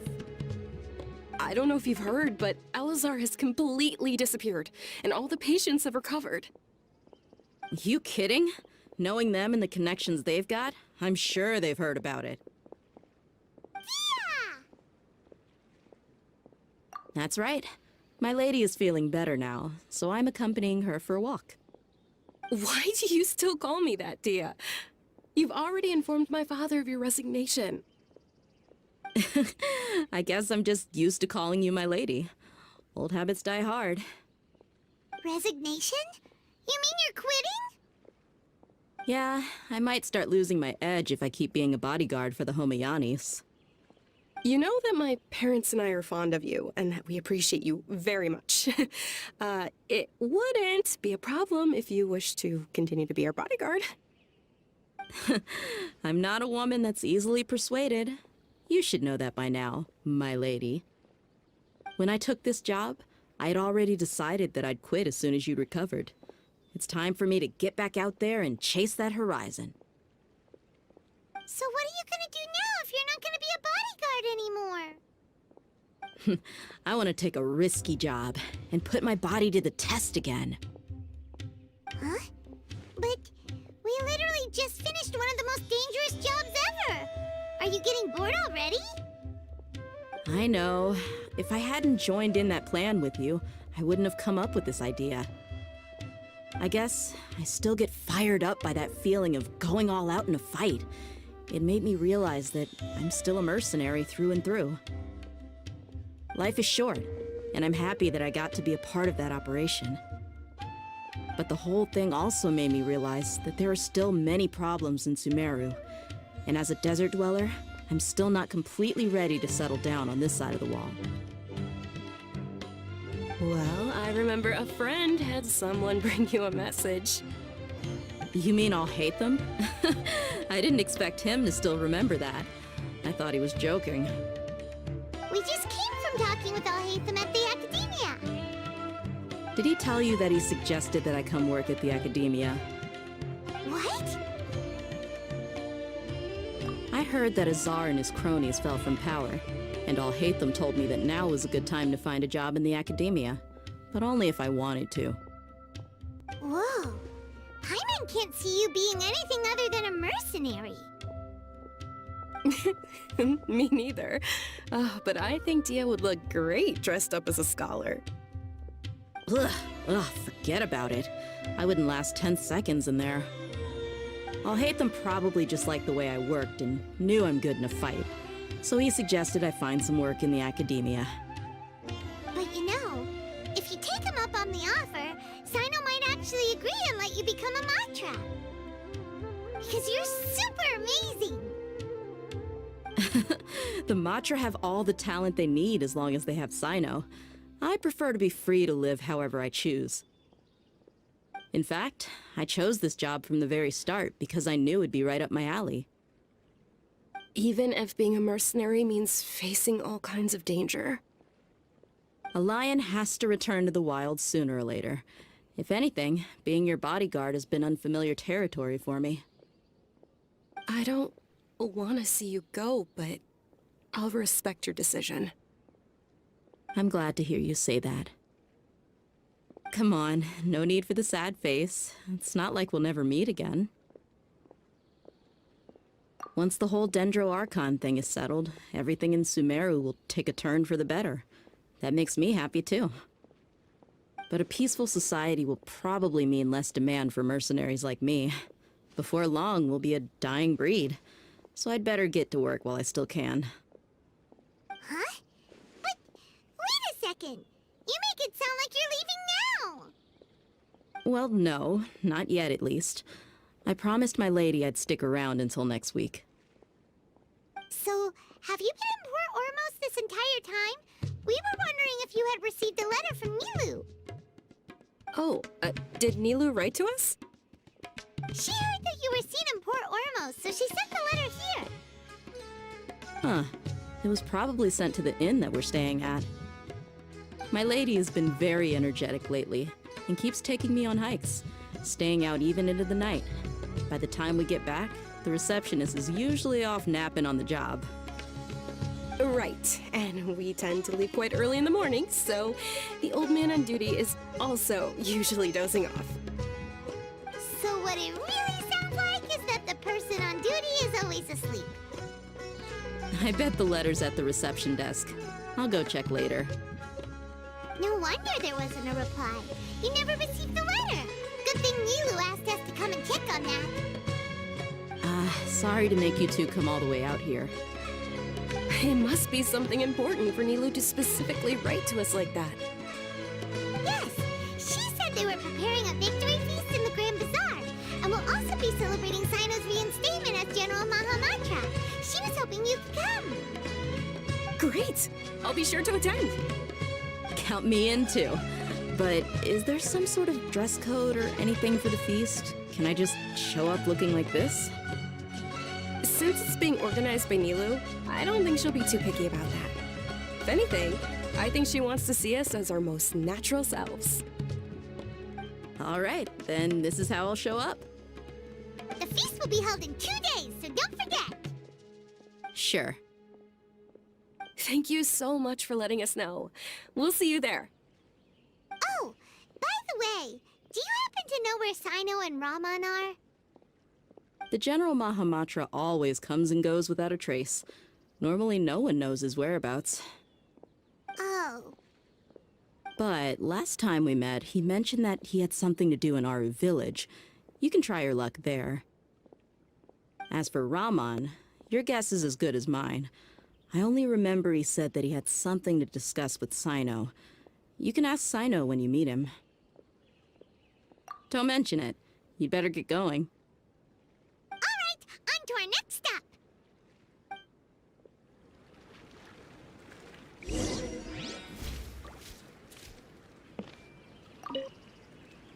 After recovering from Elazar, everything seems so different to me.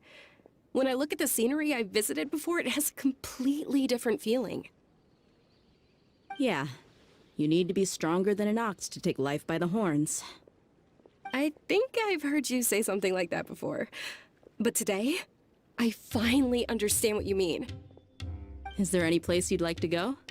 I can accompany you. I've got time. What if I tell you that I want to go to the desert? Fine by me. If we go to the desert, I can introduce you to my friends there. But we should prepare and get everything we need before setting off. Let's go! I'll go pack my luggage now. After we're done with the feast in 2 days, we can go have fun in the desert. You can count me in.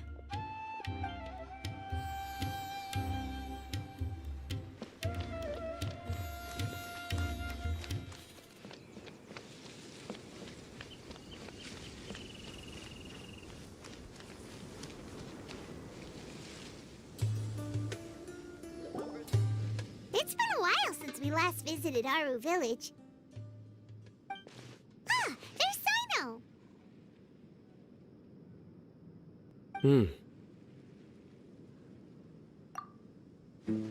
What brings you here? We recovered well, and tighnari agreed to let us leave, so now we're out and about again. It seems Gandharvaville's medical treatment is still as good as ever. And tighnari is recovering well, too. That's good to hear. Yeah, you're the one who brought us to him when we lost consciousness, right? Thanks for that. You're welcome. Tighnari has excellent medical skills, and Collei is quite attentive. It was the best place for you. But why are you just standing here like a dead tree? I'm meeting some people. Oh, you mean Candace? I've already talked with Candace and the village chief. They're still at the usual place. You can go there if you'd like to see them. But you know one of the people I'm meeting as well. Oh, by King Deshret's blessing, my friend suddenly appears in the desert. Don't tell me you've run into trouble and need us to help now. Raman! And... huh? Setaria? Oh, you know me? Oh, well, you're pretty famous in the academia. Don't worry, these are our friends. No need to be so guarded. I see. I'm doing well. Many good things have happened recently. Same here. Really, I feel that my whole life has started to shine after suddenly finding a new direction. Oh, tell us everything. Yeah, you go ahead. Alright, well, I suppose I should start by saying I've decided to leave the academia. What? It's not that I've given up on being a scholar. Instead, you could say I've found a new identity. I will no longer pursue research like a typical scholar, but I have not completely given up on my relationship to knowledge either. I can see what you're saying now. What do you mean? I plan to leave the academia and return to teach here in the desert. Wow, so you want to become a teacher? Setaria will return to support education here and teach people from the desert. She can't teach everyone on her own, but there are many of us eremites all over Sumeru. She came to discuss a collaboration with me and hoped that I could bring her ideas to the eremites. Yes, it's my hope that the eremites can help me select a group of smart people with the best aptitude for teaching. I'll teach them, and after they've finished learning from me, they can go educate more people. That is the true meaning of education and the spreading of knowledge. The people of King Deshret suffer from sandstorms, exile, and ignorance. Miss Setaria is more than welcome to come teach here. Her arrival is like a star shining in the desert night. The stars have always guided caravans, thieves, soldiers, and travelers who get lost in the night. They lead those in the dark out of trouble and back to safety. Oh, please. Where's all of this coming from? I'm starting to feel a little embarrassed. You deserve these compliments. Mercenaries are accustomed to danger and don't fear death, which is why we recognize extraordinary actions that common people would easily overlook. Setaria's idea will bring much good to many people. At first, I feared it was destined to fail. Everyone knows that the academia doesn't allow scholars to teach in the desert without permission. As you know, all knowledge is under their surveillance and control, and very few desert dwellers are as lucky as me. But what I heard at that time has been haunting my heart, as if there were lightning bolts constantly bombarding my soul. Setaria, you tread a treacherous path, and the longer you ignore it, the tighter the academia's grasp on you will become. Setaria, why haven't you gone home? Never forget that the desert that belongs to you lies elsewhere. Miss. These words sparked something in me, and I knew that I had to bring something back to my people after going home. I gathered up the courage to approach the Grand Sage, only to find that he was no longer at the academia. Lord Cyno told me that Azar didn't belong there anymore. Azar has received much-needed punishment. Though, if you ask me, it may have been too light. You probably have already heard. Lord Cyno helped me obtain permission to leave the academia for the desert, and accompanied me here to discuss collaboration with members of the eremites. My plan was able to go smoothly thanks to him and Rahman. You're all doing so much for the desert. Aside from that, I also have some other business to discuss with Cyno. Lesser Lord Kusanali has allocated many resources to support and develop the desert. I've done some business for her, and part of it required the assistance of the eremites. I applied for a few batches of educational materials from the academia, and sent them to several groups in the desert, as instructed by Lesser Lord Kusanali. I believe the people will make good use of them. That's exactly what the people here need. Physical books and other related items.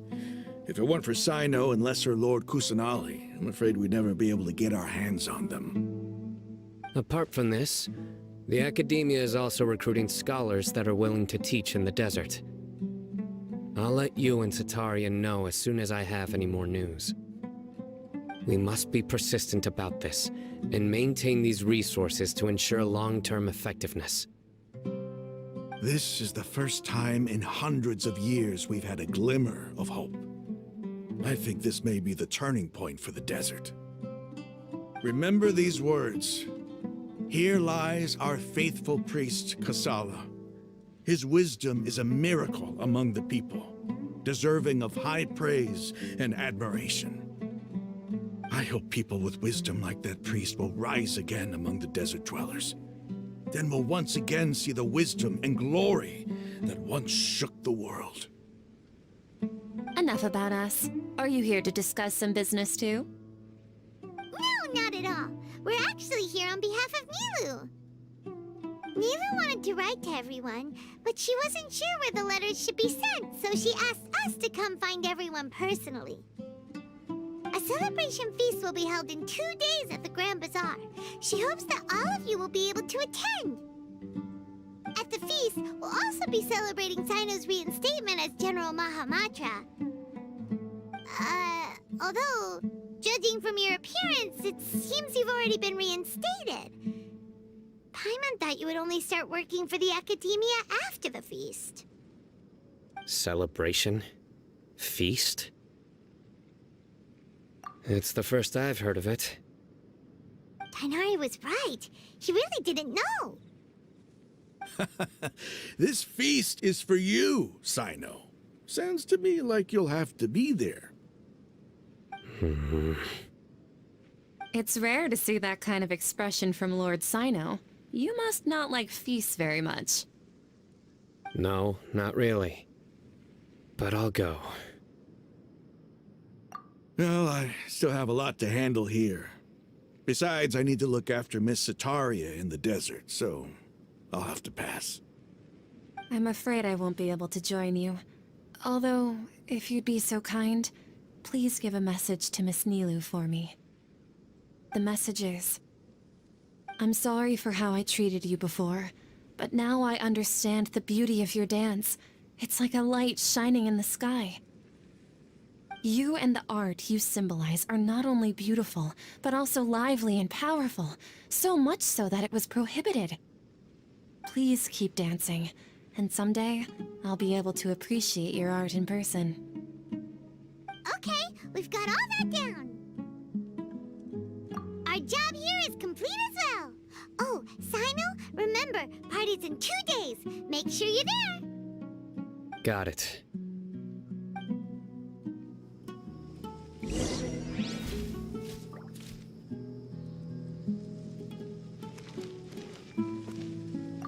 Anyway, our preparation has been going smoothly these days. Can such good things really be happening in the desert? It's almost hard to believe. Yes, even if you can't bring yourself to believe it, you should at least believe in those of us who are working hard to make it a reality. Indeed. Take it one step at a time. There is still a long journey before you. What heartwarming words.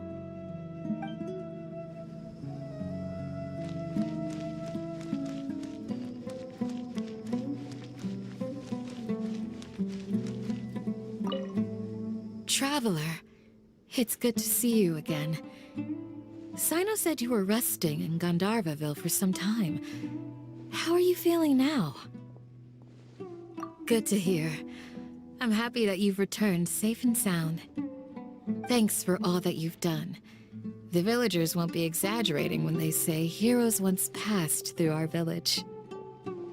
If you ever have time, please come visit Haru Village again. I still want to go hunting with you.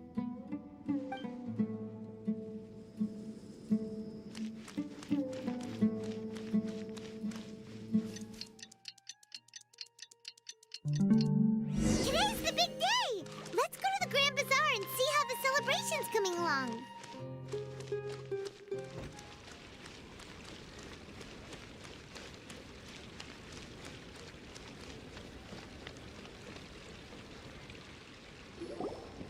Everybody's already here. Looks like we're the last ones to arrive. I'm here. Ah, there you are.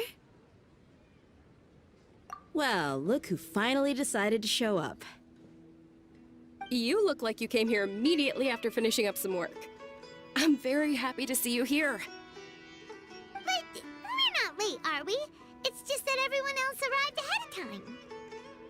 I propose that the last one who arrived be put in charge of today's speeches. Nah, there won't be any speeches today. Oh, really? Well, even better. Come join us over here. Let's share some great food and drinks, and chat about all sorts of fun things. Everything looks quite good. Wow, Paimon can't wait! Traveler, just look at all the delicious food here.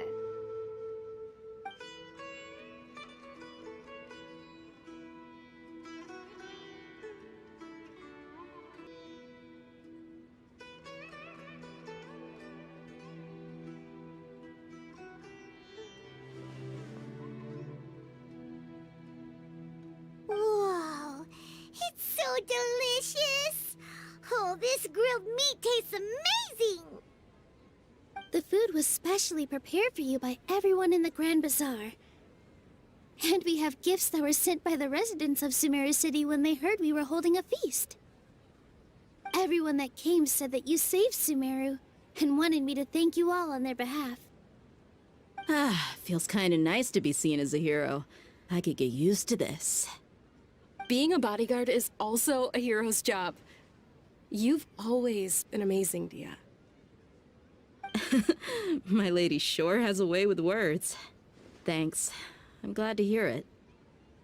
And I'm happy to meet everyone that participated in the great plan. Don't mention it. Come to think of it, we've really done something impressive together. It's unbelievable. We owe it to our abilities. And luck. Really? Why do I remember everybody thinking that luck was against us and feeling like we hardly had a chance of succeeding? That's how I remember it too. It's luck that brought us together, and it was luck that let us form a team. Then, it took even more luck for us to formulate a plan and implement it successfully. Moreover, judging from the results, everything worked out well. Yeah, everyone gave it their all when it mattered most. It was almost like a performance. We took the stage and put on our best show. Everyone played their part, and thanks to everyone's efforts, the performance was a great success. So, would you say we're good actors too? It's such a blessing that Lesser Lord Kusanali was able to return to power at the Academia. Yes, even after being abandoned and neglected so many times, she's finally returned. Uh-huh.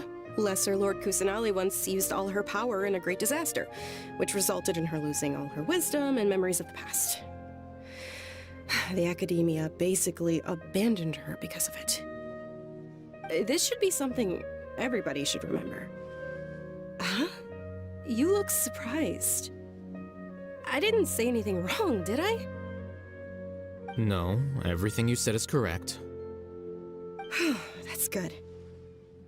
Something wrong? Yeah, what's with that face? You knew all of this already. Even if those two giants of the Academia are here, I still have to say it. Those sages really have some nerve. 500 years ago, Lesser Lord Kusanali used all her power for the people of Sumeru, and what did they do in return?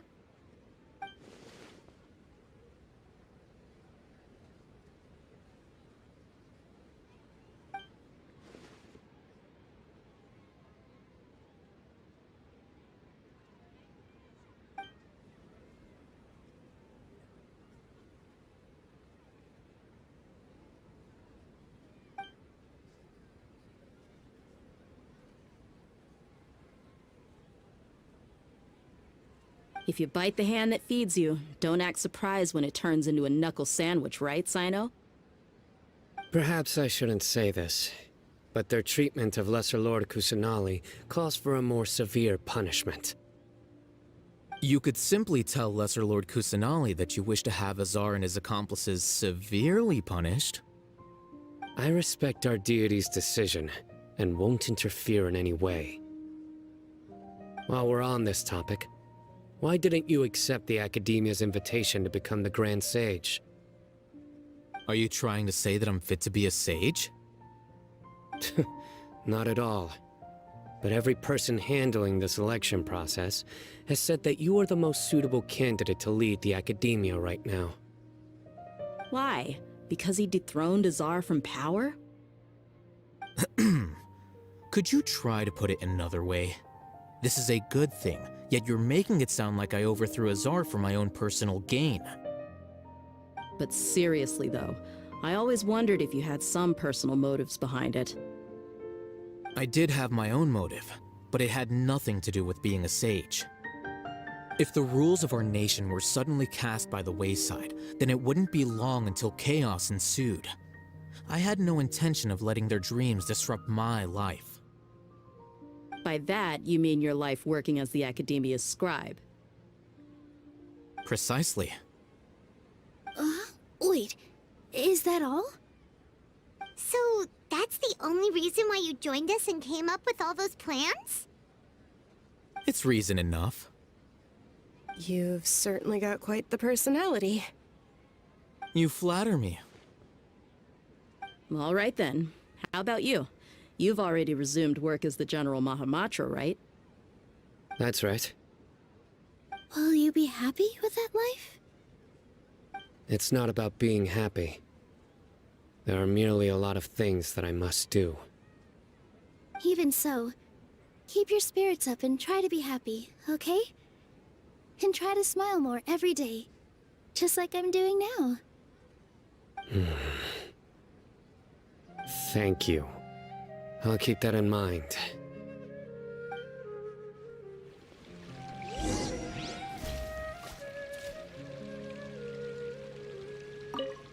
I seldom participate in such lively gatherings, but the atmosphere here is quite good. No. This gathering today has a unique meaning. The Grand Bazaar is lively because the people here feel happiness from the bottom of their hearts, unlike the farces at the Academia. That happiness is an emotion that'll be forever alien to those bookworms who have driven themselves insane by studying. I seem to have taken both keys when I left the house. Oh well.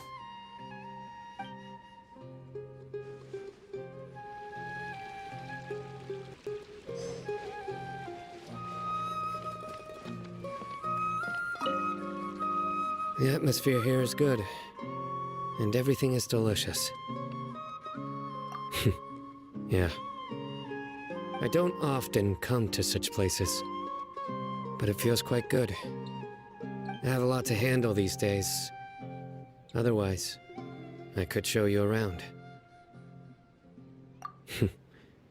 There's always next time. We're friends after all. This feast is pretty good. I like it.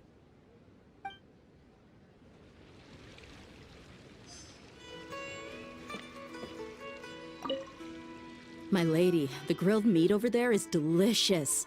Have you tried it? Yes, I also tried some fruit just now.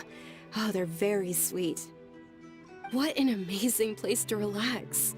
No wonder everybody likes to rest at the Grand Bazaar. You said it. Oh, look who else is here. Hello! Oh, I'm so happy Nilou invited everybody. Oh, now I have the chance to meet all the heroes. Hey, less of that polite chit-chat and more eating and drinking. The feast is about having fun, not stuffy formalities.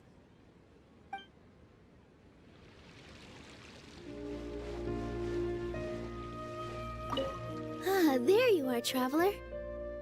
Well, how is it? Are you enjoying the feast today? If there's anything you're unhappy with, just let me know. I'll be sure to take note of it. That's good. It's the first time I've ever invited so many exceptional people to one place. I was a little nervous myself. You see, every guest here is quite extraordinary. It's unbelievable that we've got everyone together here. Almost like a fairy tale. Make sure you live it up tonight. I'll be happy as long as you're enjoying yourselves.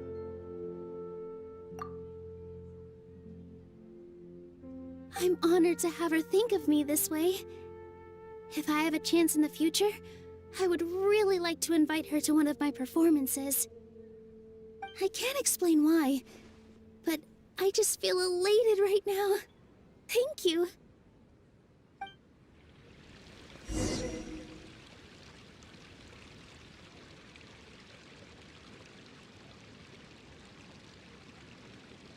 Hey, what's wrong? Your head is starting to droop. Hey, you can't just fall asleep here. Paimon will go find something delicious for you to eat. You'll wake up once you've put something yummy in your tummy. Of course, just wait here for Paimon.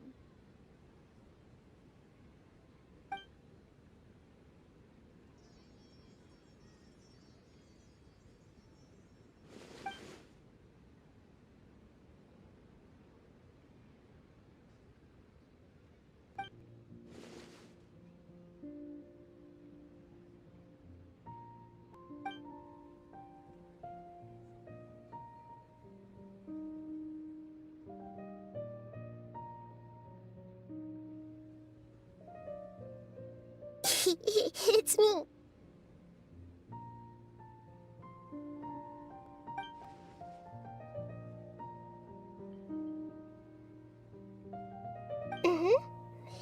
You may blame me for being a bit too self-indulgent. I was thinking about talking with you, and the next thing I knew, I had made a connection with you. The connection between us is amazing. It's like flora and the fence it grows upon.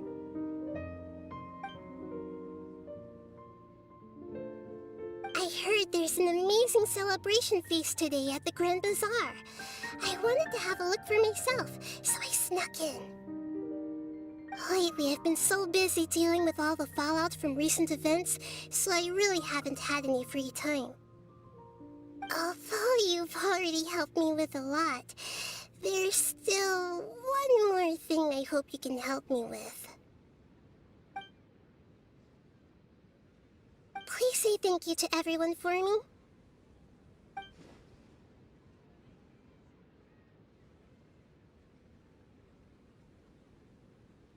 Oh, is it not convenient for you to do that for me?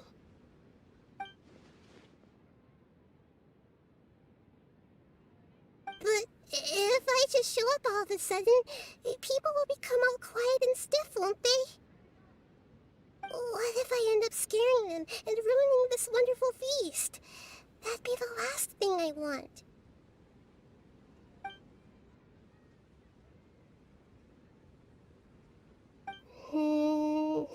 Let me think about it.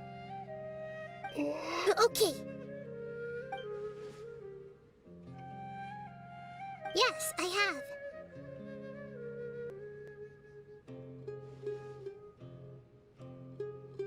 You said I should go thank everyone as myself, right? So... I've decided to borrow your body for the time being. Please don't blame me. The flora also climbs up to the fence to get closer to the sky.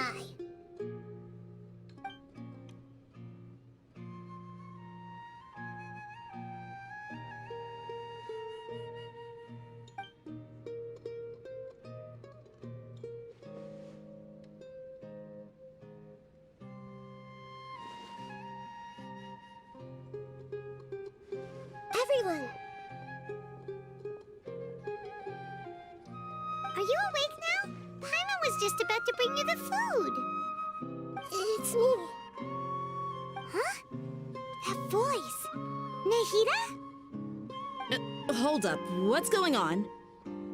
I didn't expect to have a conversation with the consciousness of Lesser Lord Kusanali in the Grand Bazaar. Interesting. Is this also a part of the feast? No, of course not. Are you... Lesser Lord Kusanali? Oh, nilou. You know who I am? Yes, I already know every one of you. Nilou, alhaitham, cyno, deyha, paimon, and Unyarzad. Lesser Lord Kusanali?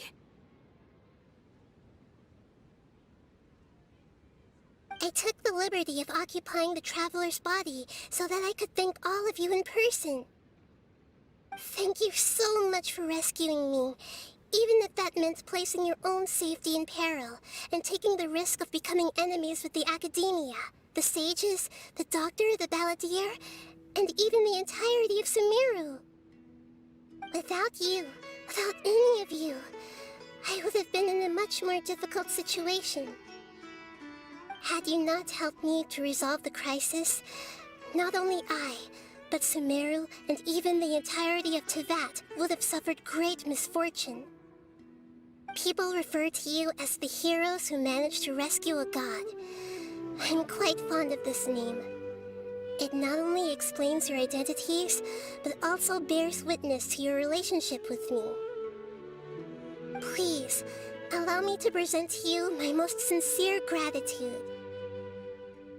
Lesser Lord Kusanali, you have done so much for Sumeru, and I didn't even have a chance to do anything for you.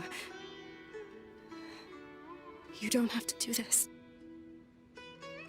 Unyarzad, the suffering you endured during your illness is also proof of you being with me and praying for me. Thank you. You don't need to be so ceremonious. It's always been my duty to protect you. This is how the relationship between the Academia and Sumeru Archon should be. We just did what was necessary and set things back on the right path. You're an Archon, but you act so humble. You really don't need to be so polite with us. I'm honored to have been able to take part in this plan. I hoped you liked the dance I dedicated to you. Thank you, all of you. Thank you so much.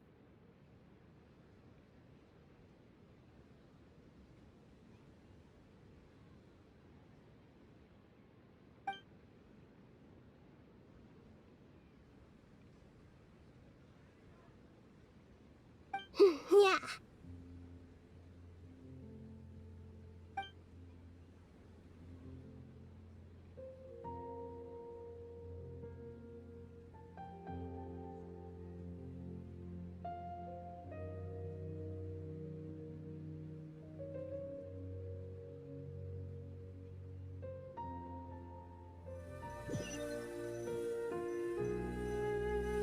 Are you awake?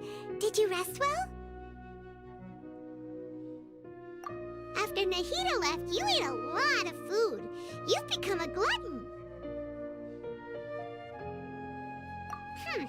That just means you still have a lot to learn from Master Paimon, the Sage of Gluttony. Alright, since you're awake now, should we go and have a chat with Nahida? She should be in the Academia right about now. If you have any questions, now's your chance to ask.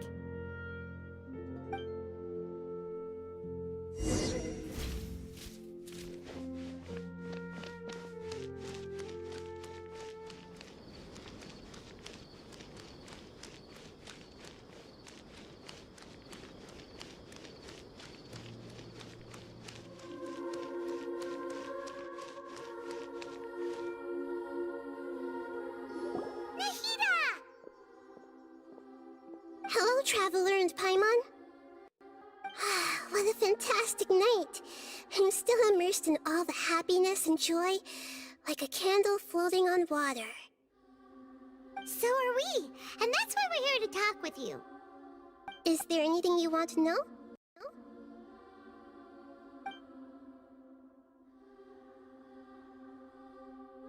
After recent events, the Akasha can no longer function as it used to. I've given it some thought, and have decided to shut it down permanently. But this is definitely not a bad thing. Even from the beginning, I've been planning to shut it down. The Akasha's centralized administration of knowledge has always restrained people's curiosity and curtailed the number of paths available to them. I don't think this is good for Sumeru. Although people may initially feel a little uncomfortable with the loss of the Akasha, they will soon understand that this life is more suitable for them. And as for the future of Sumeru, I'm preparing to regain control of the academia. The former sages have received their punishment, but the new sages have yet to be selected. I will oversee the process personally.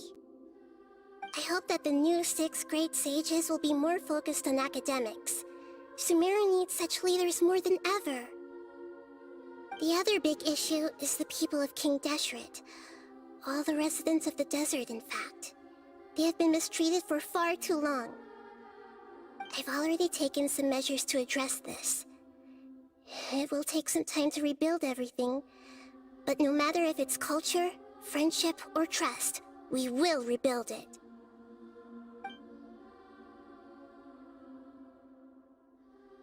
You mean, what happened after the doctor put you to sleep?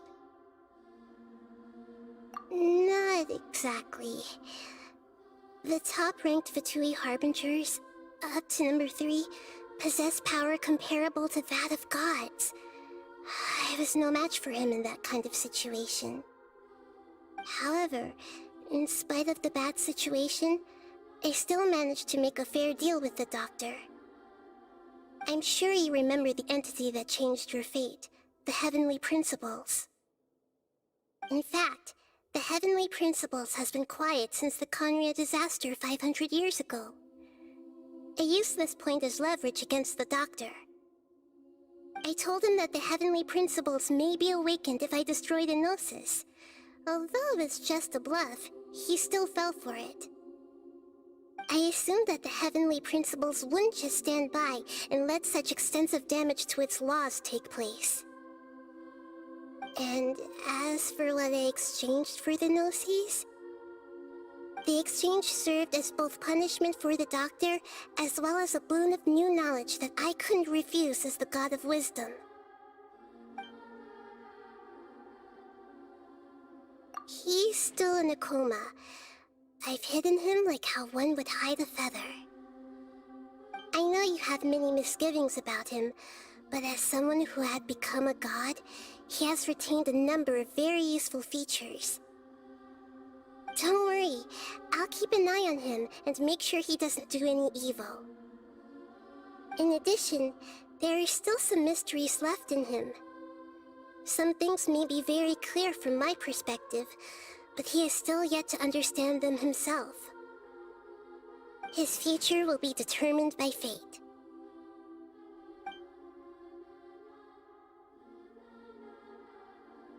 Is that where you're headed next? Fontaine, the nation of justice? As far as I know, that nation operates on a judicial system. Does their Archon personally judge people? No, there's a Chief Justice in Fontaine. Generally speaking, the Hydra Archon, Focalor, won't preside over individual trials. However, even then, Focalor will still make herself present at just about every trial. It seems that she just likes to immerse herself in that sort of atmosphere. As Archon, she still reserves the right to influence the final verdict. Anyway, let's just say she's got, a very unique personality.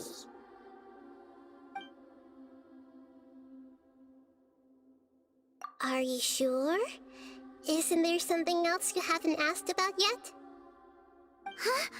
You mean... About your sister. While you were resting at Gandharvaville, I took some time to perform an Irminsul search for information on your sister.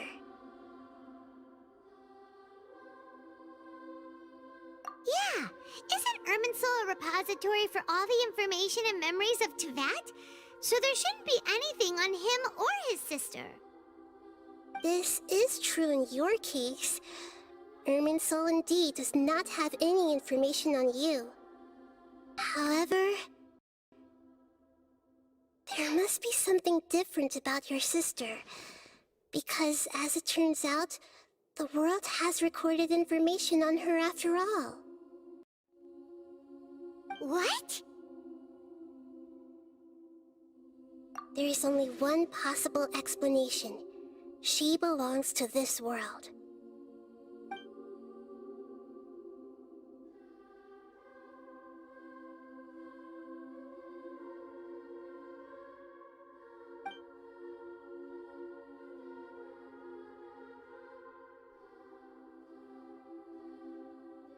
But nothing about this makes any sense!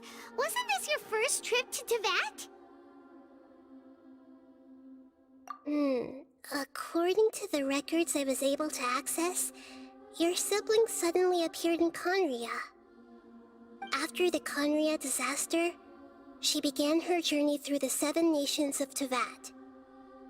But just as her journey was about to reach its conclusion, the Irminsul records on her suddenly become fuzzy. What do you mean, fuzzy? Did something happen to her? All I know for sure is that somebody, for reasons only they can know, is deliberately obfuscating her fate. And whoever it is, if they can do that, who knows what else they're capable of. But even that wouldn't explain how she somehow comes from this world. Something else I noticed was that according to these records, the Fatui have not classified your sibling as one of the Descenders. What's a Descender? Paimon's never heard of it. Look, I'm sure you must be curious about the information I received from the Fatui in return for my gnosis, right? A very important part of the intel was about this world's Descenders. External beings, ones that don't belong to this world. Traveler, you are Teyvat's 4th Descender. Huh? So the Fatui count 3 other Descenders before the Traveler, and his sister isn't even one of them? That's right. My current hypothesis is that the first Descender was likely what we now call the Heavenly Principles. As for the other Descenders, I still need to verify their existence. It could take me some time. Paimon's head's about to burst from all this crazy new information. And yet, even knowing all this, I'm sure you must still have a lot of unanswered questions. I must say, I truly regret that I can't help you more as the God of Wisdom. There are many questions in my heart as well. I will need some time to go through each one of them.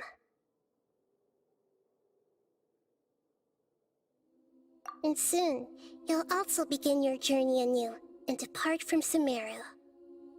I'm very interested in your future. It's a journey that can't be observed or recorded by this world.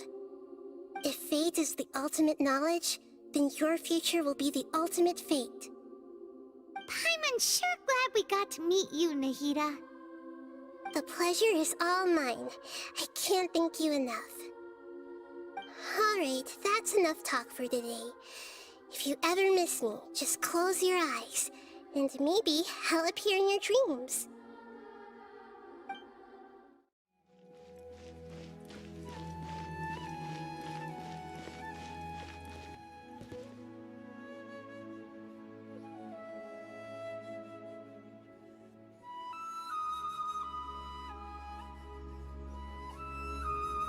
Come on, serious suggestions, please. I'm not trying to write a thriller here.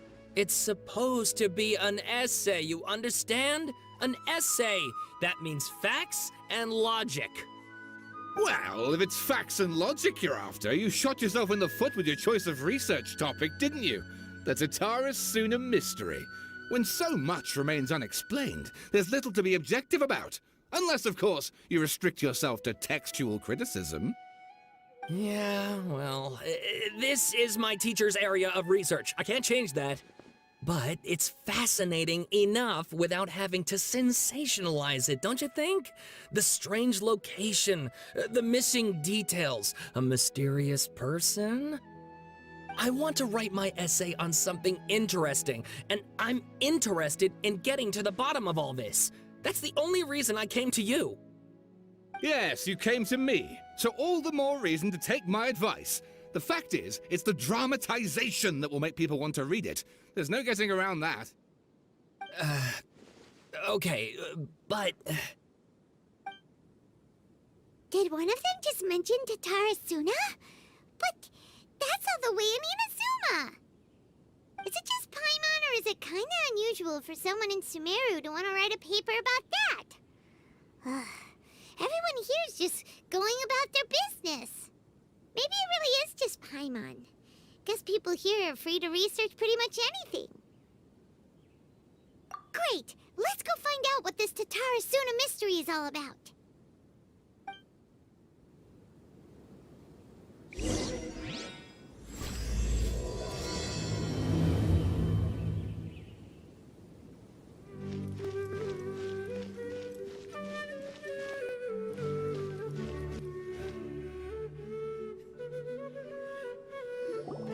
Alright, I guess I'll go with my textual criticism and your editorial direction for the first draft. I have a feeling that the missing Kabuki Mono will end up being the main focus of this paper. Ugh, if only we knew where to find that traveler. From what they say about him, this seems like the kind of thing he'd know about. Oh, you're the traveler, you say? Hey, what's with that face? Don't believe us? No, of course I believe you. Actually, I first heard about your great exploits when I was still in Inazuma. This is my first time coming face to face with you and your mysterious silver-haired companion.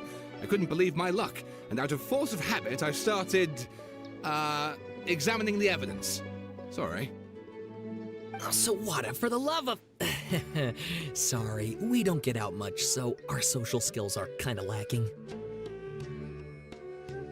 Traveler, I hear you've helped many people a great deal and been to many places. Would you be able to tell us about Tatarasuna? Actually, we don't know much about that place either. In fact, we only came over here because we heard you talking about it and wanted to learn more. I see. My teacher chose this area of research as a personal challenge. He said it's difficult to get into because even Inazumans don't know much about Tatarasuna's past. But who'd have thought that... If you don't mind, I'd love to show you all my outline for the book I'm writing about Tatarasuna. Hold on, Sawada. Don't you think that's a bit of a deep dive for a first read? Well, fair point. In that case, please ease yourselves in gently by taking a look at Akaba's latest essay draft. Let me give you some background. This all started with the discovery of some records in Tatarasuna. The writings mentioned someone by the name of Mikoshi Nagamasa, who crafted a fine blade. But in the end, he threw it into a fire to destroy it, and killed his servant Katsuragi. Why? Well, no one knows. Apart from the swordmaker, his servant, and the one who wrote this all down, the records also mention a Kabuki Mono. This seems to be an Inazuman word for an eccentric stranger, someone who dresses funny or acts in an unusual way. That's right. Akaba's teacher has spent quite some time researching these events on the ground. This Kabuki Mono lived in Tatarasuna for a while before disappearing without a trace, and shortly afterwards, as Akaba mentioned, things got pretty ugly. So first this strange person goes missing, then a murder happens? Seems kind of fishy to Paimon. Yes, my thoughts exactly. So I helped out too. I asked everyone I could think of if they knew anything about what happened back then. And wow, did I get lucky! Stop shouting! This part's important. I just wanted to make it stand out. It just so happens that a friend of mine works at the Government Records Office. He looked into it for me, and I can now confirm that all the aforementioned individuals did, in fact, live in Inazuma over 400 years ago. Even back then, Tatara Suna was already at the center of Inazuma's smelting industry. The man in charge was a government official named Niwa. Curiously enough, it seems like he went missing too.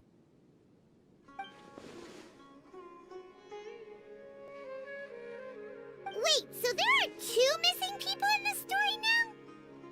That's right! What's more, Niwa is a name with a lot of history to it. Have you ever heard of the great swordsmith clans of Inazuma? Oh, the swordsmiths? Yeah, like Ishin art and so on? Wow, yes. You really know your stuff. That makes things easier. So basically, this Niwa was a distant relative of the Kaidahara clan, the last practitioners of Ishin art. Something then seems to have happened in the Kaidahara clan, leading to their downfall. I don't know the details, but taken in light of everything else going on around that time, it makes you wonder whether it's all connected somehow. The Kaidahara clan? Sawada, you left out the biggest detail of all. Oh, yes, of course. How could I forget? Brace your minds, ladies and gents, for they are about to be blown. Or maybe you won't believe your ears. I wouldn't blame you, of course, because in all my years as a writer, this is by far the most. Get to the point, for Pete's sake. According to information acquired by Akaba's teacher, the Kabukimono was not a human, but a puppet. A puppet?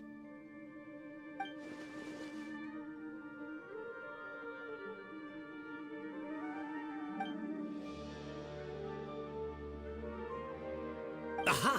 Judging by the looks on your faces, you do know something after all.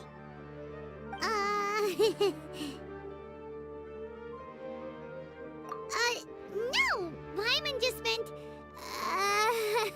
how creepy. The way you described it makes it sound like a ghost story.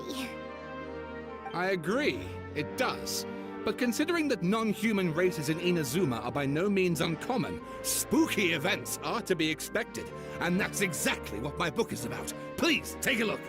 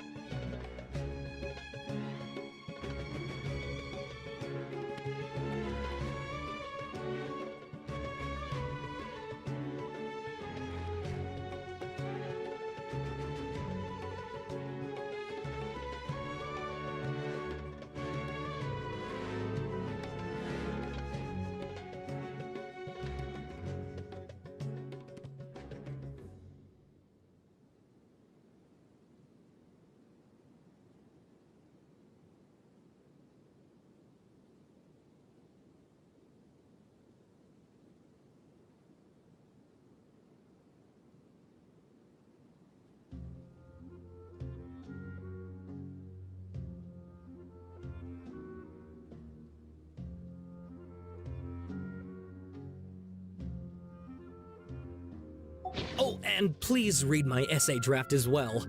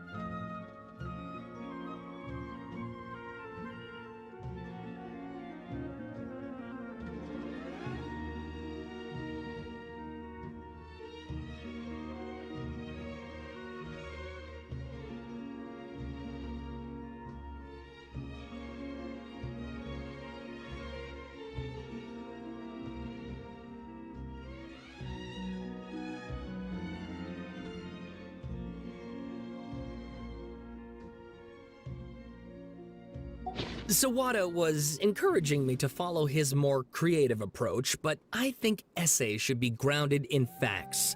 I don't think explaining everything away with mysterious forces will cut it. Oh, how about if I plug the holes in Sawada's narrative with political intrigue? Like, I could put a turf war between rival factions at the center of the whole series of events. Wait, you're allowed to just make stuff up? Pretty sure you've gone from essay to guessay there.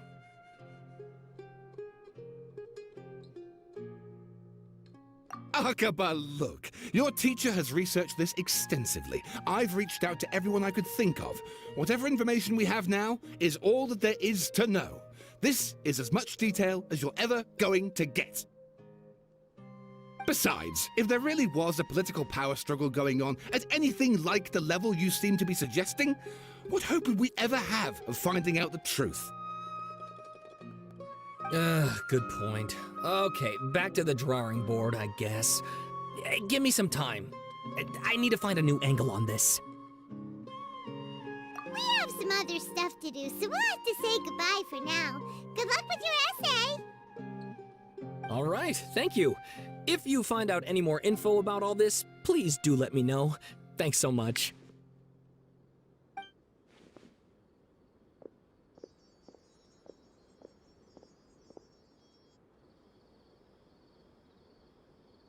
Hey, so that thing they were talking about, it has to do with the balladeer, doesn't it? Okay, then even if we did know something about it, we probably couldn't share it with them, huh? After all, we kicked his butt and got him locked up. Information about people like that is usually super confidential, isn't it? If you ask Paimon, Akaba should just pick a different topic. There must be as many essay topics as there are trees in the forest. There's no point in...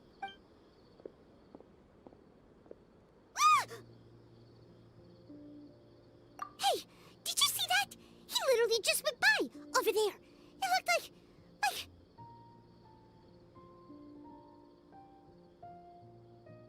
The balladeer! No, it can't have been. He got locked up. Oh, quick, let's catch up and see.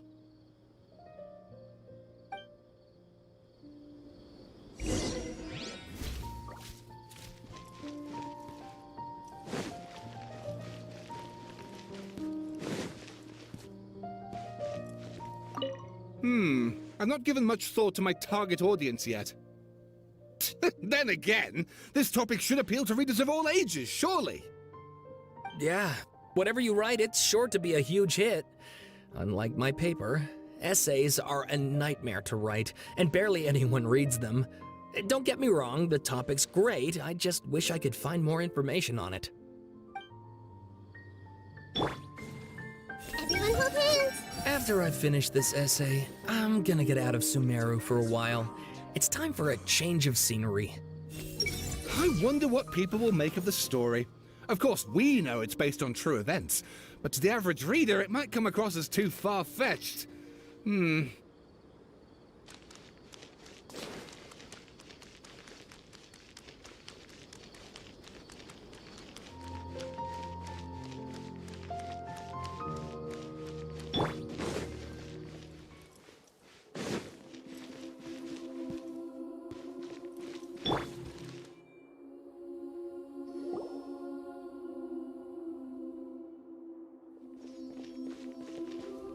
Traveler, Paimon, there you are. Nahida! Bad news. We just saw the balladeer strolling around in public. Did he escape or... Ah! It's him! Sure enough. You're here. Hey! What are you doing in the sanctuary of Surasthana? Aren't you supposed to be locked up? I know you must have a lot of questions. Please, allow me to explain. It was my idea to set the balladeer free. We made a deal, and he's gonna do some investigation in Irminsul for me. A deal? Huh. You sure you trust this guy? What did you expect? Why do you think Sumeru would keep me around otherwise? Or maybe killing me is all you can think about. But if that's the case, why haven't you done it already? Don't flatter yourself. It was... Nahida said there's still some mysteries in you to figure out. Ah, so if it were up to you, you'd finish the job? Guess I had you all wrong. There I was thinking you were just getting cold feet. Well, that escalated quickly. Not a good start. Could I ask you all to please calm down? But Paimon's worried about you, Nahida. Don't let him trick you. It's not every day you see people questioning the God of Wisdom's judgment. Just when you think you've seen it all. Don't you dare try to drive a wedge between us! As long as the terms are reasonable, I don't think there's a problem in making a deal. Even with the balladeer. Well, I for one have no reason to doubt you, considering you even struck a deal with the doctor. Yes, one in which I gained valuable information. You'll come to understand more about that in the fullness of time. The balladeer's power was all but completely spent after your battle. He's no longer strong enough to be a strategic threat to us. That puts him in quite a precarious position. Plus, he's a former harbinger with knowledge of many of the Fatui's sensitive secrets. Being stuck here in Sumeru could make him a sitting duck, depending on how the Fatui plan to respond. Wait a second. Farmer? You mean he's not a harbinger anymore? I take no pleasure in saying this, but it seems as if the doctor had no intention of welcoming back a loser, so... Sometimes it's you using them, other times it's them using you. Most human relationships are this way. Certainly all the stable ones are. That's how it was between me and the Fatui, and also between each of the harbingers. So as long as you have some value to offer, nobody will ever abandon you. But after recent events, even I have to admit that I'm not worth quite what I used to be. Well, if the Fatui are gonna reevaluate my utility, I need to have a backup plan for myself. As we discussed, I don't like causing harm to living beings, and you said you need protection. So, why not join forces with us? I think these two have made their objection to that idea fairly clear, don't you? And they're your friends, so I guess you'll be siding with them. Yeah, obviously! Nahida, don't listen to him! Then let's put that discussion to the side for now. We still have time. Today can be a trial run. Where we go from here will depend on how well we manage to cooperate today. All right, then I'll do what we agreed. Good. Go now, and keep in touch. Nahida, are you serious about this? Yes. I have my reasons for this decision. In fact, I'm largely doing it for your benefit. Yes. As I told you once before, there's information about your twin in Irminsul. Oh, yeah. Actually, that's the whole reason we came to see you today. So, you have an update on that? Mm-hmm. You may remember me mentioning that the Fatui had not included your twin's details in the Descender category. This is an extremely important point. It's possible that the Fatui have other information that even I don't know about. And since the balladeer used to be one of them, he'll be better acquainted with this information than I am. He was granted the power to connect with Irminsul when he almost became the god of a new era. Even though he no longer has the Gnosis, some traces of its power remain in him. He can still connect. The amount of information in Irminsul is vast beyond description. Sifting through all of it without knowing what to look for would take too long, even for me. So I asked the balladeer to search in Irminsul for any information about the Descenders. He's more familiar with this kind of information, and should be able to find it more quickly. silly. Or what if... Paimon just doesn't trust him. He's treated us as enemies every time we've run into him. I understand. But sometimes, everything is dictated by which side you're on. How things will go in the future depends on what information he brings back.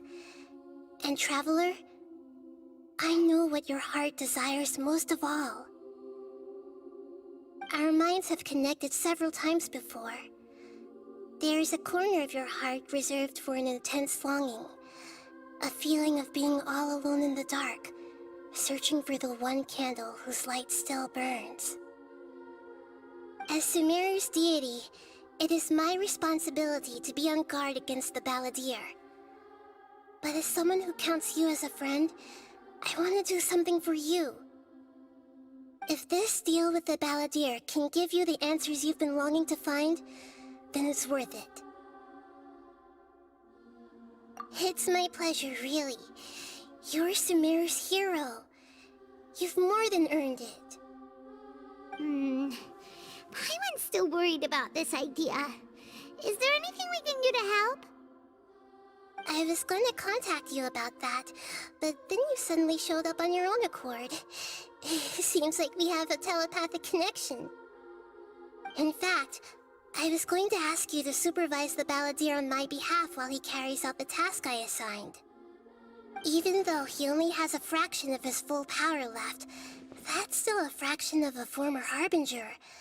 If you could accompany him, it would put my mind at ease. Of course, I'll be there to help guide you through Irminsul from the outside. Great, thank you. Prepare yourselves. I'm going to transport you into Irminsul. Wow, it looks pretty different here compared to last time. The colors are gentler. Guess that must be because Sumeru's at peace now.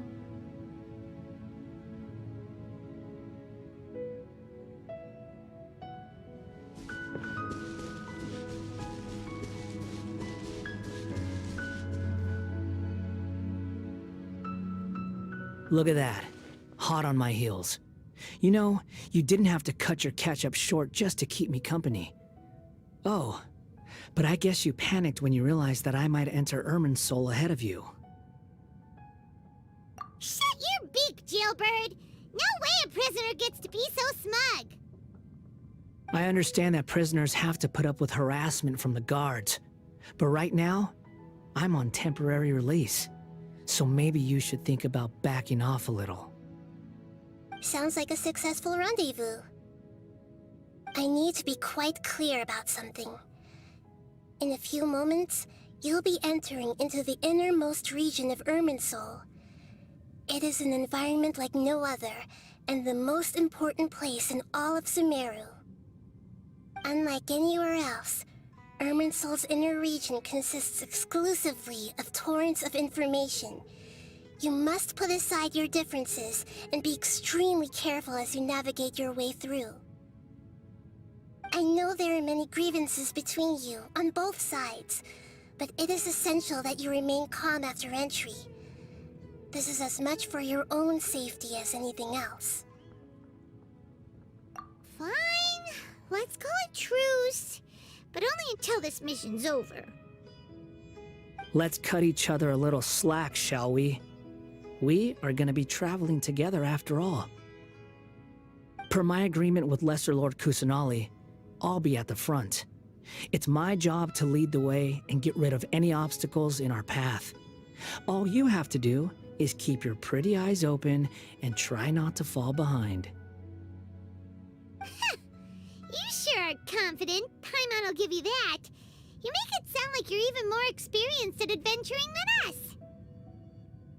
If there are no further objections, I suggest we get going. Or did you need some time to mentally prepare yourselves? Ew! Ugh, the snark on this guy. It's unbearable. We can start now. Irminsul access granted. Initiating connection procedure. this a small sapling? Oh, darn it! Come on, let's catch up with him.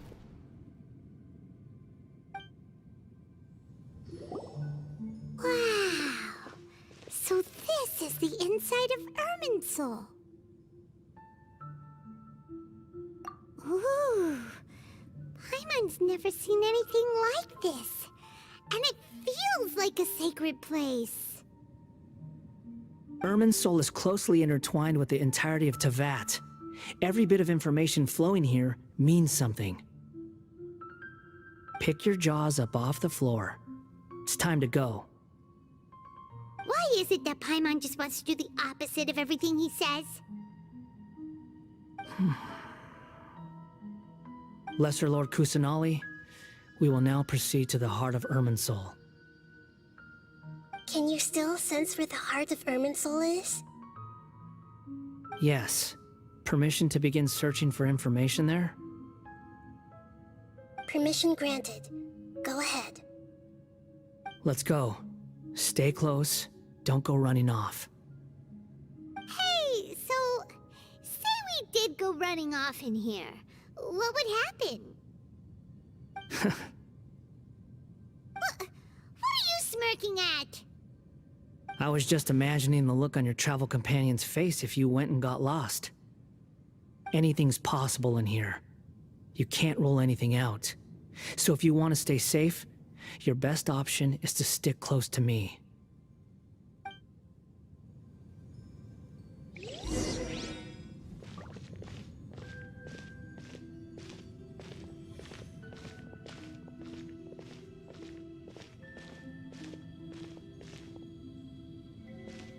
These sapling things have spread out. Those are all packets of information from inside Irminsul. Be careful not to touch them.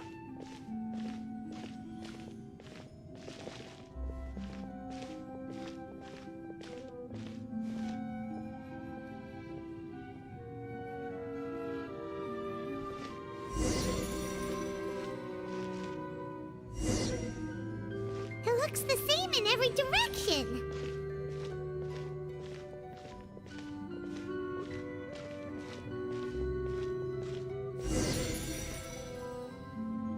No wonder he mentioned about getting lost. Huh.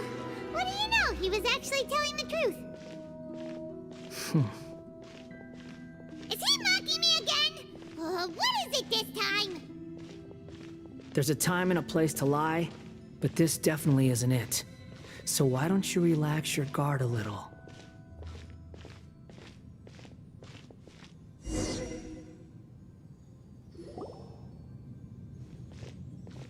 We're here. What a huge tree!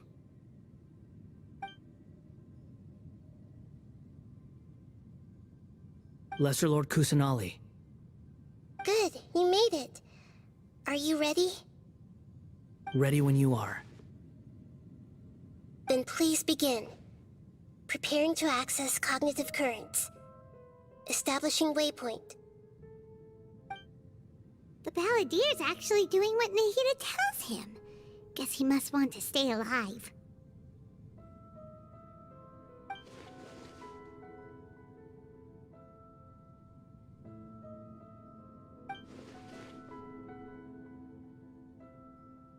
The rest is up to you.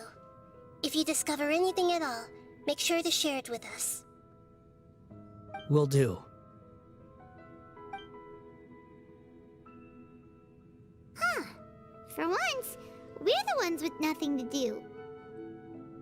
Traveler, Paimon, would you like to talk? Yes, I've also invited Paimon to join. Huh? What the? We can talk to each other inside our heads?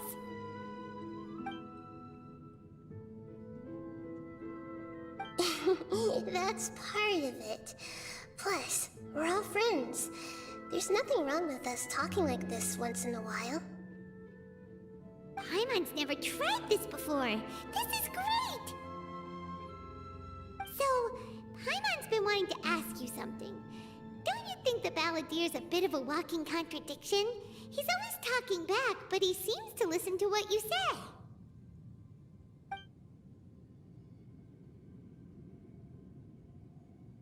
As I've told you before, there are still some mysteries for him to resolve. Things that are clear as day to me, but that he has yet to understand. Perhaps today will be the day that he finds some answers.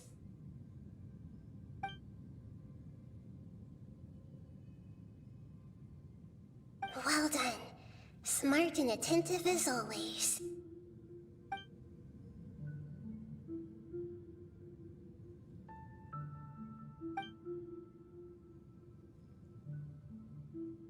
So, you made contact with that part of his mind. Well, it's true. Betrayal turned the Balladeer into the person he is today. Huh. Paimon thought nothing could get under that guy's skin. Turns out, he can get hurt and angry just like anyone else. Everyone has a history, Paimon. Even if you're a puppet created by the Electro Archon. Speaking of puppets, we ran into two people at the Academia today talking about an essay. Turns out their topic was about the Tatarasuna incident. Nahida, do you know anything about that? If you mean the mysterious events, the Kabuki Mono and so on, yes. I know about all of that. Really? Because from what they were saying, it sounded like lots of Tatarasuna's history is still unexplained. And most of the information we have now is just from people filling the gaps with their imagination. At least that's what they thought.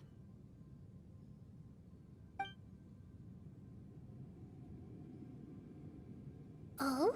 How interesting. Those two managed to deduce quite a lot through guesswork alone.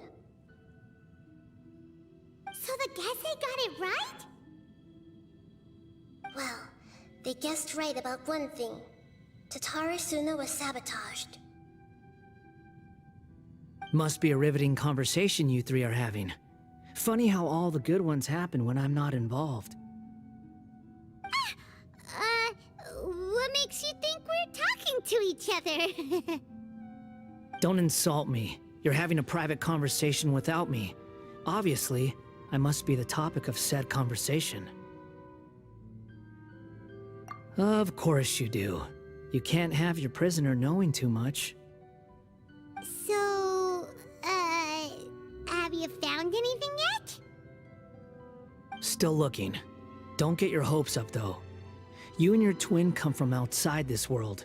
It wouldn't surprise me if there was nothing on either of you in Irminsul at all. Wait! How did you know about that? Did Nahida tell you? It's not like we've never met before. And anyway, you're world famous.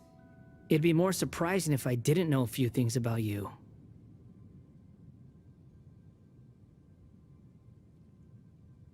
Right now, we have to keep the peace. I'm not interested in creating more misery for myself, and making cordial conversation is something I can manage.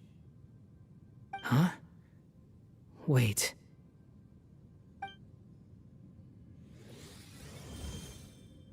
This light, it looks similar to those saplings. What could it be? Anonymous data. Hey, don't you forget the agreement! You have to share it with us! Shh. Just wait. Mr. Niwa, are you certain this is worth the risk? We are talking about Tatarasuna's furnace, after all. It may not pay to act rashly. There's no one else who can enter the furnace. It has to be me. Is that so? Well, since you insist. It's...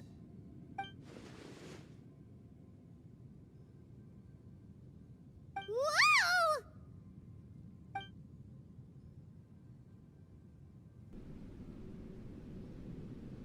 I have been in Tatarasuna for some time now. You have shown me great hospitality, as has Mikoshi Nagamasa, and indeed, everyone else.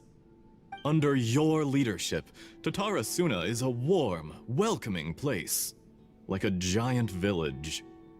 People are gainfully employed, their lives have purpose. They are motivated.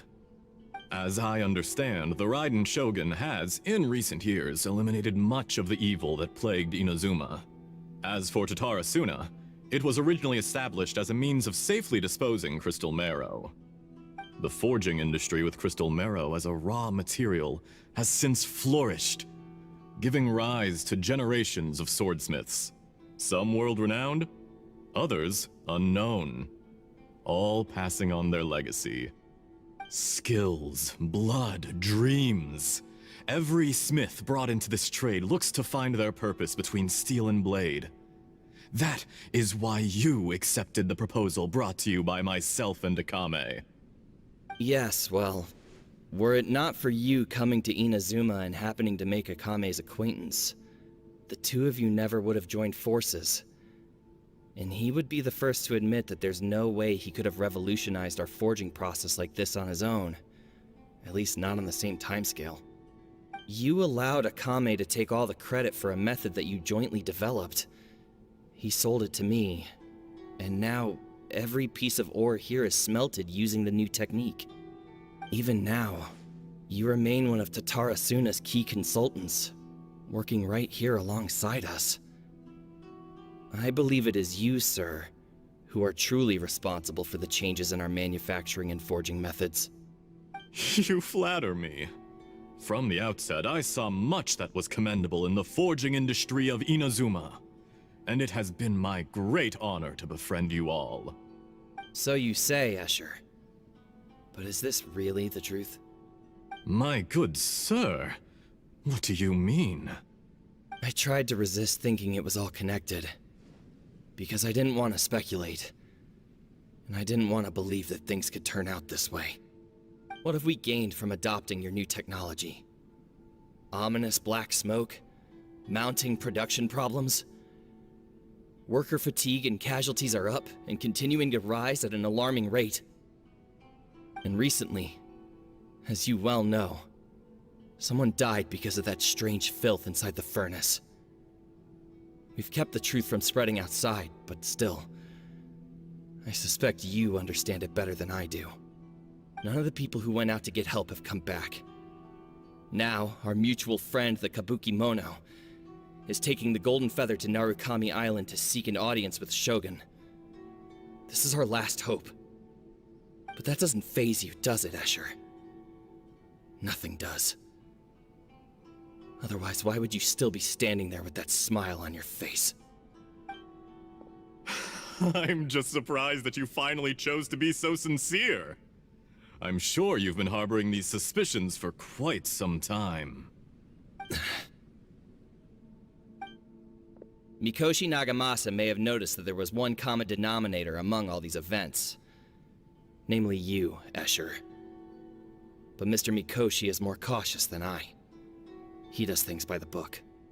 After all, Nagamasa is the adopted son of Mikoshi Torachiyo, the yokai struck down by the Shogun's own hand. If he truly seeks to redeem his family's honor, an abundance of caution is well advised. You're well informed on the subtleties of his situation for a mechanic all the way from Fontaine. Are you sure you're not a little overqualified? Why, Mr. Niwa, are you suggesting I find a job as a diplomat?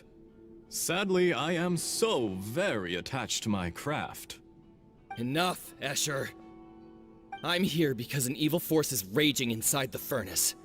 And someone needs to take your new device inside the high-risk zone so we can absorb it and put an end to the problem. I'm in charge here.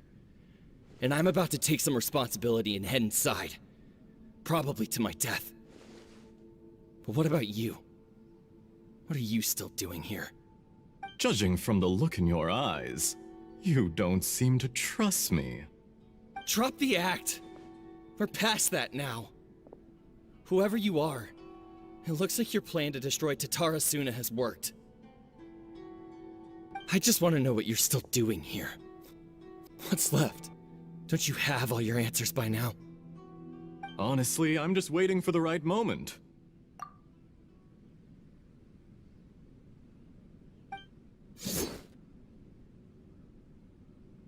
A moment like this, where you finish talking and I stop you from entering the furnace.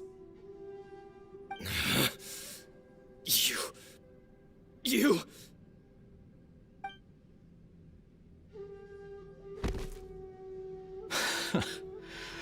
You're a little smarter than I initially gave you credit for. I thought I'd disguised myself exceptionally well, at least for the first few days. But to my surprise, you had your people look into my background right from the start. It's a long journey from Inazuma to Fontaine, but that didn't stop them. Eventually, they managed to confirm that Escher was an alias, and that I was not from Fontaine at all. And yet, despite all of that, you still fail to realize my true identity, and what I seek in Tatarasuna. Did you really think you would be able to see through my plan? If you kill me, there's no one who can get inside the furnace. So you're really going to destroy this place? Is that it? Oh, but you're quite wrong. There is one other person. Some may not see him as a person, but you told him yourself. You're not a puppet. You're a human. You're just missing a heart. Whoever you're working for won't get away with this. They'll be found out. But this makes no sense. What are you really trying to accomplish by all this? Why go to all this trouble? It's no trouble at all. Patience is a virtue which I have in abundance. This is all part of a carefully controlled experiment. If you must know, I'm happy to divulge my true identity. I'm a Fatui harbinger. Call me the Doctor. The Fatui? Who? What do you want? Just to create a minor inconvenience for your nation. That's it? That's why you gave us your cursed technology? Just to let loose the evil energy from the crystal marrow? Look how even the righteous soul is filled with venom when faced with its demise. My device functions precisely as you say. It is the only chance you have of preventing a catastrophe and keeping the truth from the outside world. However, I did not make it with you in mind. It is easier for a person to be possessed by evil spirits when they are filled with hate. So give in to your fury. I want to see what happens when a malevolent heart is placed into an unsuspecting puppet. Make no mistake, even without you, that pure, innocent puppet would only end up being used by someone else instead. What other reason would a human have for befriending one who is not of our kind?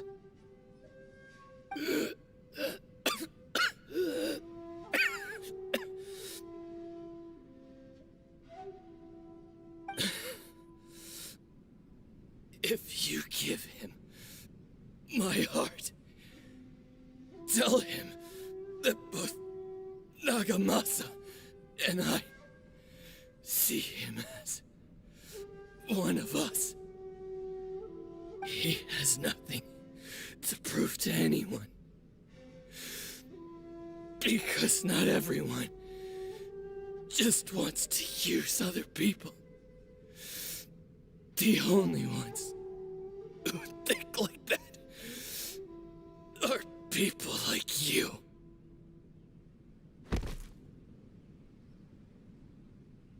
What a beautiful way to see the world. It almost makes me feel a little guilty. Then out of respect for you, I shall redefine myself. Think of me as a monster or a demon, if you wish. At least this way your death is not a consequence of your own folly turning you into an easy target. You simply lost to something more powerful than you could ever hope to defeat. I say, Mr. Niwa, let's see what happens. Will your puppet friend become a human? No, that will prove quite impossible. Mr. Niwa? Already dead. What a pity.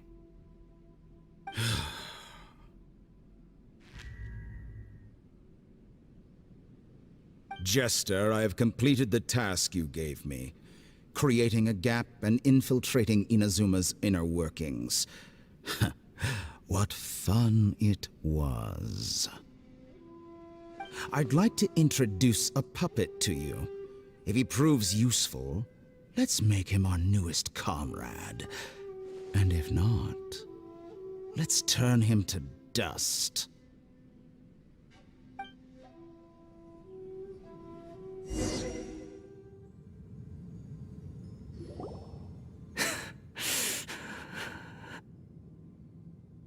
Hey, are you all right? Dottore?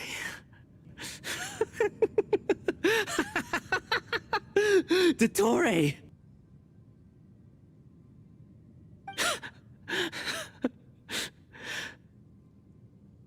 Good.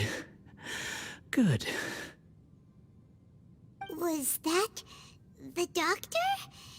Did he turn into a mechanic from Fontaine?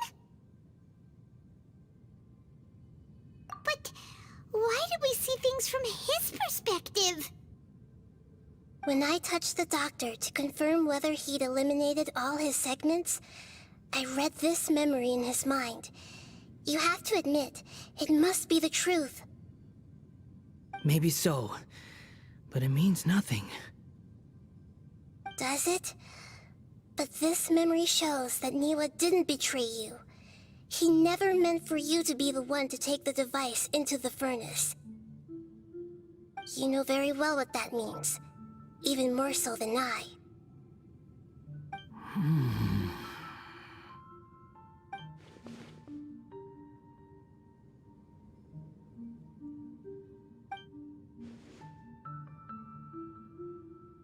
Let's give him some space. He looks really mad. Paimon doesn't want to be anywhere near him right now. We need to give him some time to process his emotions. Paimon's still confused about the Tatarasuna incident. So, the doctor was behind it, but why has that gotten him so worked up? Nobody has ever deceived you like that, Paimon. It's natural that you find it difficult to understand. Perhaps he needed to learn this someday. So now you have the complete picture. Katsuragi took the kabuki mono to live with the people of Tatarasuna. Later, the doctor showed up, disguised as a mechanic from Fontaine. And that's when the trouble began. It was all a horrific experiment planned by the doctor. Everything he did was just to plant seeds of disaster in Inazuma that would bear fruit in the future. Of all the unwitting participants in the doctor's experiment, the balladeer became the main test subject. After the events you just saw in that memory, the doctor put Niwa's heart into the device and handed it to the balladeer. Then, he instructed him to enter the furnace and absorb all the filth caused by the smelting process. The load was far beyond what he expected, but the balladeer survived.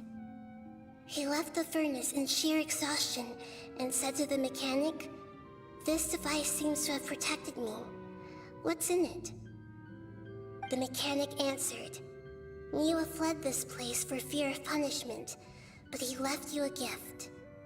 He said it's the one thing that you've been looking for." He took it straight from the chest of one of his innocent servants. The mechanic removed the withered heart from the device as he spoke. The balladeer was stunned that such unthinkable cruelty had brought him the thing he'd been longing for his entire life. A heart acquired through cold-blooded murder is a cursed thing, but it had protected him from the filth. He thought Niwa had completely betrayed him, and yet this very betrayal had ensured his survival. Overwhelmed with anger and sorrow, the balladeer threw the heart to the ground and left Tatarasuna without looking back. Holy moly! So the doctor killed an innocent man and pinned everything on the victim? That's terrible.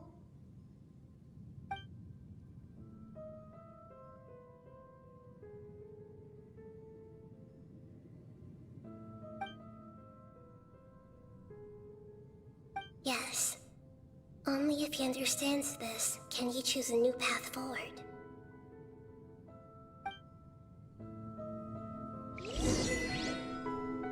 Dori, you brazen-faced... Niwa didn't run from justice. You killed him.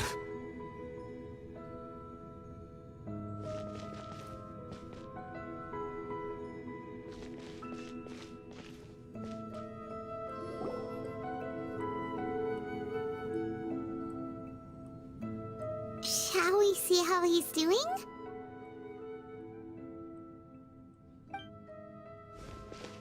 Hey, you alright? That's a scary expression. Are you worried about me? If we didn't have such a history, I'd almost think that qualifies me to be your friend. It won't. I'll keep my end of the deal.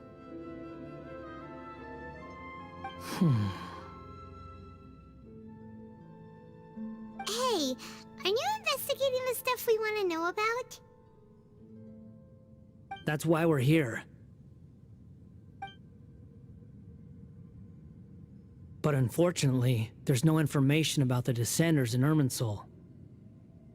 Even if you can't find anything, that seems to confirm it. Irminsul does not keep records on the Descenders. Anyone who comes from beyond this world is not counted as part of Teyvat. Oh, does that mean we have to leave empty-handed?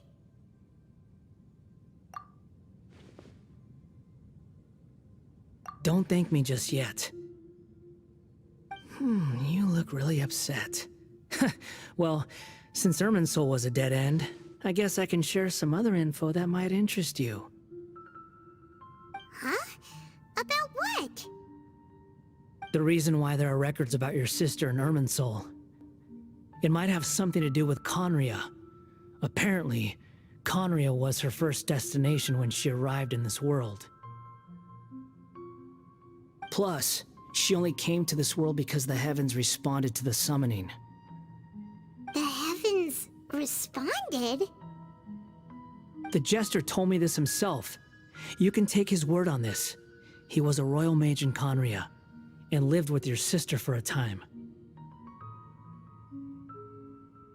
I don't know the details. It's up to you whether you want to believe me. All I can say is, I wouldn't lie to you about this. Did you get all that, Lesser Lord Kusanali? Yes. Astonishing news. Does this info count towards my mission? It wasn't from Irminsul, but was it valuable? Very valuable. Good. In that case, I'll take some time for myself now. Huh? What have you done? Lesser Lord Kusanali was right. My power's all but completely spent. Even if I use all of the divine power left in me, I can't sustain this shield for very long. I shared a secret with you, and now you owe me. So in return, I'd like you to answer a question for me. Give me your hand.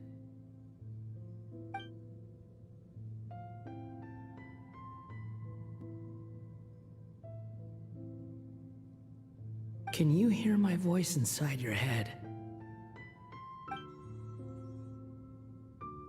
No, I can't do anything like that anymore. At most, all I can do is exchange a few words with you. So tell me, in this world, is it possible to change the past?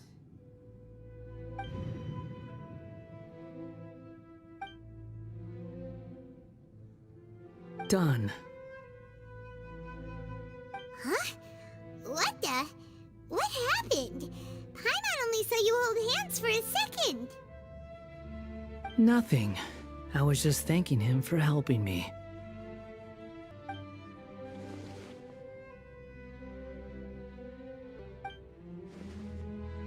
So long. I suggest you get yourselves out of here quickly. Where are you going? Hey, wait up! Didn't you say not to go running off? Fast reaction time. But I don't think we'll be seeing each other again.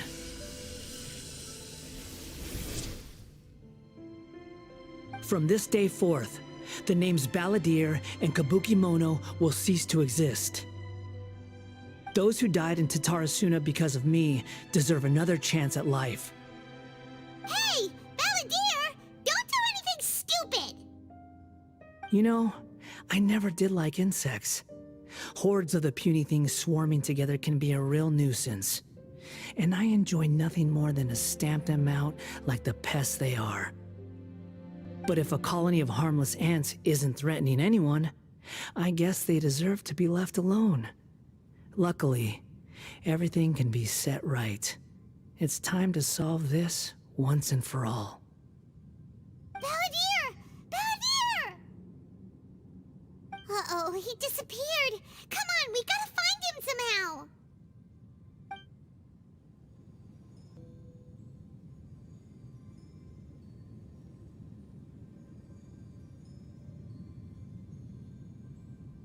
Oh no, he's really gone! Oh, can you hear me? Nahida! Traveler, Paimon, Balladeer, what happened just now? I was suddenly cut off by some kind of power. It was the Balladeer's fault. He shut you out!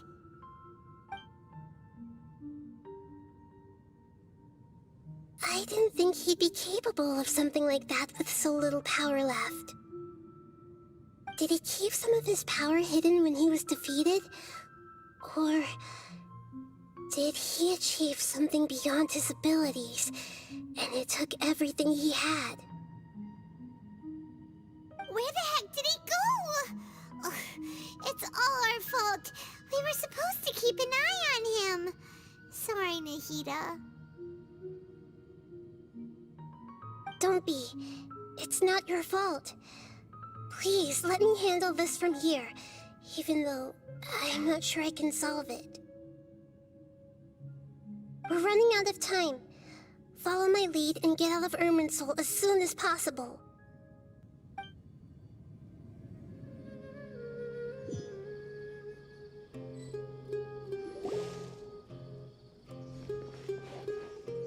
We're out! And we're at, an inn or something? This is an emergency. I'll have to ask you to stay here for now. Everything's arranged, and nobody will disturb you. I'm sorry, but this isn't something I need your help with. Leave this one to me. An emergency? How bad is it? Nahida, will you be okay? Don't worry. If my assessment is correct, though there may be some minor disturbances, it won't lead to a disaster. Please rest and recover your strength here until I say it's safe. Her voice has gone. Paimon can't shake the feeling that something really big has happened. What do you think the Balladeer meant? And why did he suddenly grab onto you before?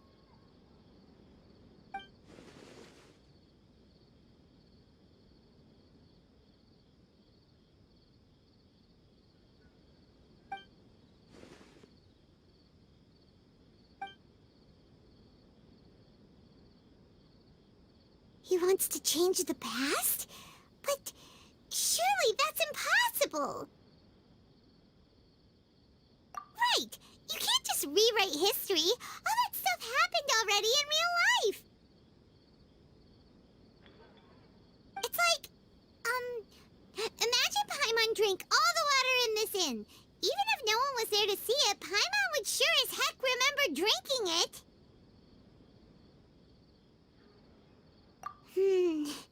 So, why does Paimon still have a bad feeling about this?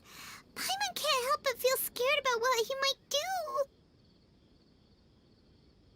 Oh, Paimon's so confused. Huh? Ah!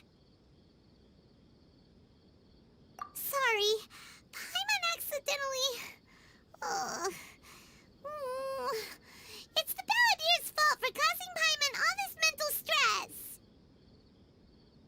But erasing yourself from history? It's unthinkable. Is that really possible in Irminsul?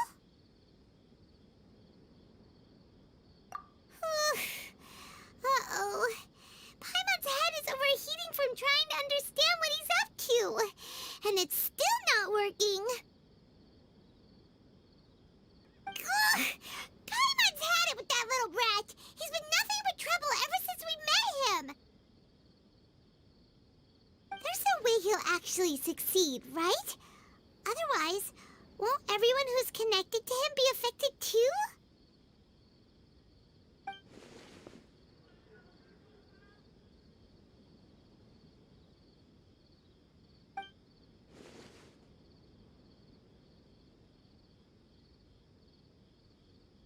There's nothing we can do about it at this point.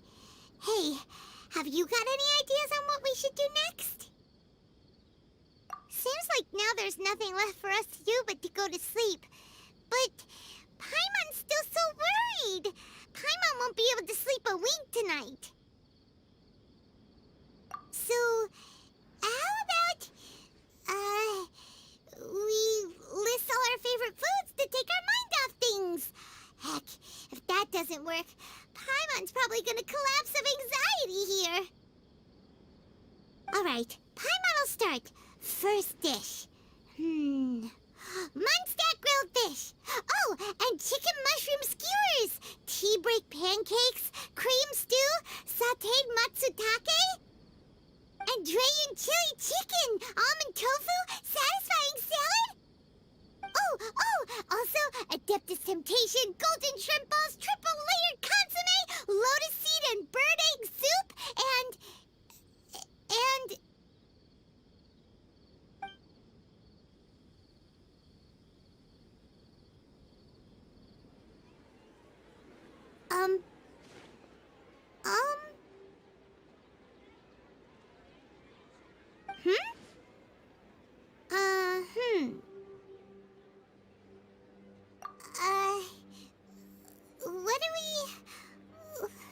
What was Paimon supposed to be doing just now?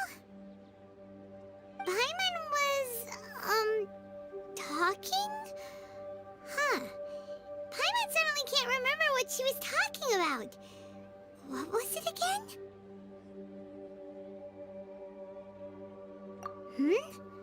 The Balladeer? Is that a food too? Huh. Weird name, though.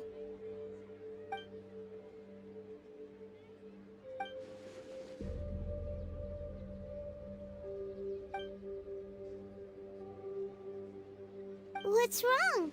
Your eyes are like saucers. Was it something Paimon said? So, the Balladeer. Is that someone's name? 'Cause it sounds like a nickname or something.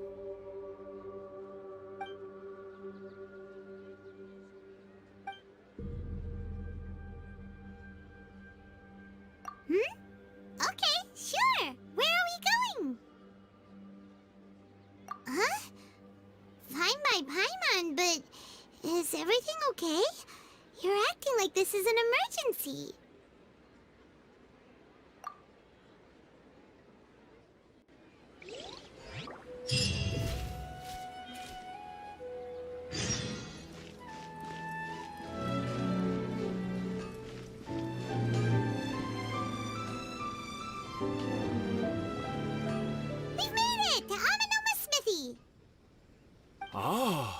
It's been a while.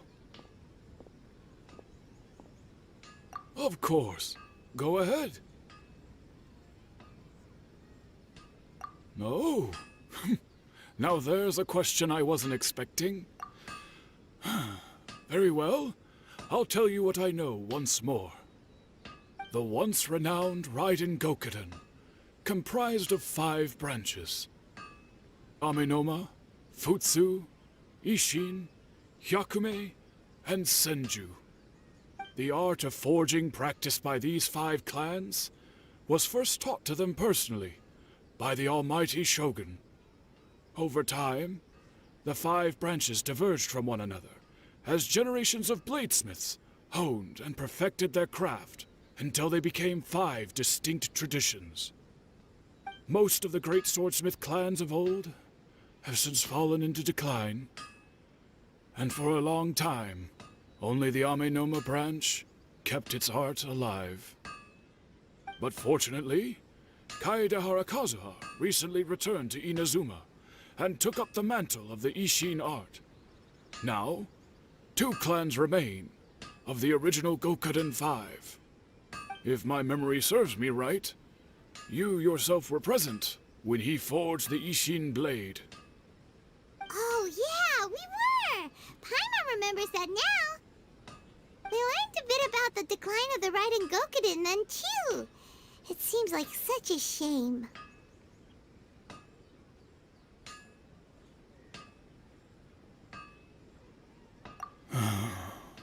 That, my friends, is a tragic tale indeed. In fact, this was not made known to me for most of my life.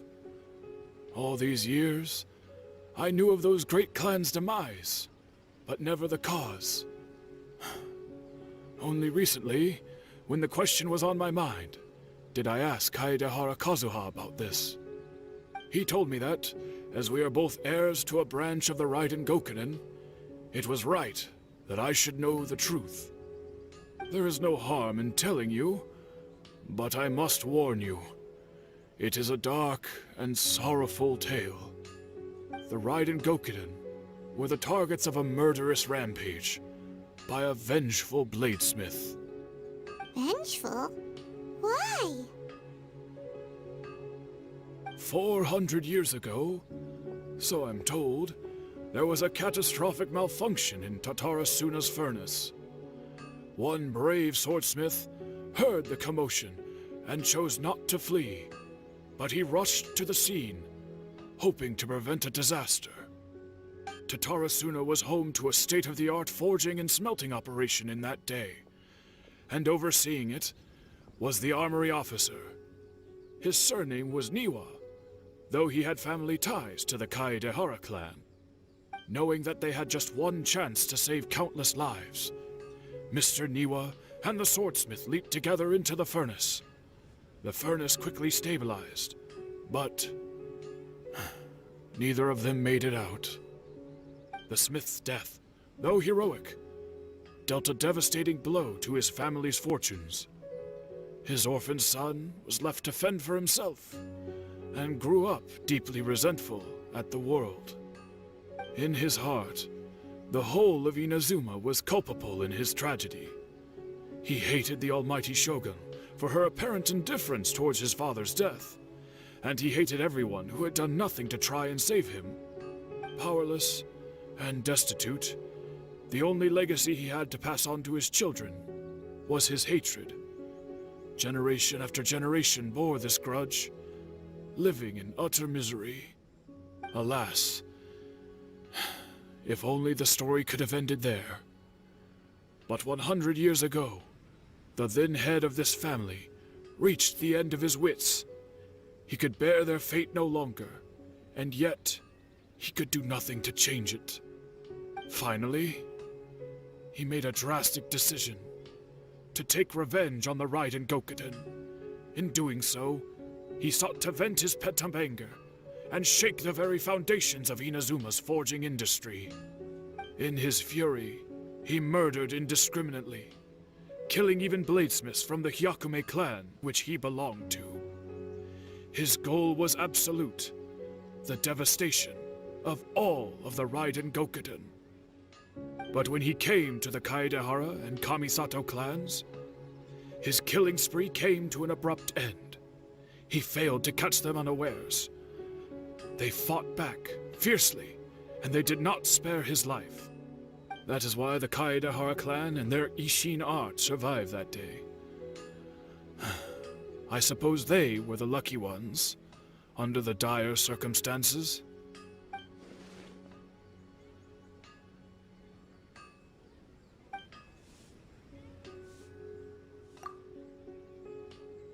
Was there anything else you wanted to ask? Kazuha? Why, yes. Just yesterday, in fact. We spoke for a while over some tea. He seemed well.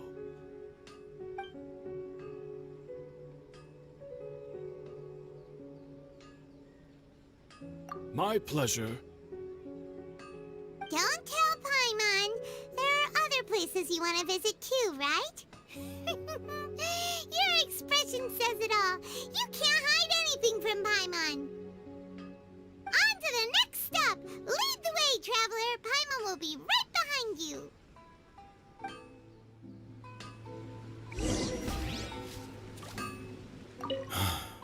Whenever I'm reminded of what happened back then, it always weighs on my heart.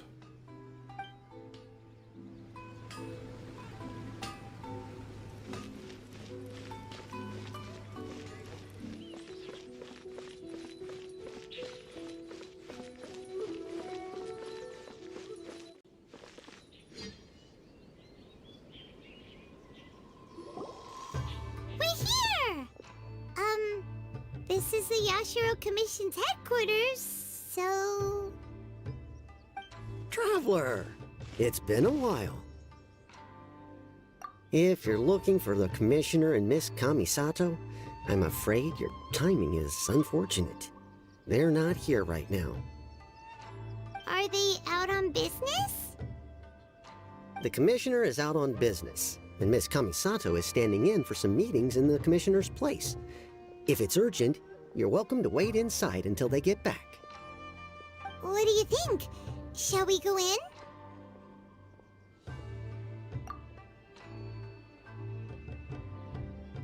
If it were anyone else, I couldn't allow it. But seeing as you're so close with the Commissioner and Miss Kamisato, I think it should be okay. We'll be heading in then. Thanks!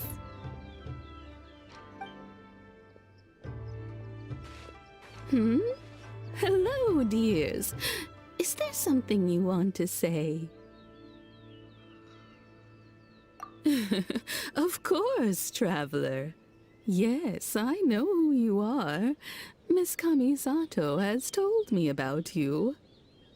What would you like to know? Oh, they're both very well indeed.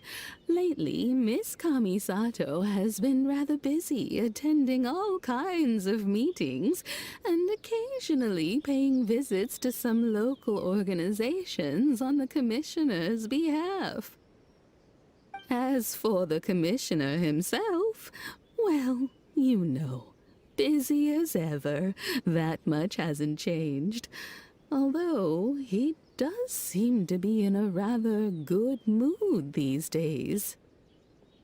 So pretty much business as usual in the Yashiro Commission, huh? Very much so.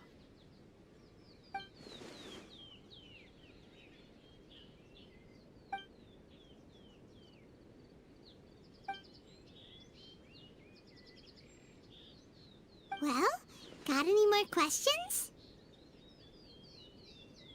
You're very welcome. In fact, I would love nothing more than for you to come and visit more often. But I'm sure you must be far too busy to have time for that. Miss Kamisato talks about you all the time. She seems so thrilled to have you as a friend, and she's always saying how talented you are and how much she admires you. I I must say, many things in Inazuma seem to have taken a turn for the better since you arrived here.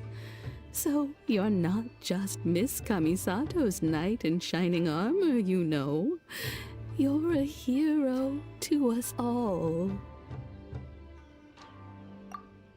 I mean it. Whenever the commissioner dines at home, Toma always joins him. I always find myself at my most relaxed when I'm serving the two of them and listening to them chat away. The commissioner has such a busy schedule that he doesn't always have the chance to take his meals at home, but given the opportunity, he always prefers to dine here. They say it's because Toma's a much better chef than most. Oh, the commissioner is so fond of home comforts. They get to talking about you sometimes too, you know. Always with a very fond tone. The way one would talk about dear old friends around whom one can truly be themselves. Miss Kamisato occasionally joins them as well. Whenever the whole family gets together and they start talking about people they've met and experiences they've had, you always get a mention. It's been many years now since the late Mr. and Mrs. Kamisato passed away. Much has happened in the Kamisato clan in that time. As someone who is old and gray enough to have watched their son and daughter grow up, it makes me so happy to see them meet a dependable friend whose company they enjoy so much.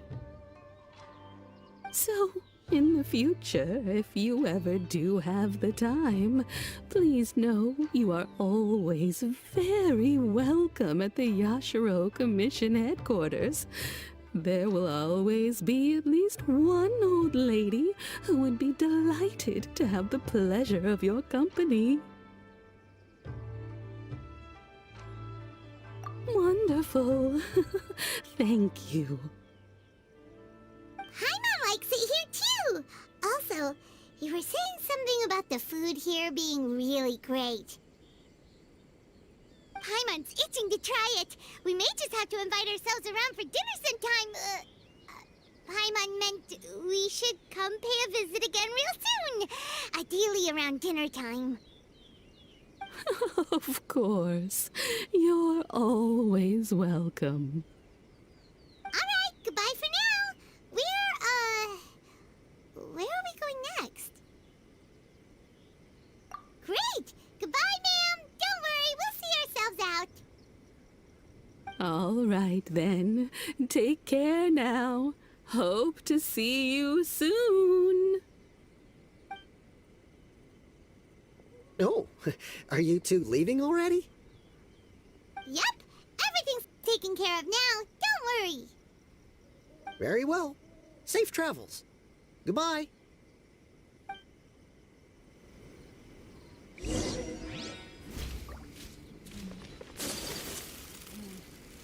What about outside in the zoo? Look after yourselves, won't you? Take care now.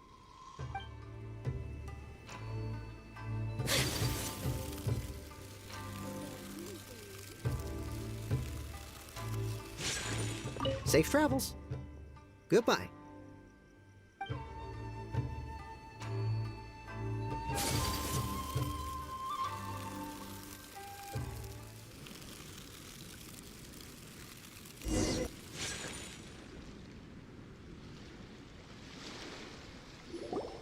Well, here we are.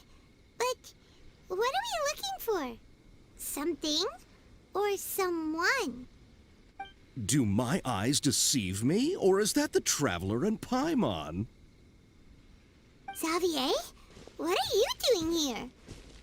I was in the general area, and now I'm in this specific area. There, that's me. So what about you two? We have some questions and thought you might be able to help. Certainly do. I've researched the furnace here in some depth. If there's anything you want to know, just ask away. Like the back of my hand?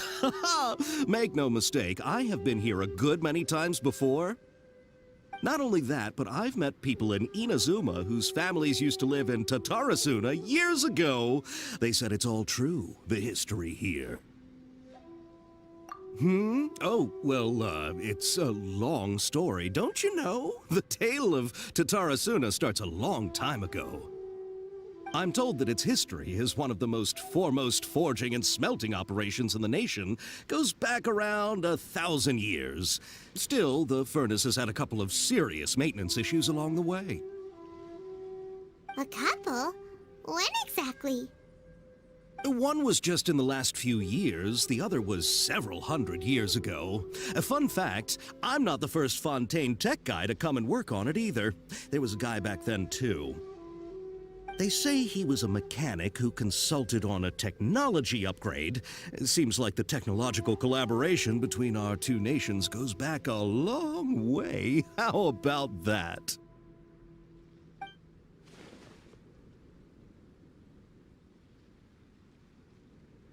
Hey, weren't you gonna ask Xavier something about Tatarasuna? Come on, ask already!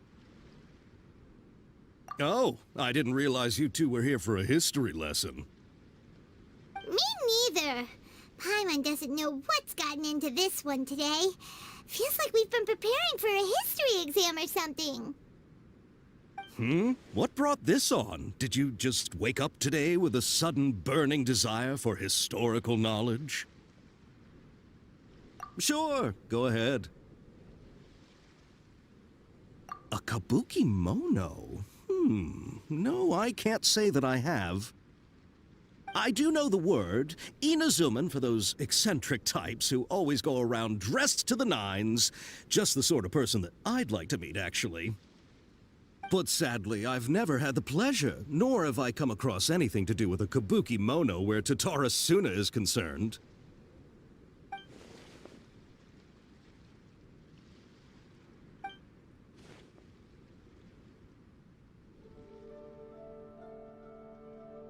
Of course! Don't mention it.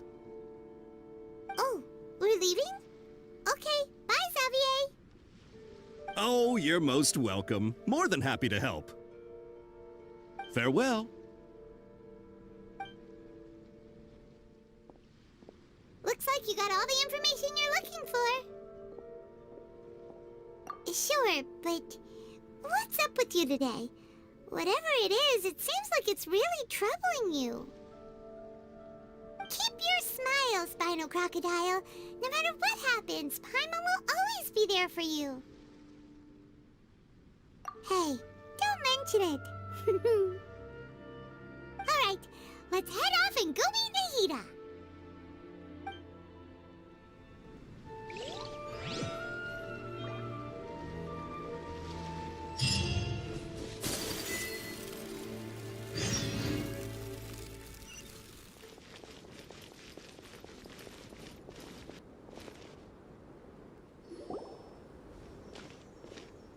Hey, it's them!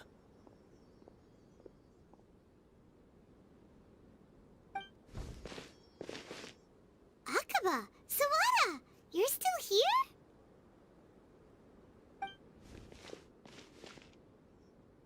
Indeed we are. If you have a moment, we'd love for you to join us once more. We have time. What do you want to talk to us about? It's the same topic we discussed last time. Obviously. Still looking for more info about Tatarasuna, huh? Should we join them?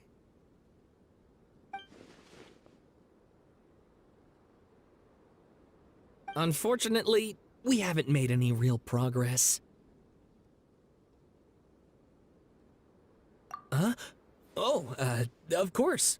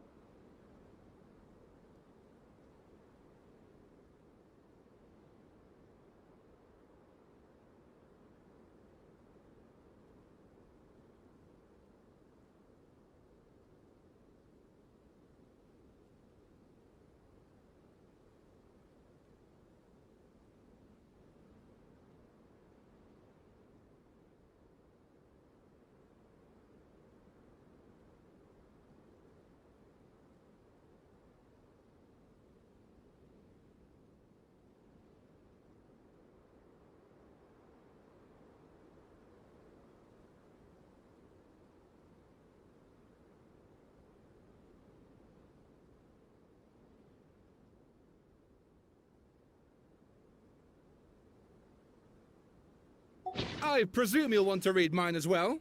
Here.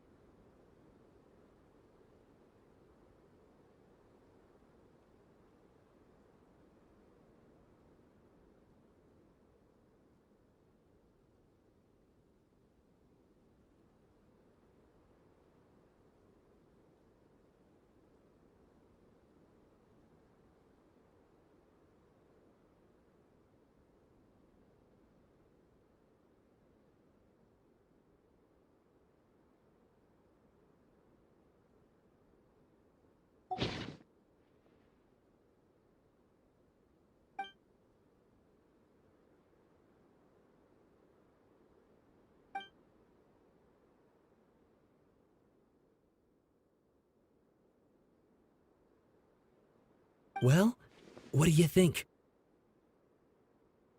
Hey, Traveler.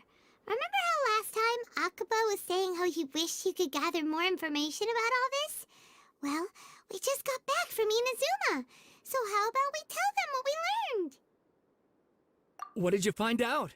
Something big? It's a long story. Basically, we have some friends in Inazuma, and...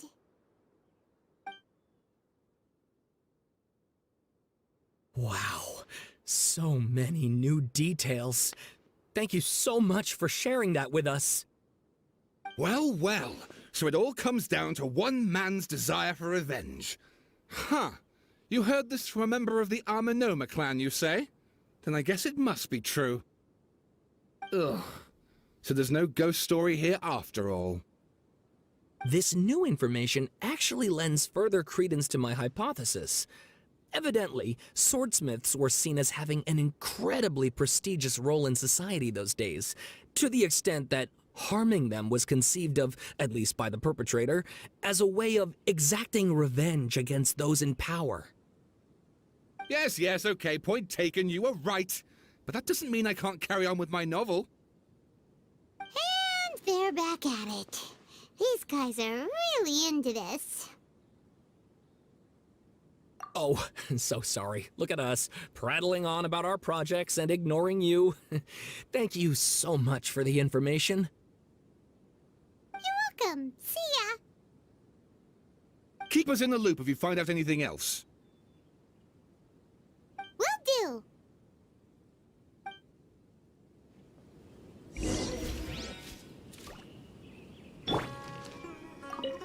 Great! I can finally move forward with my novel. But what a sad story. I don't know what I was expecting, but I never would have guessed this. Everyone hold hands! Asking the Traveler to help out was definitely the right call. Hey! I'd better make some notes and then get working on my essay.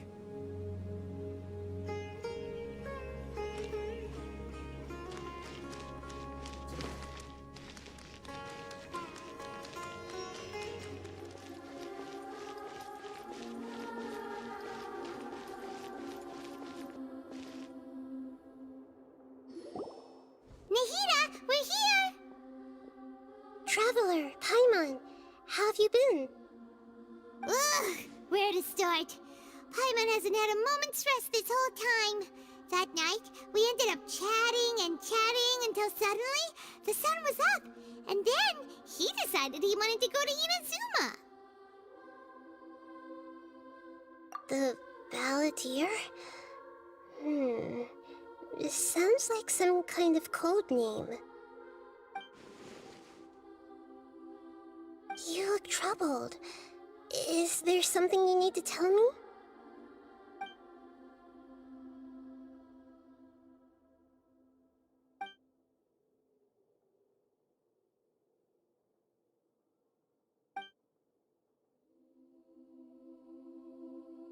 Traveler? Hey, what's wrong? You look so upset.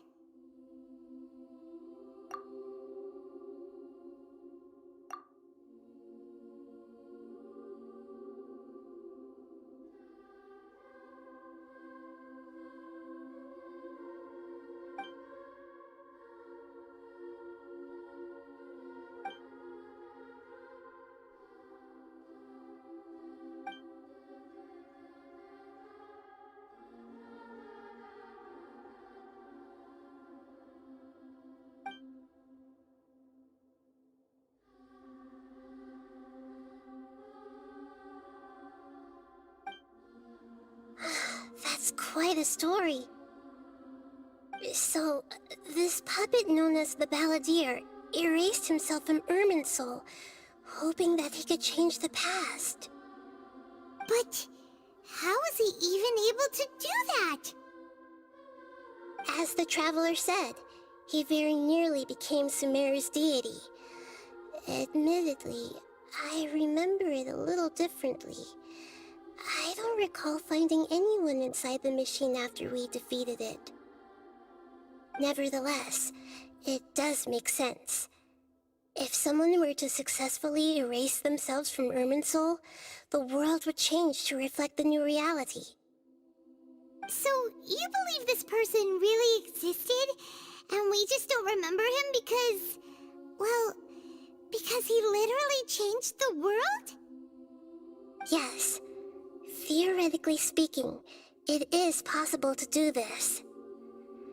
But I'm struggling to imagine the kind of person who would dare go through with it. The Traveler comes from a world beyond Teyvat. That's why there's no information about him in Irminsul, and it also explains why any changes to Irminsul wouldn't affect him.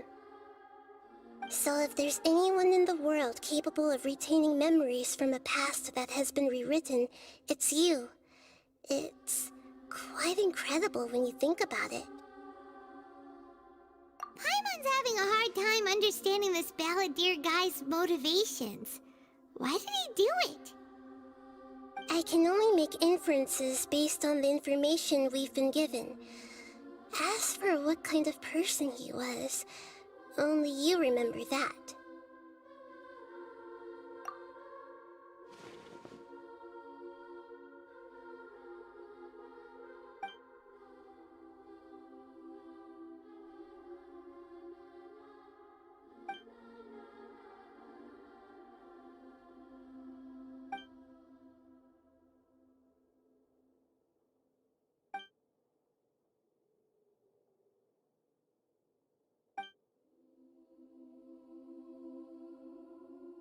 Something else worrying you? Something that you can't share? It couldn't change the fate of the ones who had died, right? Once the Balladeer realized he hadn't been betrayed after all, it must have completely changed his view of the people of Tatarasuna. Now he saw them as friends again. He couldn't keep hating humans after that. And if he thought there was a chance he could save his old friends, it would be hard not to try. This story makes sense, every part of it. The Balladeer tried to achieve godhood with the Doctor's help. He was unsuccessful, but retained the power to connect with Irminsul. That power then enabled him to change what was recorded in Irminsul and erase himself, even though he didn't have much strength left. Yeah, it does make sense, but it still ended in tragedy for his friends. It just feels so hopeless. He gave everything to do this, but it seems like he got nothing in return.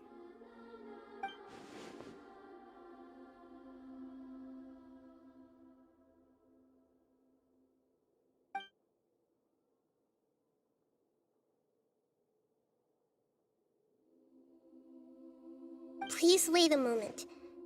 I want to check something.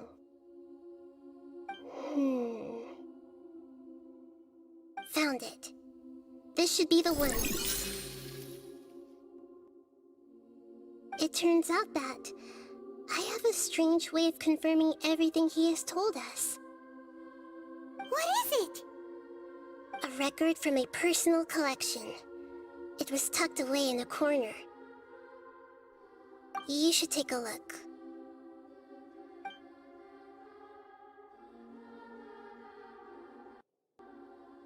Is this a fairy tale? Who wrote it? I authored this record myself. Huh? You wrote a fairy tale that somehow has something to do with the Balladeer? When combined with the Traveler's narrative, it's clear that this story is an allegory. Everything in it is a symbol for something else. Hold on. So this record survived from the past? Yes.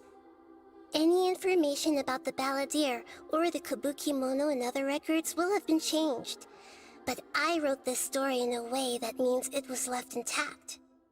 Changing the information in Irminsul changes to that. But Irminsul can't change information that was well hidden in advance. I guess I must have written this story as a backup before the Balladeer entered Irminsul. That's incredible! What a great idea! And sending the Traveler into Irminsul with the Balladeer must have been a further precaution. I knew he'd remember everything. This story is abstract enough that it still resonates with the present information recorded in Irminsul. But if we connect all the different pieces together, the true story that emerges is the one he told us, the now erased life of the Balladeer.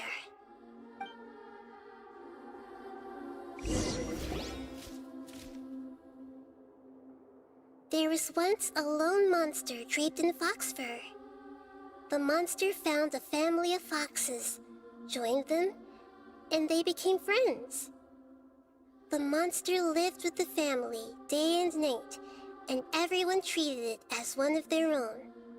Once in a while, the monster would take off its fox fur at night, and lament to itself as it gazed at its reflection in the water. I am a monstrosity, yet they are too foolish to see it. I pity them. But the monster soon found solace when another came to live among the foxes who was not their kin. A kitten, carved from the wood of a white tree who had been abandoned by the humans.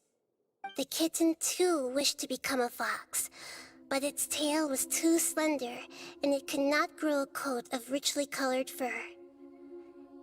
Yet when the other foxes saw this, they spoke words of comfort to the kitten. Even without a tail and fur like ours, you are still one of us. Furious at this happy resolution, the monster lit a fire on the mountain. The terrified animals panicked as the fire spread. The only way to extinguish the flames was to make a sacrifice. A gray fox stood up and addressed the monster. It said, "You are the cleverest among us. Surely you can help us find a way to solve this." The monster smiled, led the fox toward the fire, and murdered it. The gray fox's heart was turned into a beautiful drop of water, clear, spotless, and pure. the monster gave the heart of water to the kitten, telling him, "The foxes have decided. You are the one who must be sacrificed. Take this, quench the flames, and die for your fox kin." The fire was extinguished, but the kitten lived. It left that side of the mountain and found a little bird who had a broken wing. The two promised they would spend their whole lives together, but the little bird did not have long left to live. It passed away soon after. After burying the bird, the kitten left the mountain for good. Never again would it cherish a single creature, nor a single blade of grass that stood on that mountain. The kitten spent the nights wandering aimlessly, gnashing its teeth at the moon. How it wished to swallow the moon and devour the moonlight. If the world could only return to darkness, then it would finally be peaceful and content. I will become the new moon, the answer to everything. Then, no one will know that there were once birds, foxes, and cats in this world. And no one can know that they were different.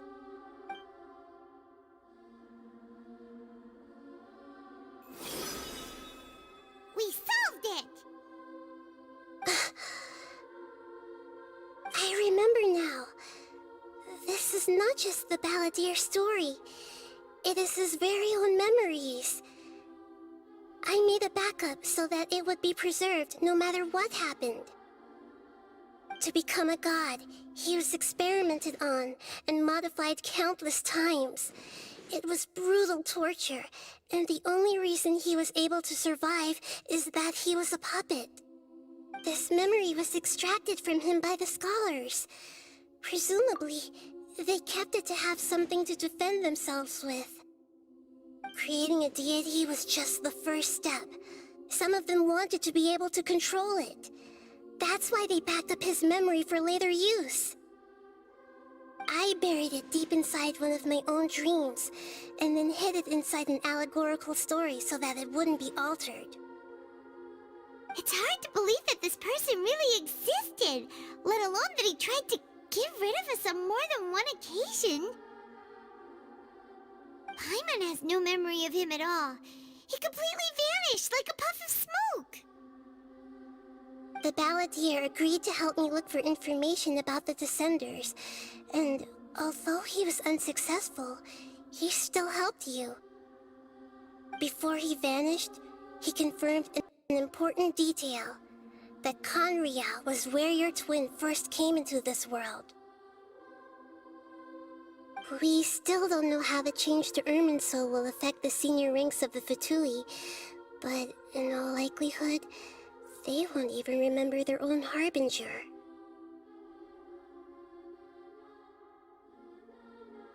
It sounds like Paimon wouldn't like this guy a whole lot if he was still around. But still, Paimon doesn't like the way it all ended that much better. This is why wisdom alone cannot answer all our questions. We look, we see, and we comprehend, but the question still troubles us. So the answer is not everything. People yearn to find the truth and then conquer the troubles they face. When you give someone the truth, you give them a chance to choose their own destiny. To others looking on, this may seem like a pointless endeavor, but for him, the chance to act on his desire to disappear must have meant a lot. Never forget that even when we walk beneath dark clouds along a road filled with suffering, the light of wisdom is always there, guiding us toward a better destination. And that is what you have been doing all along. Yeah, Nahida's right. Cheer up! How about we go get something to eat? We can pick up this heavy conversation again later. Good idea. Paimon, why don't you take him out for a walk to clear his head? You got it! Come on, Traveler! You need to get out of your head for a while. You'll feel much better after taking a walk. Let's go get a snack from one of the stalls in the Grand Bazaar. That'll be sure to lift our spirits. It must be really tough being the only one who remembers all that, but Paimon's always here to help cheer you up. There's a few things I'd like to look into. You should go take a walk and try to unwind.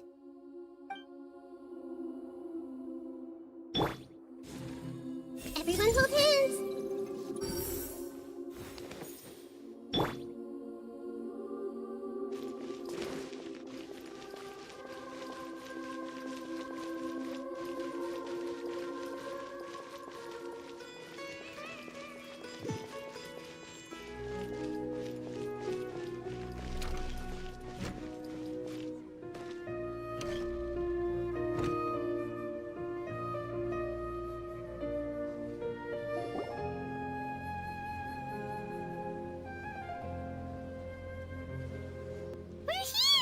What should we eat first?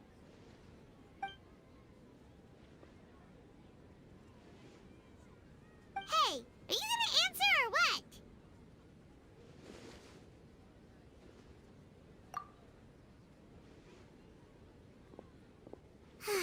Alright, whatever you want. Well, Paimon will be right here when you figured stuff out. Then we can get something to eat.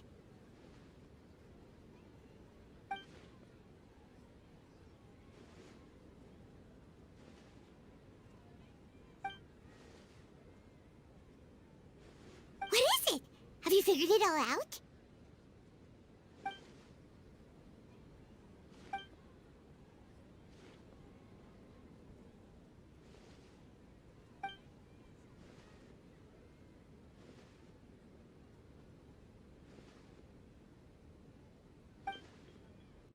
Why'd you jump up all of a sudden?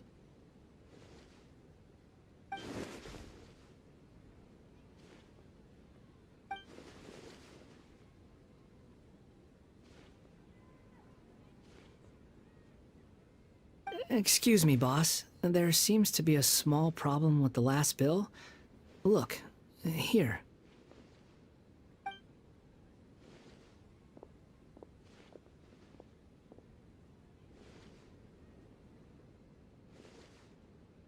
Hey! Hey, wait! Hmm? You mean me? No, not you. That kid! Didn't you see? Little rascal grabbed my last 2 fresh Sunsettias and ran off. Look, if you're gonna help out here, you can't keep spacing out, okay? What is it? Work's too boring for you? Or has the big city got too many distractions? I wasn't paying close enough attention. Sorry, boss. I think you're right. Maybe it's the city. It's so exciting. It can be hard to focus. Who's that guy? You know him or something? He's who? You're a strange one, kiddo. You say you don't want any money for helping out here, and then when I actually give you some work to do, you keep letting yourself get distracted. I don't want to take advantage, so I'm happy to pay you what I'd pay anyone else. But if you keep acting like this, pretty soon I won't be able to afford to. No, please. I mean it. You don't need to pay me anything. I'm just so thankful you agreed to take on an outsider like me. You're welcome, I guess. But I got bigger things to worry about. Look, we're all out of Sunsettias, and I promised the lady down the street I'd deliver a fruit bowl this evening. Leave it to me. I'll find some more. Just a moment. I'll be right back. Stop. I'm gonna level with you, kiddo. I've never met a worker who said they didn't want a wage before. And at first, I got greedy. Couldn't believe my luck. But I figured you'd start asking for something in return eventually. You don't want money. You don't take days off. And in your free time, all I see you do is wander around, taking in the sights. Are you a drifter or something? That's right, I am. We can talk more about that later. First, let me get those fruits you needed. Sunsettias, was it? I'll be right back. Hey, what do we do sight. Don't let him see you.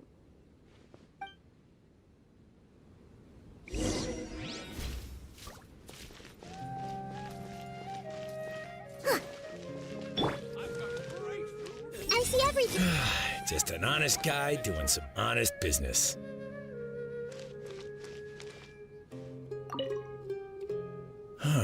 That was a good batch of Sincetias, too.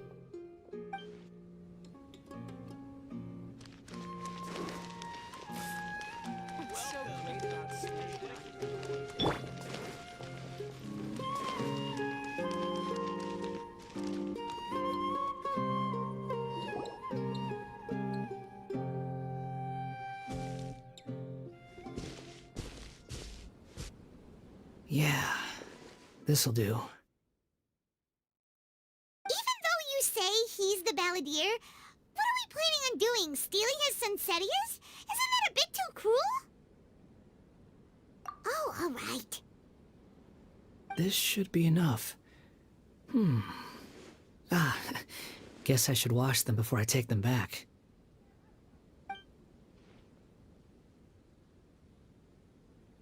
Huh? You two over there. Is there something I can help you with? He spotted us! You've been following me all the way from the city. I'd have to be blind not to notice. Have we met before? No, we haven't met. But you know me? I have no recollection. Are you absolutely sure? Sorry, but I just can't take your word for it.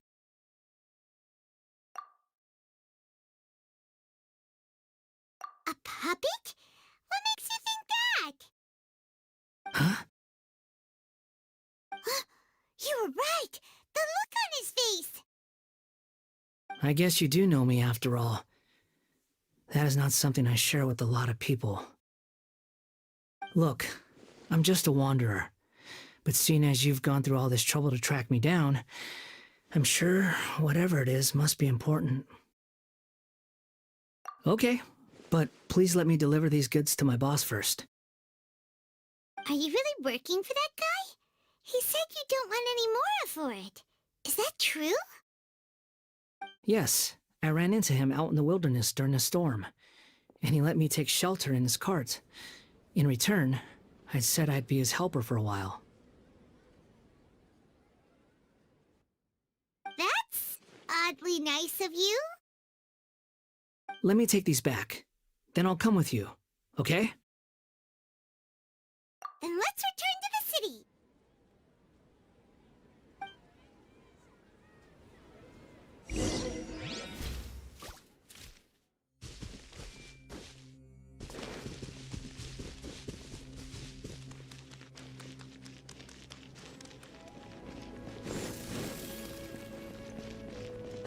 Phew.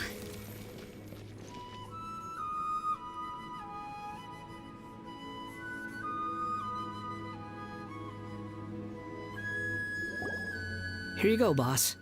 I'll leave them right here. Oh, you really went and picked some more. Who are these two? Something's come up, and they need to borrow me. Sorry, boss. I'm afraid I'll be away from the stall for a while.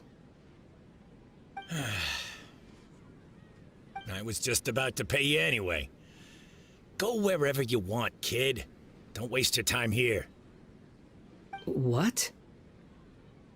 I get it, okay? You just wanted to help me out, to thank me for giving you shelter from the rain that day. Even then, I don't understand why you're so adamant that you don't want any pay for it. But look, it was pouring down, and there you were, sauntering along without a care in the world, like you had nowhere to be and didn't even care that it was raining. Imagine you were me for a second. It's a little weird, right? Why is this guy traveling during a rainstorm if he's not trying to get somewhere? And why is he taking a shortcut through the open country if he's not even in a hurry? But anyway, taking you in didn't put me out even slightly. You don't owe me a thing for it. Certainly not all this. Your time is valuable.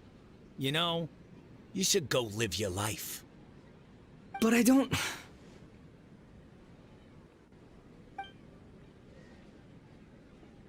No, you're right. Then I suppose this is where we say goodbye. Thank you again for taking me into the city. Don't mention it, kiddo. I've run into all kinds of characters over the years. I just hope you find your path. Thank you. All right, done. Thanks for waiting for me. We can go now.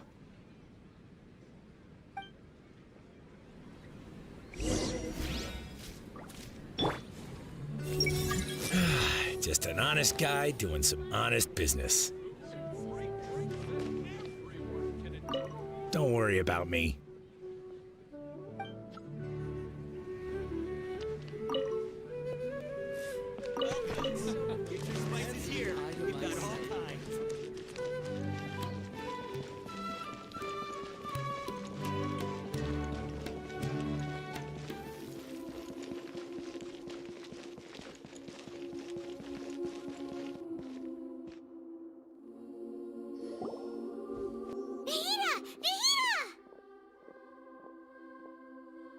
What's wrong?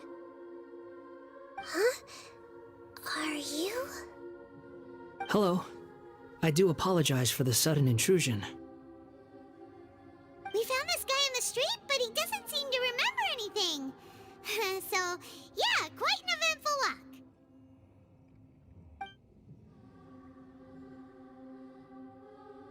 You say that you are trekking across Teyvat to train yourself.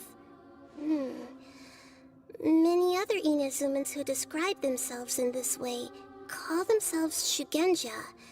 Why do you refer to yourself as a wanderer? Well, it seems more relevant in my case.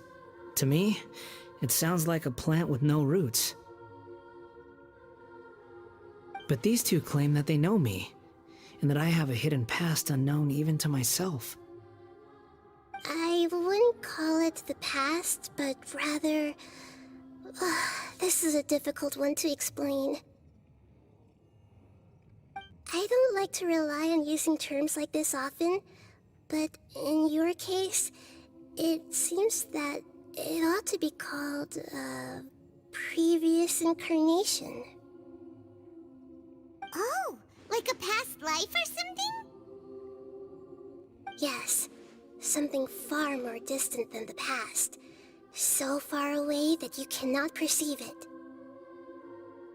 Okay, I have to ask.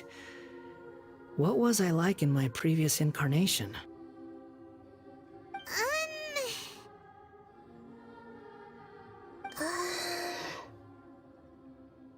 Oh, okay. I see. You want to tell me, but you can't bring yourselves to say it. Looks like I didn't have the most wonderful existence in my previous incarnation. If it's that difficult to talk about, I have no doubt it will be just as difficult to hear. But I'll be able to handle it. Please, tell me the truth.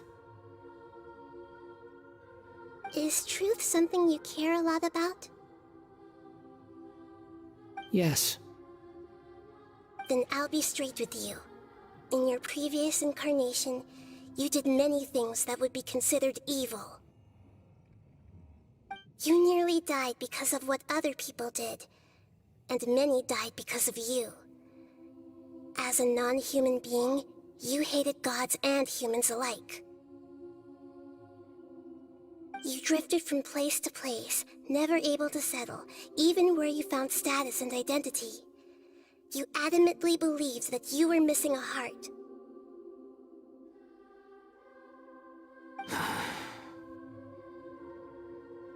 Actions rooted in persistence sometimes bear bitter fruit. Sometimes, you have to let parts of yourself go, or you'll never be happy.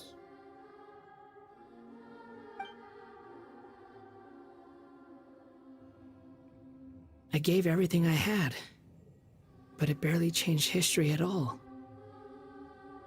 In terms of the outcome alone, that's true.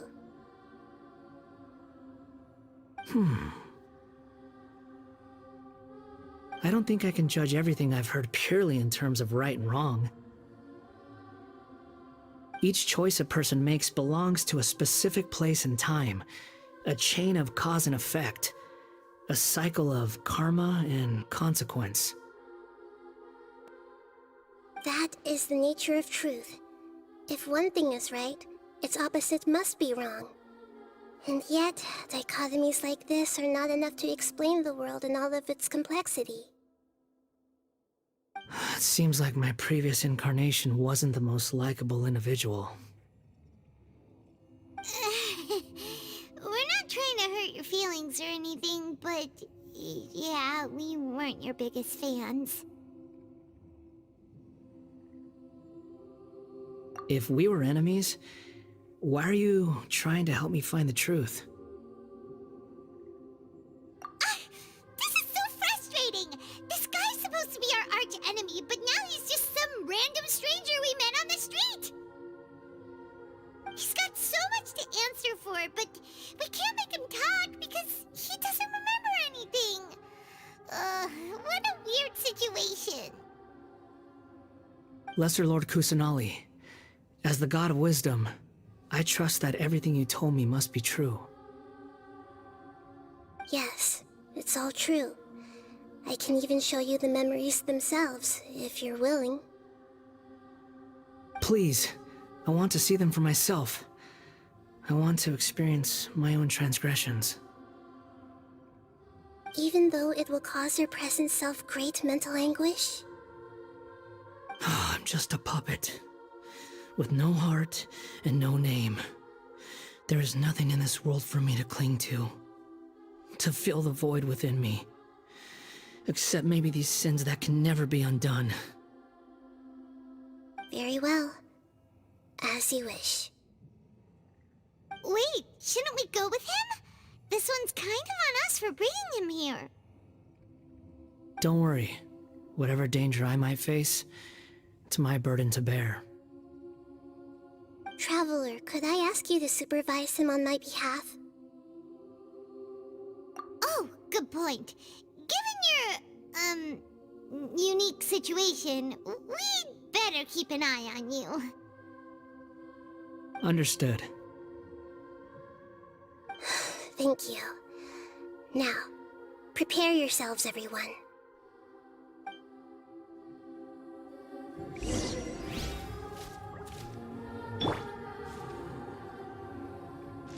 I see everything! Time to face the music. It's time to get ready.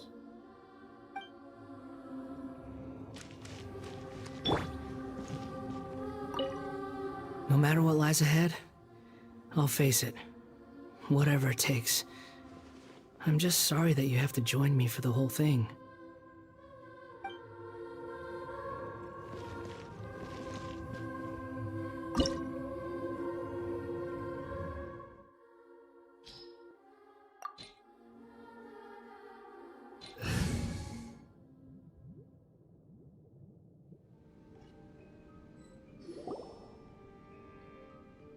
This looks like Inazuma. Right now, you're in a dream I created using information extracted from your memories. These memories will show you the raw truth, but be aware that enemies may react just like in the real world. Please be careful. Sounds like an immersive experience. It's a good thing we came along. You don't need to do this for me. I don't deserve your protection. We never give up halfway. Well, we had to once, but that was your doing. All right. Thanks. Wanderer, this is the Shake Pavilion. In your Balladeer incarnation, this is where the Electro Archon placed you after your creation. You had a great many memories here. Is that because this is kind of like his birthplace? You could say that, in a sense. You'll see why shortly. I hear footsteps. This place is huge. I can't believe the landslide didn't fill it in. I wonder who built it. The crystal marrow miners? No, there's no way. Look at this exquisite construction work, and so well preserved, too. No mining crew would be capable of this. There's someone passed out on the ground. Who are you? You're awake. What happened? How'd you get stuck here? Are you injured? Huh. Not a scratch. And these fine clothes. Who are you? This man is Katsuragi, deputy to Torichio's adopted son, Mikoshi Nagamasa. He found the balladeer in Shake Pavilion and took him back to Tatarasuna. And the rest is history. Well, it used to be. In the original version of events, Katsuragi was ultimately killed by Nagamasa. Let me get you out of here. Our people are nearby. Hang in there. During the Tatarasuna incident, Niwa was murdered by the doctor disguised as a mechanic. The balladeer, then known as the Kabukimono, disappeared not long after. As the second in command at Tatarasuna, responsibility for what had happened fell to Mikoshi Nagamasa. But Katsuragi had sworn lifelong loyalty to Nagamasa after the latter had once saved his life. At Katsuragi's insistence, Nagamasa killed him to put an end to the Tatarasuna incident.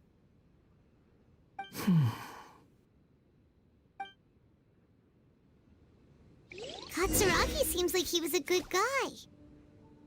He looks like a warrior, but he has a kind face.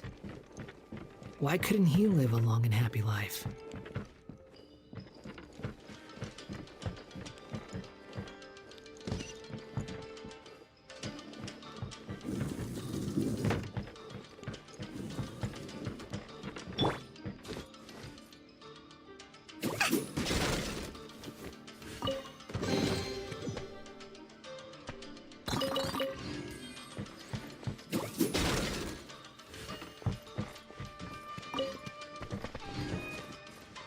Nagamasa, I found this young guy in a cave sealed off by a landslide. He doesn't remember his name. Well, we need to call you something.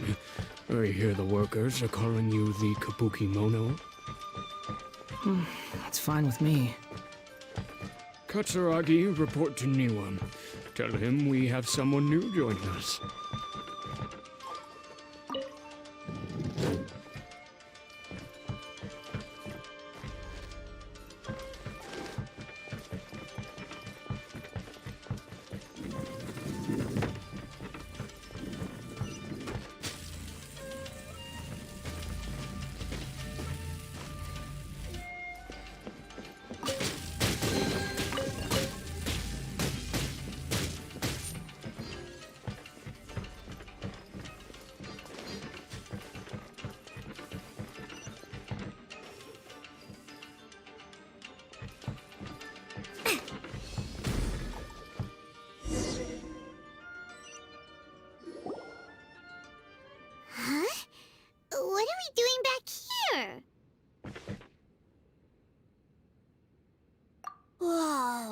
This is where you were born? It's pretty, but there's nobody here. I was abandoned, like you. I lived here for a while at first, but there's nothing for us here. We can't stay. Okay. I heard my mom and dad used to make swords, but the factory manager died, and then my dad got sick. He kept coughing all the time, just like me. Then Mom started coughing too. But you can't. You promised me. Yup, We're family now. We're gonna be together forever and ever. This child didn't have a name. Or rather, the balladeer didn't know what to call him. His father died before he could name him. After his mother died, the child stayed in their straw hut alone. Some of the neighbors helped to raise him. After leaving Tatarasuna, the balladeer ran into this child who didn't have a name, just like him. They made a promise to live together. What happened to the child then? He died from his illness while he was still very young. The balladeer came home one day and found that he had stopped breathing. Hey! What's wrong? Say something!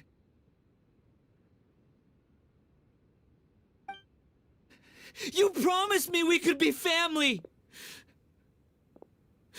You're no different from Niwa and all the others. You betrayed me too.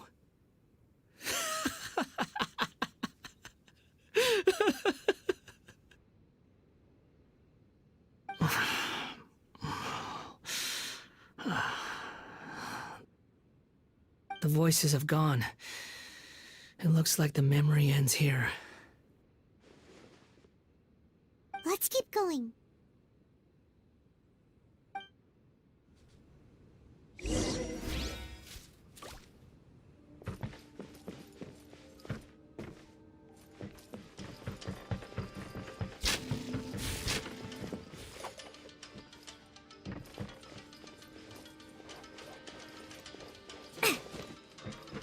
You do realize you're blocking my path. I come not to obstruct you. I've been waiting. What you are truly is a weapon. One that could be wielded with an iron will. Or you could continue to drift aimlessly. Are you trying to win me over? Long-fated rebellion has begun. Why not take your place at the banquet and join those who shall feast? Higher, higher, hands up higher!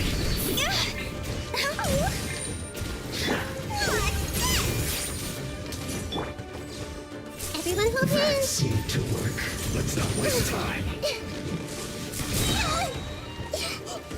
The Temple of Wisdom! What did you do? I see everything! Everyone hold hands! Magic lamp!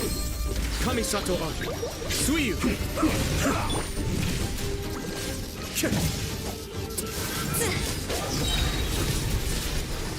Time to go! I guess this is it.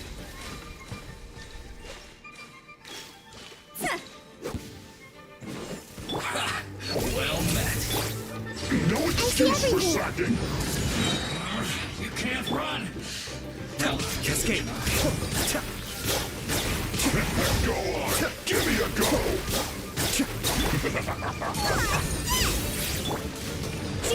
Not breaking a sweat. Don't be a killjoy. We've only just begun. No slacking off. Sharing my knowledge! This may hurt a little. Adept back!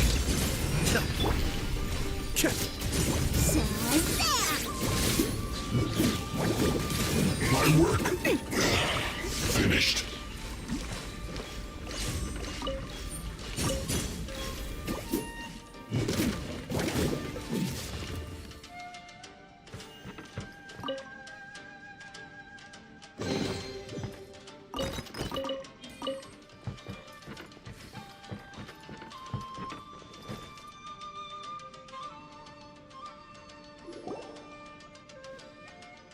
This place is dark.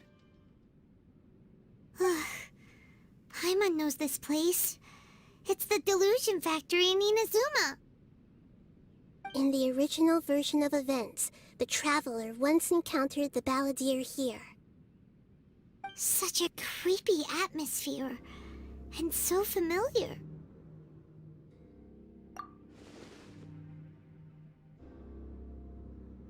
Hey, look over there! Well, well, my fair lady. Is this rundown factory and these incompetent fools all for me? Wow. You shouldn't have.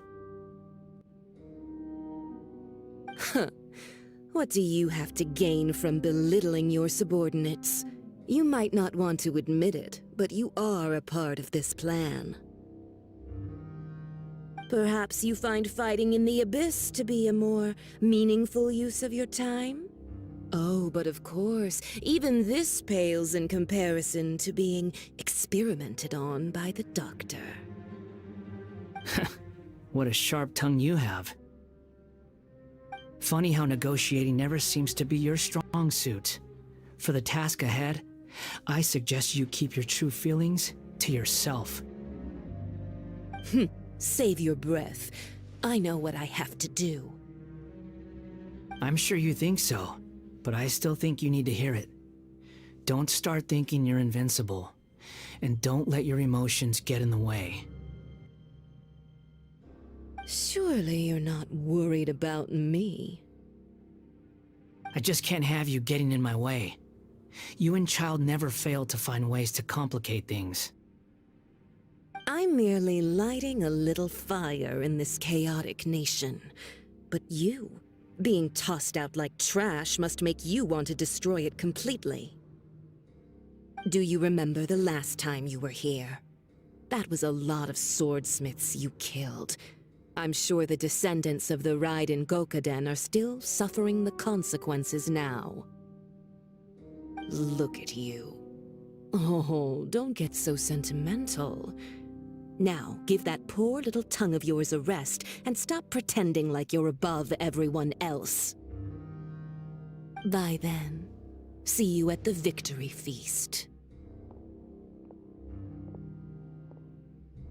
Poor little tongue? She's playing with fire talking to me like that. Who does she think she is? Forget it. Someone might find me here any minute now. I should prepare to give them a warm welcome.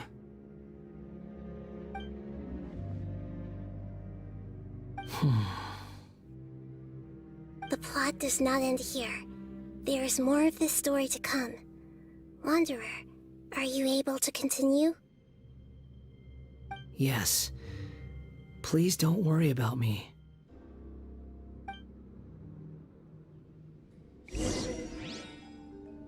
Why are you staring at me in silence? Can't you think of a nicer way to express yourself? I'm under no obligation to be nice to you. Besides, I thought nothing mattered to you except results in your own interests. Isn't that right, witch? Muddle-headed puppet. You're only number 6 because you can take more abuse than other humans. Do you really count that as an asset? You're about as much fun to be around as a raging inferno. But before we murder each other, it'd be best if we finish our duties.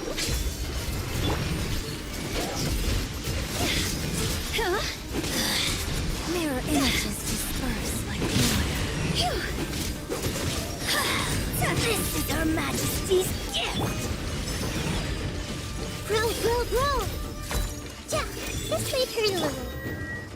Shazam! You can't hide. Grow! Yeah. Mirror images disperse like water.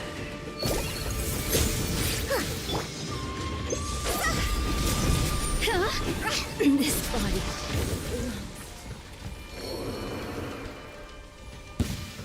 There you are. The more, the merrier.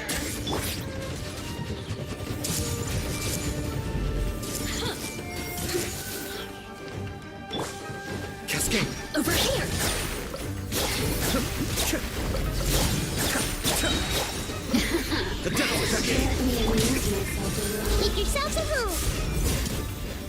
I see everything. More inside! The merrier. Here's the good! Time to go. See?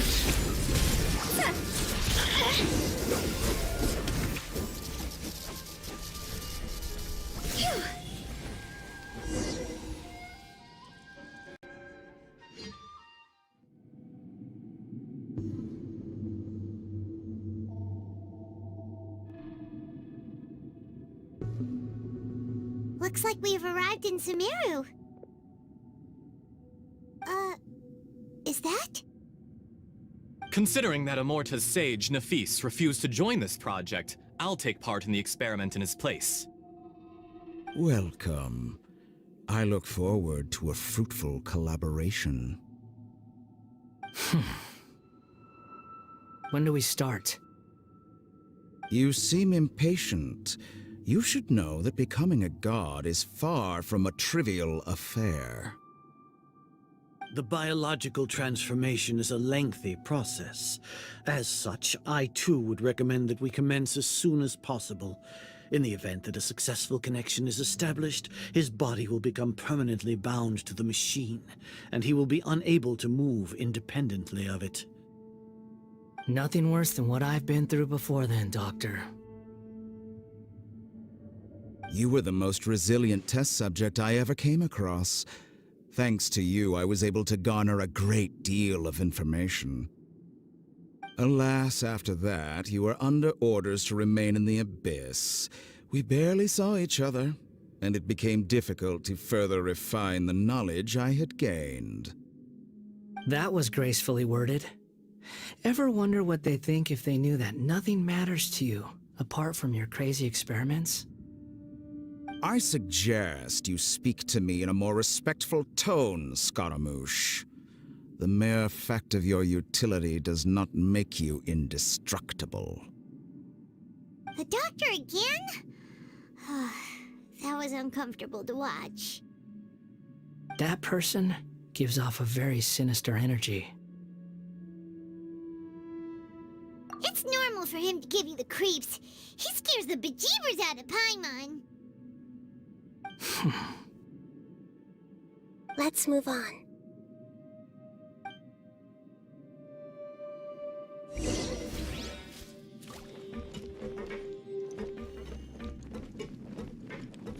Huh?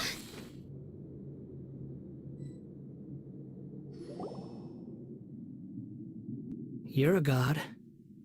Do you think I'm evil?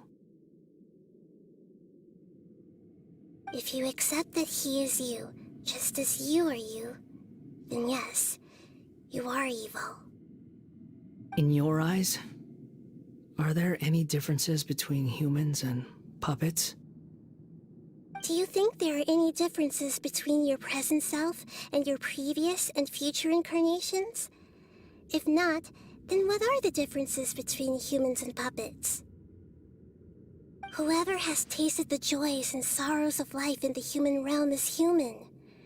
Whoever has loved and lost, cried with grief, howled with rage at the tragedy of death that eclipses the miracle of life, they are human too.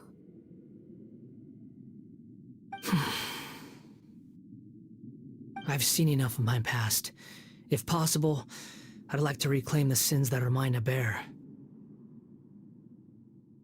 No matter the consequences, I won't run from blame or punishment.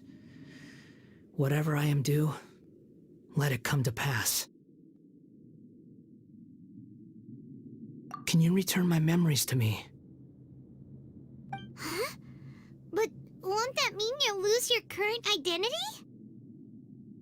I've always believed that human lives follow a set of rules, with each person being a collection of past experiences. As a puppet living in a human world, my life is subject to the same rules. Regaining your memories means reverting completely to your previous incarnation. All the emotions that you discarded will return to you. Are you sure you want to do this? I've lived with the void in my chest my whole life. My creator didn't need me.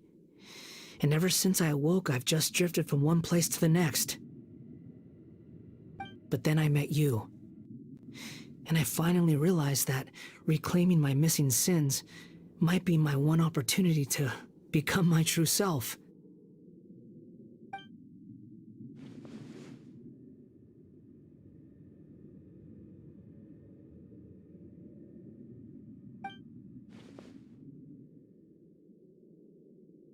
I've always felt I have an innate tendency to yearn for something more, in a way that goes deeper than for most people.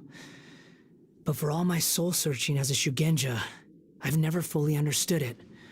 Looking at it now, it seems that I brought this curse upon myself. So I beg you, grant me this opportunity to gain a purpose, to change my destiny, and end my wandering.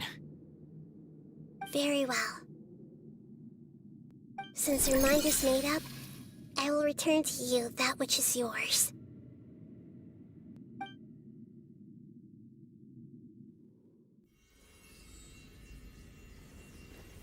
You have made your decision. Now, take this.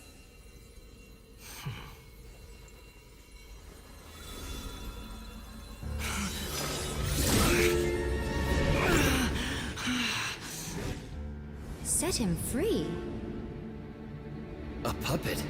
What's he doing here? You're a human as far as I'm concerned. Everyone's here. Wonderful. What a fine blade. Nagamasa will be thrilled. This is my...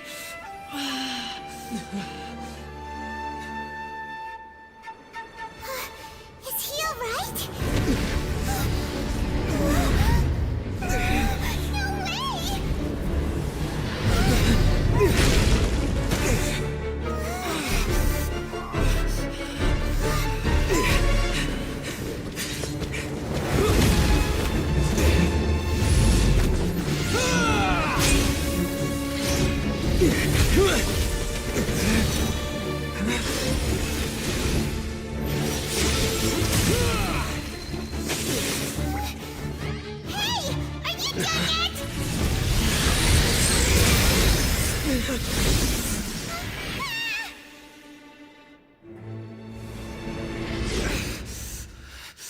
All worthless dross will be purged. That's why this won't be the end.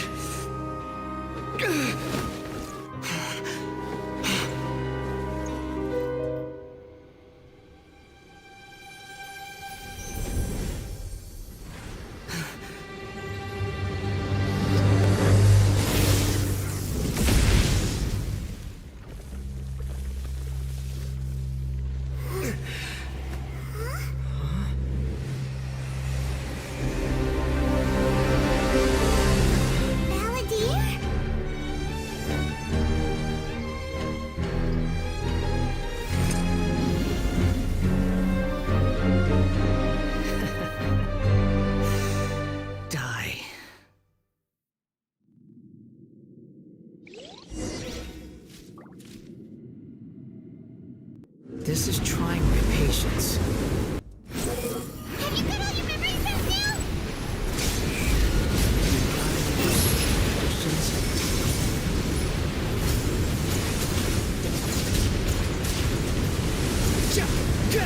Feeble human! The wind rises.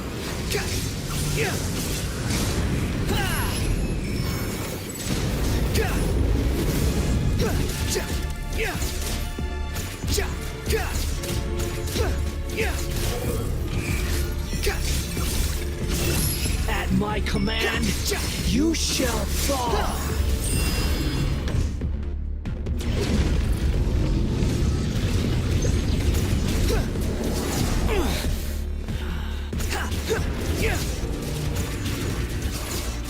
Insignificant pest!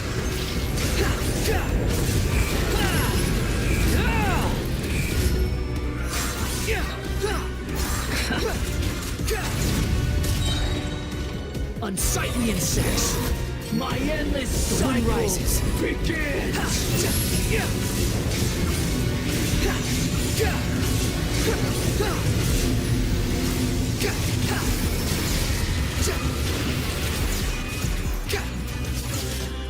Behold!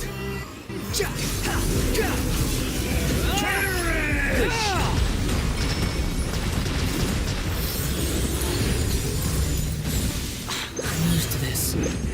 Squall and fury. Insignificant pest! Upon the gate. You're dead!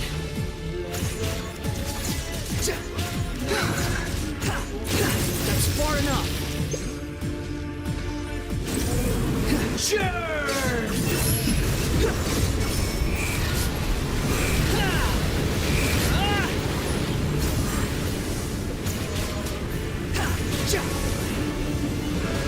Feeble human! The wind rises upon the gale.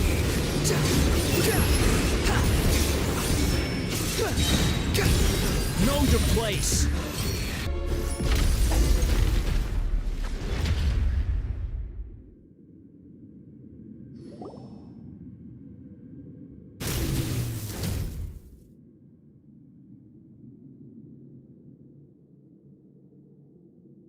Imbecile! Get out of my sight.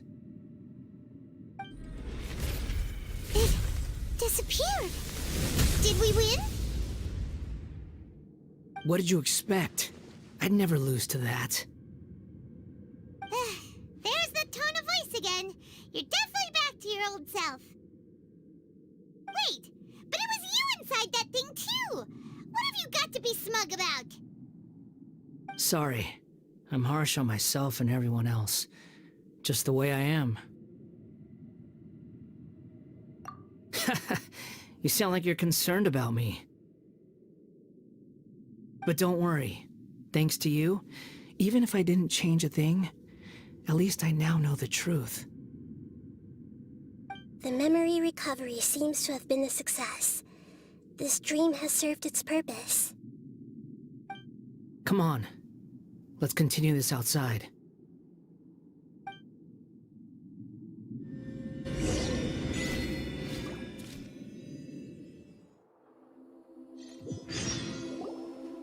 Welcome back, traveler. Paimon, Balladeer.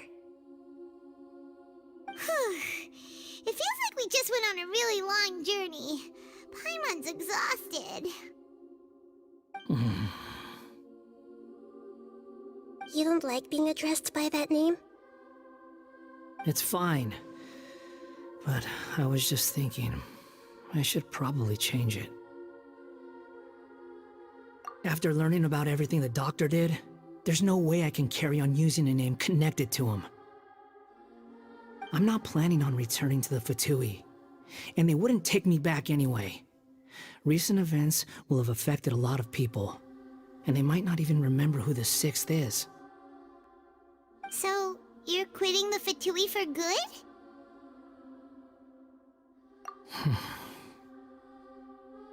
It's like you said, Lesser Lord Kusanali. Everything may look futile, but it wasn't completely meaningless. At least I made a lot of people forget about me. But that doesn't mean your own past has disappeared. Of course. And your main goal, for which you gave up everything you had, you weren't able to achieve it. I hope you can see and understand that. Changing the world, changing the past, changing the fates of other people, these are not simple things to accomplish.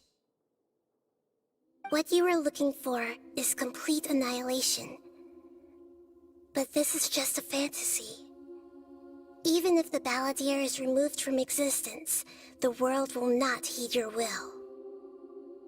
Indeed. How ridiculous. Do you regret doing all that when you've gotten so little in return? Even if I'm completely worthless, there's nothing in the world worth regretting. Lesser Lord Kusanali, you purposely left that information in Irminsul, didn't you? Yes, and I took pains to make sure that you'd acquire that information naturally. Why would you go to such lengths? You trying to win me over too? In all honesty, your past experiences have made you a useful asset to Sumeru and to me. Winning you over was indeed a part of my plan. But before that, I wanted to tell you the truth about your past. If all I wanted to do was use you, then I'd be no different from the doctor. Very clever. I guess you could say that's one of my virtues.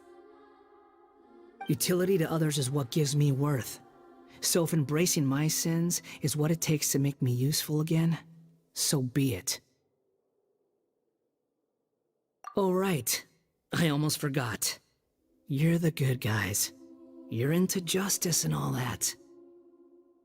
Sorry if I have a slightly different perspective on things, but I don't feel like I've been duped.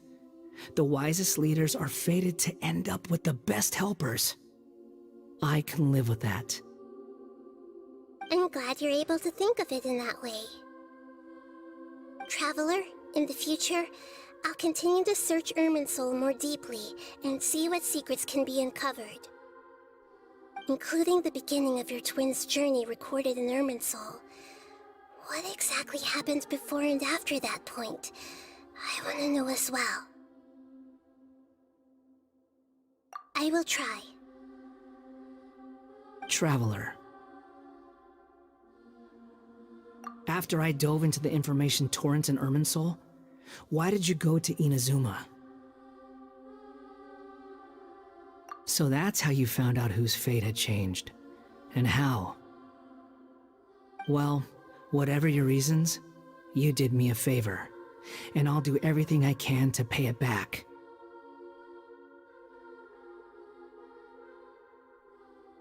Borrowing and returning are the only real relationships between individuals. I'll balance the books one day. Don't you worry. That's not true. A relationship between two people is not simply a ledger that can be reset to zero. I think deep down you realize this. People who show up in your life don't just evaporate like water drops and leave nothing behind. There is no such thing as balancing the books. Some things in this world can never be brought back, and they can never be changed, which is why there is emotion in the human world. Everything that you feel is real and lasting, and whatever is missing in you will not be made whole. To be human is to live with imperfections. You can choose whether or not you want to be human. But humans can't live without a heart, can they? Anyway, I gave up trying to become a human a long time ago. You understand what pain is perfectly well, even without a heart. You're just bearing your feelings. The past is set in stone, but you can keep moving on. And the longer your future lasts, the shorter your past will become, until one day, it is but a tiny fraction of your life. Sounds like you've got a future planned out for me. Everything's ended up being pretty darn complicated. Paimon doesn't even know where to start, but the most important thing now is that you need to follow Nahida. Otherwise, all our efforts will have been for nothing.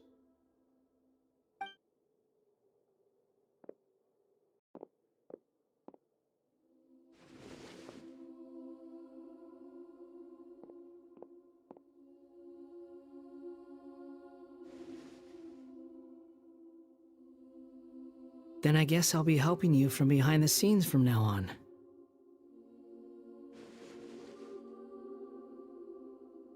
I'm glad that you've accepted our proposal. Why don't you choose a new name to celebrate? Ooh! Paimon wants to pick an ugly nickname for you, too! Why? Because Paimon still doesn't like you that much. Then I hope we don't see much of each other in the future. A name is life's first gift. You didn't say it out loud, but I know that's what you're thinking. The Traveler and Paimon have helped you a lot. If you can't decide on a new name, maybe you can ask them for ideas. No! Paimon only does nicknames! If it's a serious name you're after, it's all yours.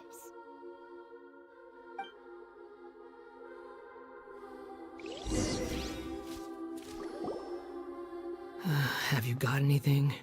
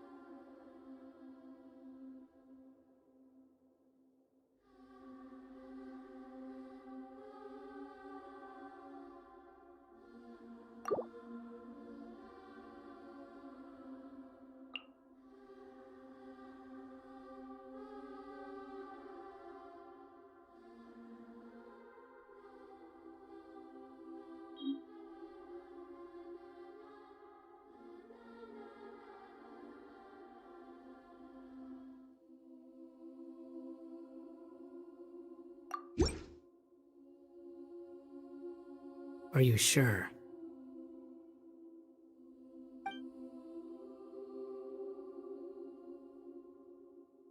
Oh, all right. If you say so.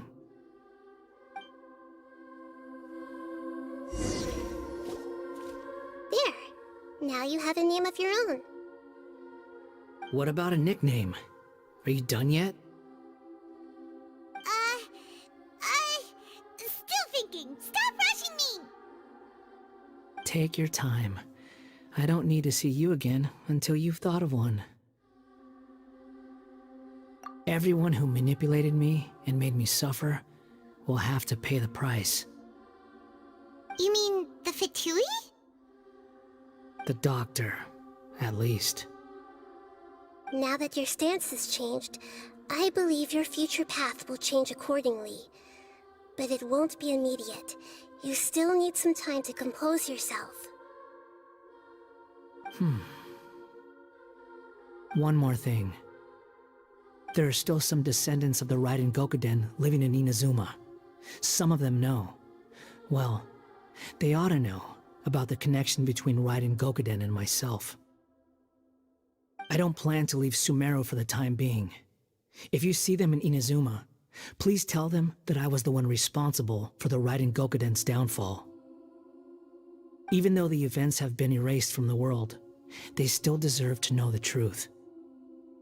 I see. That is up to you. Huh? But if we do that, then... It's fine. Let them stab their blades into my chest if they so desire. Maybe that's how it always should have been.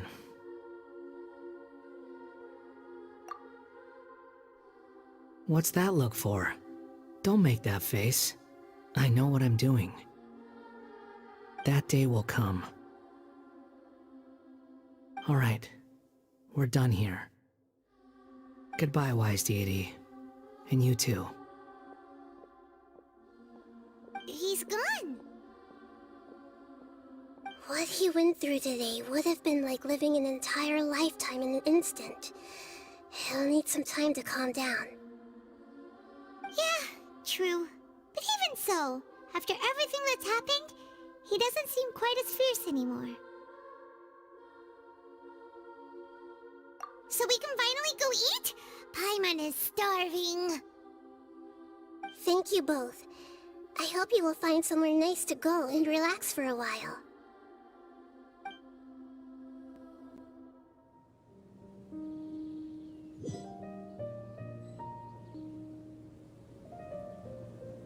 I've got it!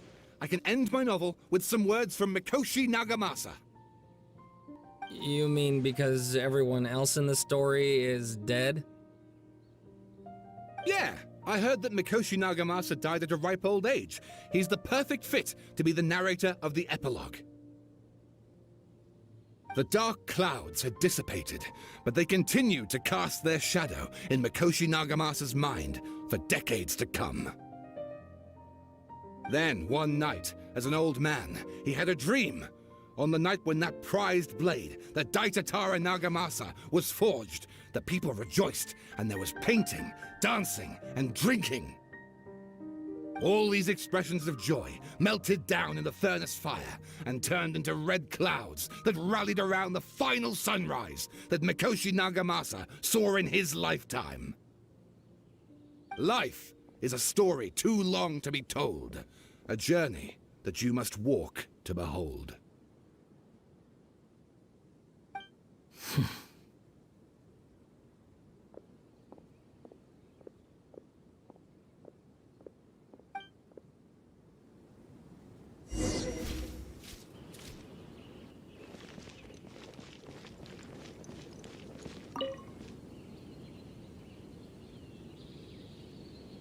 Akaba, thanks for inviting me to research together. Of course, Sawada. Your creativity has been indispensable to me. Without you, I'd have scratched my head bald by now. Everyone hold it. I guess the sword that entered Mikoshi Nagamasa's memory in his final moments was called Daitatara Nagamasa instead of Katsuragi Kiri Nagamasa, because he still had fond memories of it. I feel like you've enlightened me. I can finally finish my essay. The sky will reveal everything to us.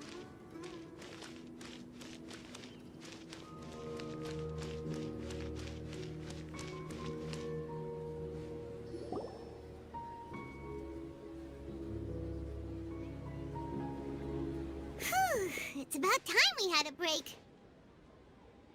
As soon as you stop, all the tiredness and hunger comes rushing back. Wow, great! Huh? Look at the vase. Did someone break it while they were cleaning the room or something? Like, Paimon doesn't remember there being a cleaner.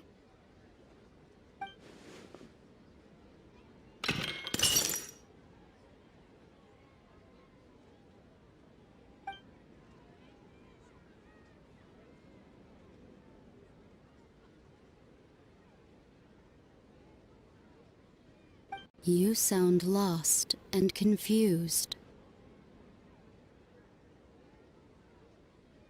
I know why you are troubled. Any who knew of this would find their mind overwhelmed. Huh? Is there someone here talking to us?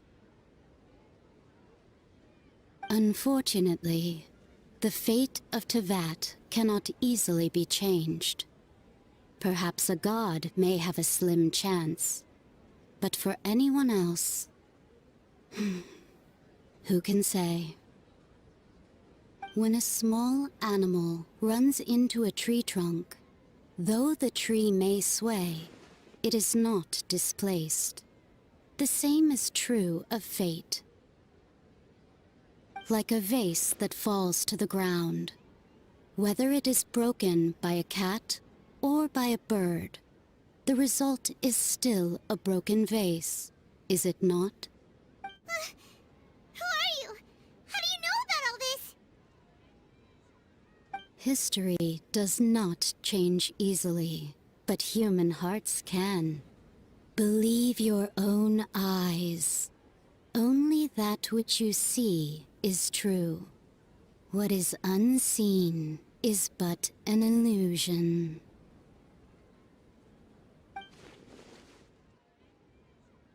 The voice has disappeared. And who the heck was that? And what were they doing coming out of nowhere and saying all that scary stuff?